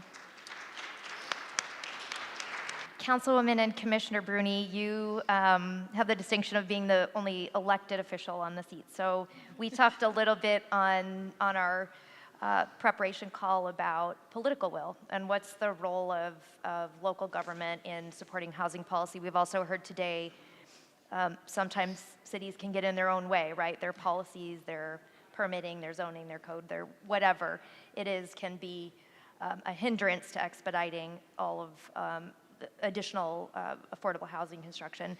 So I just wanted to hear your perspective on those matters. So thank you, and thank you for having me. So I think there are incredible opportunities and building blocks of success right now. We have an amazing new head of our Southern Nevada Regional Housing Authority, and as a commissioner, I can say he's very innovative. They're taking advantage of all the new programs and resources, so I think that's a huge success for Southern Nevada. I think both the city and the county have been very innovative and responsive to pull down the ARP or the SNRHA funding to buy properties, rehab them, to really expand the stock of transitional housing. So I think we're taking advantage of the funds to try to expand the stock of housing. We have my ward in particular has a lot of BLM land, and we have a new program, a partnership, an MOU between BLM and HUD to accelerate the permitting and approval process for BLM land that will be used for affordable housing. And then, maybe 15 months ago, the city actually added a chapter, revised Title 19, to provide bonuses to encourage affordable housing development. So there are height and density bonuses and financial incentives if a developer wants to build or dedicate some portion of the units or proposed units to affordable housing.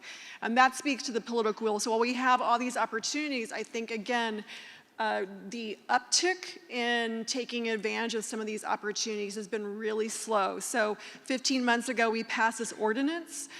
I know I have talked to developers that have come to ask for residential homes in Ward 6. My fellow colleagues have done the same. To date, we've only had one applicant take advantage of that ordinance, and that was the Southern Nevada Regional Housing Authority. But they're natural, so the challenge is to get more developers to take advantage of those incentives. We also have a new landlord incentive program, the same sorts of guarantees and incentives, and it's been slow going to try to get new landlords participating in the program. So I think we have a lot of work to do to change the narrative, as Judge Bennett Herron was saying, and really build that political will to take advantage of these opportunities. Thank you. And I also want to toss it over to Eric Novak with Praxis. Eric's sitting in for Maurice, who couldn't be here this afternoon, and serves on the Nevada Housing Coalition board. So I wanted you to share your thoughts as well. Oh, sure. So the Nevada Housing Coalition, we were formed in 2019. We have about 300 members at this point. I want to introduce Joanna Grant and Amanda Lakin, who are in the audience, who are staff of the Nevada Housing Coalition. And we are planning for the 2025 legislative session, so we're having listening sessions right now. I think some of the, so much going on right now. I mean, it's just this extraordinary amount of development activity, of new policies that it's hard to keep keep up with everything that's happening, and it's an exciting time, as I said. But you know, one of the things we would love to see, and this me speaking personally, is a true source of income protection in the state. That you shouldn't be able to post on Craigslist, you know, Section 8 allowed. That we should have a minimum standard. You know, let's set the bar low, but just have a minimum standard. And I think that hopefully is achievable in the next session. We are talking about making the state transferable state tax credit, looking at making that permanent. That might be something for the next session. There's a number of, I think part of it is when we discuss at the state level of new legislation, you can only do so much at that level. We're a relatively poor state. Our property tax base is very, very poor compared to other places. And when you find we're advocating for housing, we're actually taking away from funding for schools and for other things, and that becomes very self-defeating and at a certain point. And so I think that as we you know, advocate for new resources, we also need to form coalitions with other groups that are looking for property tax reform and for having a more solid base for our, you know, all of our service programs, including housing. But you know, one of the areas I did want to point out that we're riding this wave right now of $500 million of ARPA, state and local fiscal recovery funds from through the housing division, the Clark County Community Housing Fund, over 200. I mean, I guess something like 200 million, Dagny, will have been released. And I don't know that we're going to see those monies in the future. And so once those monies are spent, we're back to using the tools we had pre-COVID. And our 9% tax credit program, maybe that generates 300 units a year for the whole state. Our main production program for affordable housing is our tax-exempt bond program. And that's something we have to compete for every year for resources, because the state has to decide to allocate bonds for affordable housing against a lot of other competing needs. And so you know, one of the things that the Housing Coalition can be doing is supporting the use of tax-exempt bonds for affordable housing, because that's really our production program for the future for affordable housing. Thank you.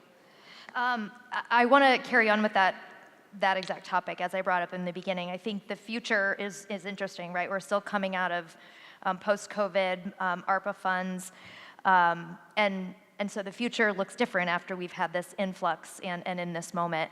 And so I wanted to just get your thoughts, maybe Marcy, back to you as you guys are looking at it from the federal level, what the future holds, but also for anybody else to weigh in about what does that mean, you know, with the housing need only expanding and perhaps some resources going away, what are things that we need to be looking at for the future? Well, I think first, it goes without saying that we are all still in a recovery mode from the pandemic. And, you know, housing authorities, you know, were on those front lines during that time. Many of those agencies, people were still coming to work because people still needed to be housed. And so I think right now where we see the challenge is that housing authorities, like communities, there's still, we don't know if it's ever gonna be the way it was before.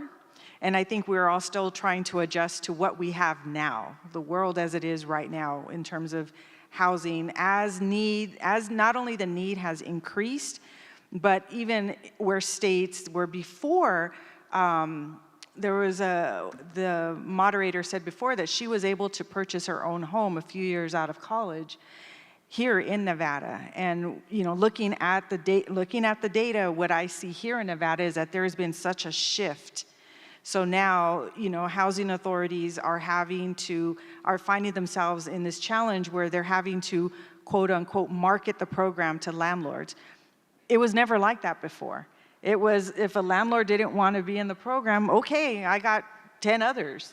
And so I think now, as far as this future, is how can we at the federal level enact policies, look at ways that we can tweak regulation, grant waivers, use waiver authority to give housing authorities a flexibility if they are not a moving to work agency to be able to offer incentives to landlords, to look at different ways. Right now, I think one of the big policy issues at the headquarter level is looking at this question of the modular housing, the tiny homes. That is moving so rapidly, and regulation is still trying to catch up to that, right? Whether you can utilize a voucher for that or a project base. So HUD is still trying to engage in that. At the same time, also looking at the ways that policies can work to protect families right now. I mean, I think that's what we're hearing, not just here in Nevada, but in my home state, is how can the program protect more families who themselves, like you just mentioned right now, how can we take more of a critical eye on source of income discrimination, protection for low-income communities of color, protection for veterans experiencing homelessness. So I think just trying to look at ways to be more creative in a sense, as much as we can be within bureaucracy, right? And so sometimes it's clunky, but I think we are committed to going along that route and working not so much in the old days of in a gotcha mode or being enforcers, but more how can we be partners with the housing authority to work out solutions together at the table. Great. Does anybody else want to comment on that question of sort of the new normal and what's ahead and things you're thinking about? Nevada or Las Vegas, 14 units available and affordable to every 100 households below 30% of AMI, lowest of any major city in the country. And one of the things we can be doing and should be doing is preserving every unit of affordable housing that's out there, every unit that has rental assistance. The Housing Authority has done a great job of doing major renovations of its public housing. It's replaced about a third of its public housing stock over time through RAD and Section 18 and every tool available from HUD to preserve housing. In rural Nevada, has been a USDA set aside for the last 20 plus years in the state. We've renovated just about every USDA property in rural Nevada over time, just to keep those, the rental assistance that's all in this housing is more valuable than the housing itself. We just need to keep this stuff in. But I think preservation is so much cheaper than building new, and acquiring naturally occurring affordable housing and bring it into the affordable housing stock, and identifying those units that are going to be expiring. That generally the affordability period on tax good properties is 30 years. We have lots of properties that are nearing that 30-year mark and could go market rate, and we need the money to be able to acquire those properties if there's not a patient seller, that we can acquire them or prevent them from going market rate. Marcy. I just want to add to that. You talked about this preservation piece. One of the new kind of fronts in this for HUD is looking at how vacant office space can be readapted to become housing. And so again, many communities post-pandemic saw vacancies increase in office buildings, office spaces. And so now there is this push to see how can HUD come in, assist, whether it's policy-driven, decisions, or whether there's funding, but that is a work that is happening right now, and there are a few communities that have actually done this successfully. But I know that in many metropolitan areas, that's probably the one biggest piece of building, right, properties still out there are the vacant office buildings. And so again, how can we partner with communities to see how can those be readapted to become housing units, right? And so again, post-pandemic, right, now as we survey the landscape, that's probably one of the areas that I think is going to have more of a higher visibility, higher profile for communities. Great. Councilwoman. If I could add too, I think in addition to the federal and state governments being innovative, we also need to have them be flexible. It is cheaper to keep somebody housed than to have them enter the system and try to rehouse them. And right now, the city and the county, I think, take whatever general fund money they can scrounge up to sort of put together a fund that will pay for a healthcare expense or a car expense, right? Some unexpected expense that, if the person can't pay that or it takes away from them paying their rent, and then they would fall into homelessness. And I don't think we have a formal federal program or state appropriation line item that sort of is this flexible fund where we can use it to keep people housed before they actually enter the system. I also think we need to be, in the face of dwindling resources, we need to be more strategic, which speaks to collaboration. I've shared this with my team members and our executive director. I think all the jurisdictions have a landlord program, and yet we are not meeting quarterly or monthly to sort of share information about landlords or who's doing what or who's got somebody in their program. So I think simple collaboration will be really important as we face an environment of fewer resources. And finally, I think we need to think about housing from a systems perspective. So, for example, I shared that I have a lot of land out in Ward 6, a lot of BLM land, and I have suggested, hey, maybe we can take some of this and take advantage of the MOU and put affordable housing. And the pushback I get is, you're so far out, we don't have transportation to get people to and from workforce or social services. So how can we think about housing and transportation more symbiotically or in a nexus? Because where we have land or vacant office space, we may not have transportation. So we really need to think about that from a whole systems perspective. Yeah. Any other comments? I think this would be a shameless plug for the Nevada Housing Coalition. I'm also a board member. And I think that one of the things that we were very successful was rallying everyone to come together to promote some of the very innovative ideas, specifically, obviously getting the $500 million dedicated to affordable housing. And of course, it was much easier to get, to state a case for all of this funding during COVID because the need was so great. But yes, now that we're coming out of that and we're looking to the future, that doesn't mean these needs are going away. And so, yes, we will still be, over the next couple of years, focus on how to deploy those funds and to get them out, but we're still going to need that in the future. So this isn't the time to stop the momentum. This isn't the time to stop being active. And if you're not a member of the coalition, seeing how you can join the coalition to participate in some of the policy, in the policy committee that we have, where you're able to help write some of the policy, some of the things that will possibly go before the legislature, and to get involved in and talk about your perspective and what your needs are as a service provider.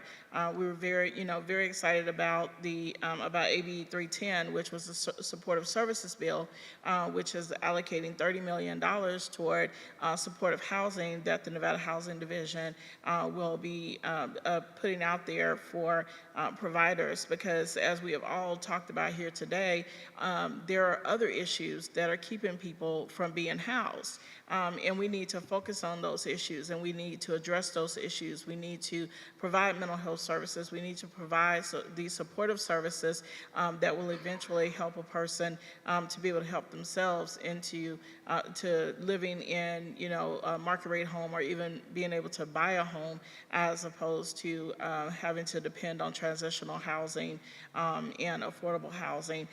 So innovative programs like that, we're going to still need those programs. A lot of our programs, like we had homeless services specifically after COVID. We had another grant that was another COVID grant. And so all of those funds where, we are right now, yes, we're getting those funds out, but yes, they will be going away in the next couple of years. So this isn't the time to slow down the momentum or to feel that, you know, oh, they got $500 million, they're good. No, this is time to continue that activism and momentum. Yeah. And then, you know, from our perspective, part of what we're doing, and it's been mentioned here today, is really kind of taking a look at how we could be strategic, make value-driven decisions. There's so much need, and it's across all populations, but what do we do well? Where could we best utilize our resources? We have a lot of really strong organizations and agencies in the state, so how do we partner to kind of complement what others are doing so that as a system we could serve and really provide as many resources and as much housing as possible. And so we've been having some of those discussions with our board as well, like this might be great, but it's not necessarily where we could be great or where we could have the biggest impact. So let's see who else could do that, and let's continue to focus, you know, over here. And we have a very supportive board, and so that's been very helpful as well. I think also just kind of looking at what other resources are there that we've never looked at or tapped before. So we haven't in the past gone after a lot of other federal grant opportunities or other philanthropic opportunities. So how do we start doing that, and how can we learn from some of our counterparts who have been successful in those arenas, so that as some of the funds that we have now go away, we could replace them with other monies. Thank you. We're coming up on time. I want to give the panel one more chance if anybody has any final comments or things to share. Please do. Otherwise, I'd like to open it up to the floor for any final questions of anybody on our panel. Yes. Great.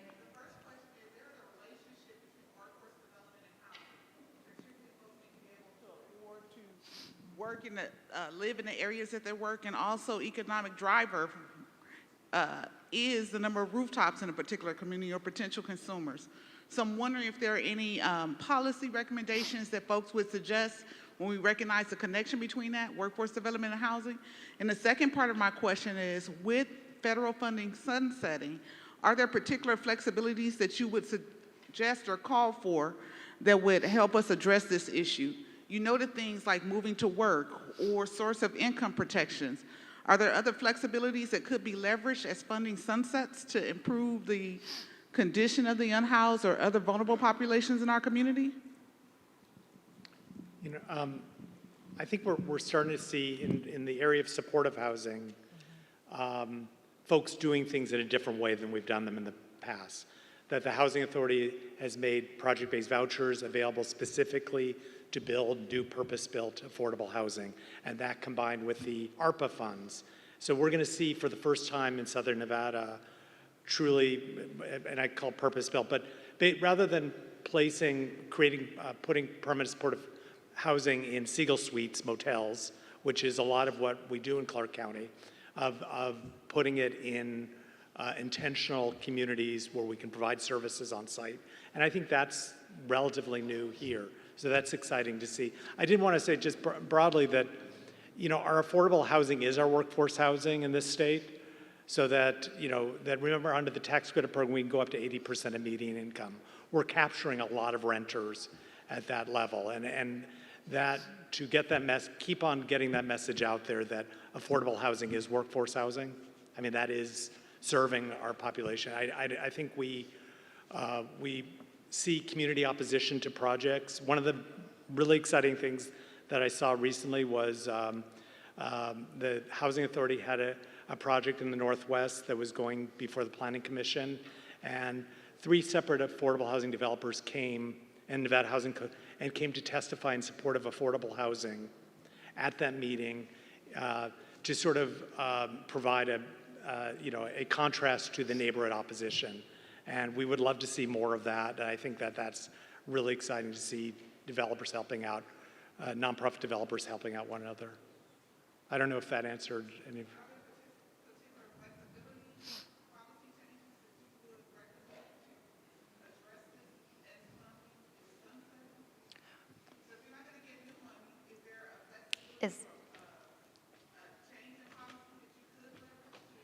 Yep. So the question is, just so everybody can hear it, because ARPA funding is sunsetting, is there sort of flexibility in this final time that could be utilized with that funding to deploy it in different ways that are needed now, that maybe weren't needed a year or two ago, right after COVID? I would say yes, and there are examples of that where ideas are taking root. I think the most recent is a master lease program where the Housing Authority partners with its continuum of care. And so in that partnership, the continuum of care acts as a third-party leasing agent and enters into a master lease with the developer for, say, a brand new property that's just come online. And the continuum of care does all the wraparound services. They subcontract out for management agent, and individuals are coming through continuum of care and going into this form of permanent supportive housing. And so it's more of a partnership where these two kinds of programs, looking at ways that both a housing authority and its continuum of care partners can work more, align more closely together. This is especially so for those individuals that are experiencing homelessness and or are experiencing, coming out of the healthcare system. And that project has taken place. We have one project so far in Los Angeles, and there was a variety of waivers related to that.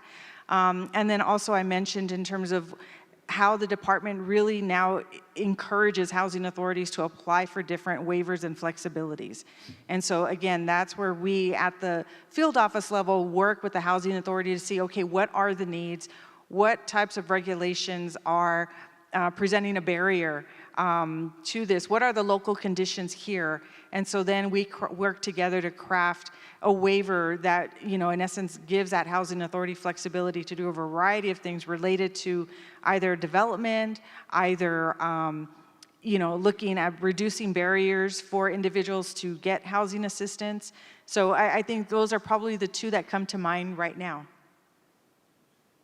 Great. Well, I think we have time for maybe one more question. Yep.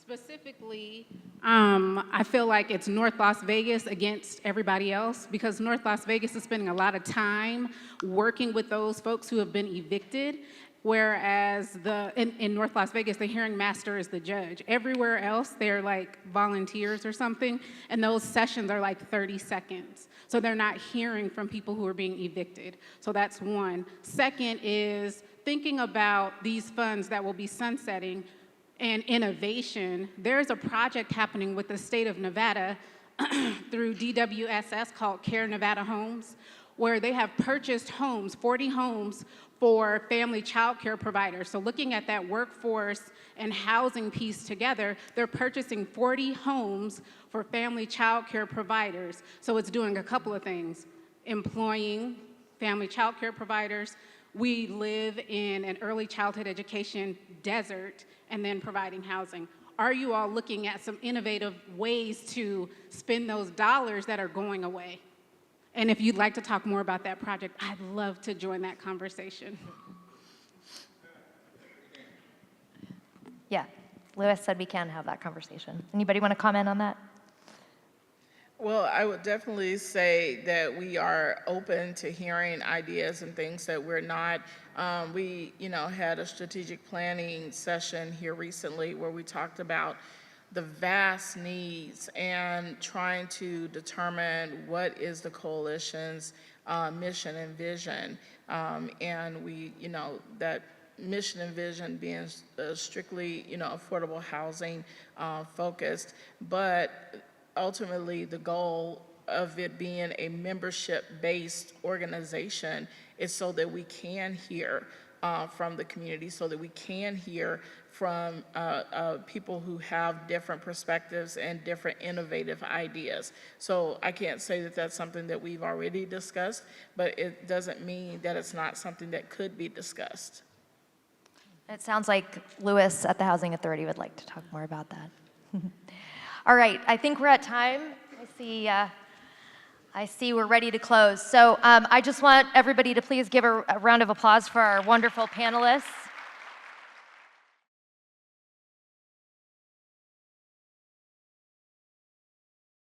So very, very grateful for this opportunity today. I want to thank the Housing Authority. Paula, thank you. You can leave me alone now. I can walk out the doors without you on my heels. Lee and Mr. Jordan ought to pay you real well. You did your job. Want to remind you once again, folks, they put everything on this QR card. Survey, please take the survey. Let the staff know how did they do today. What would you all like to see them do bigger and better next year? I thought they did a fantastic job this year. Last year we were at the Spring Preserve. Yeah, really good. Great sponsors this year. Ovation, thank you very much for the lunch.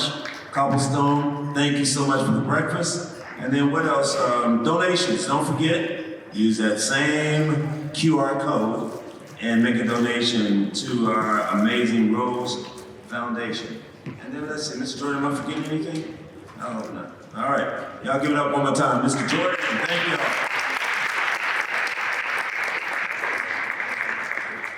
All righty, what a wonderful day. Before I get into my thank yous, I just wanted to get clarification around the purpose and why we come together.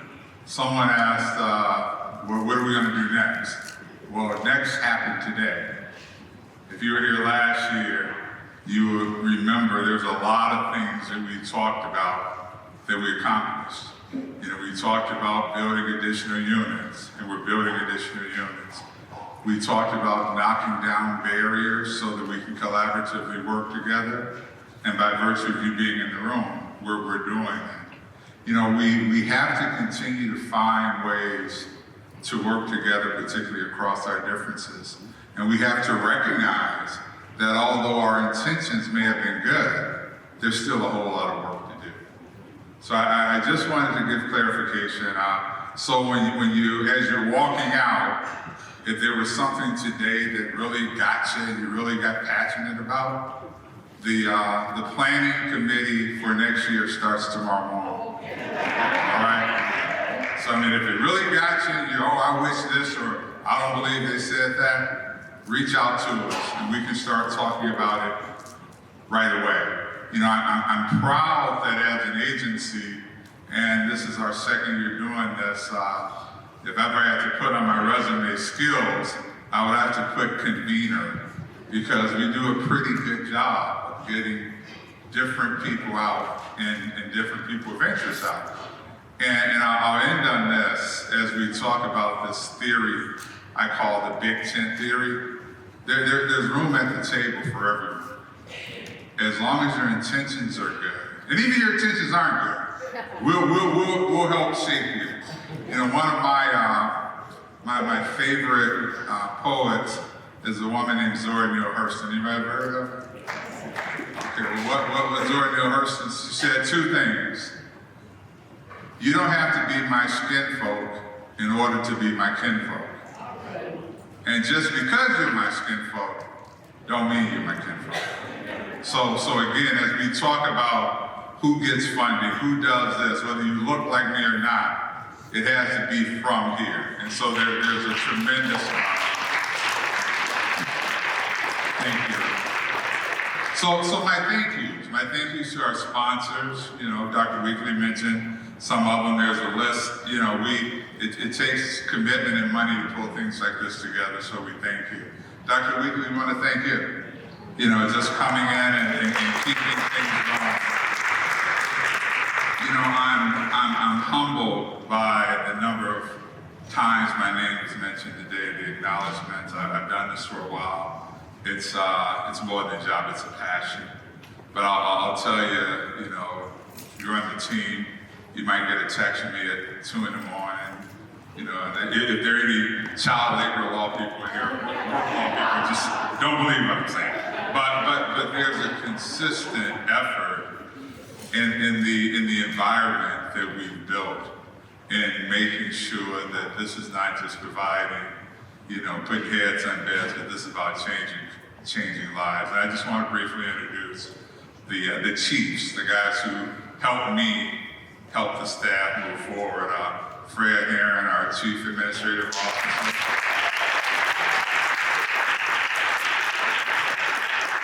Kathy Thompson, Gibson Thomas, our Chief Housing Officer, and our Chief Operating Officer / Taskmaster, who pulled this together, the most incredible project manager I've ever met in my life, Lee Quick. Lee Quick.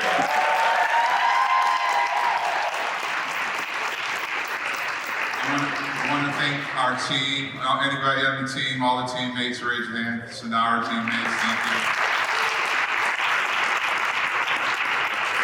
All of you who served on the panels today and all of the work that came, you know, in pulling the panels together, thank you. You know, our visitors, you know, I'll tell you, I've been at this for a while.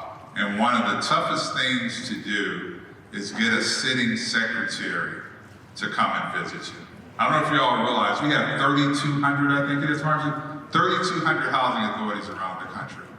And I've worked at a couple of them. And one of the things that I know for sure, and Acting Secretary said it today, she said, I came here because you all are getting things done.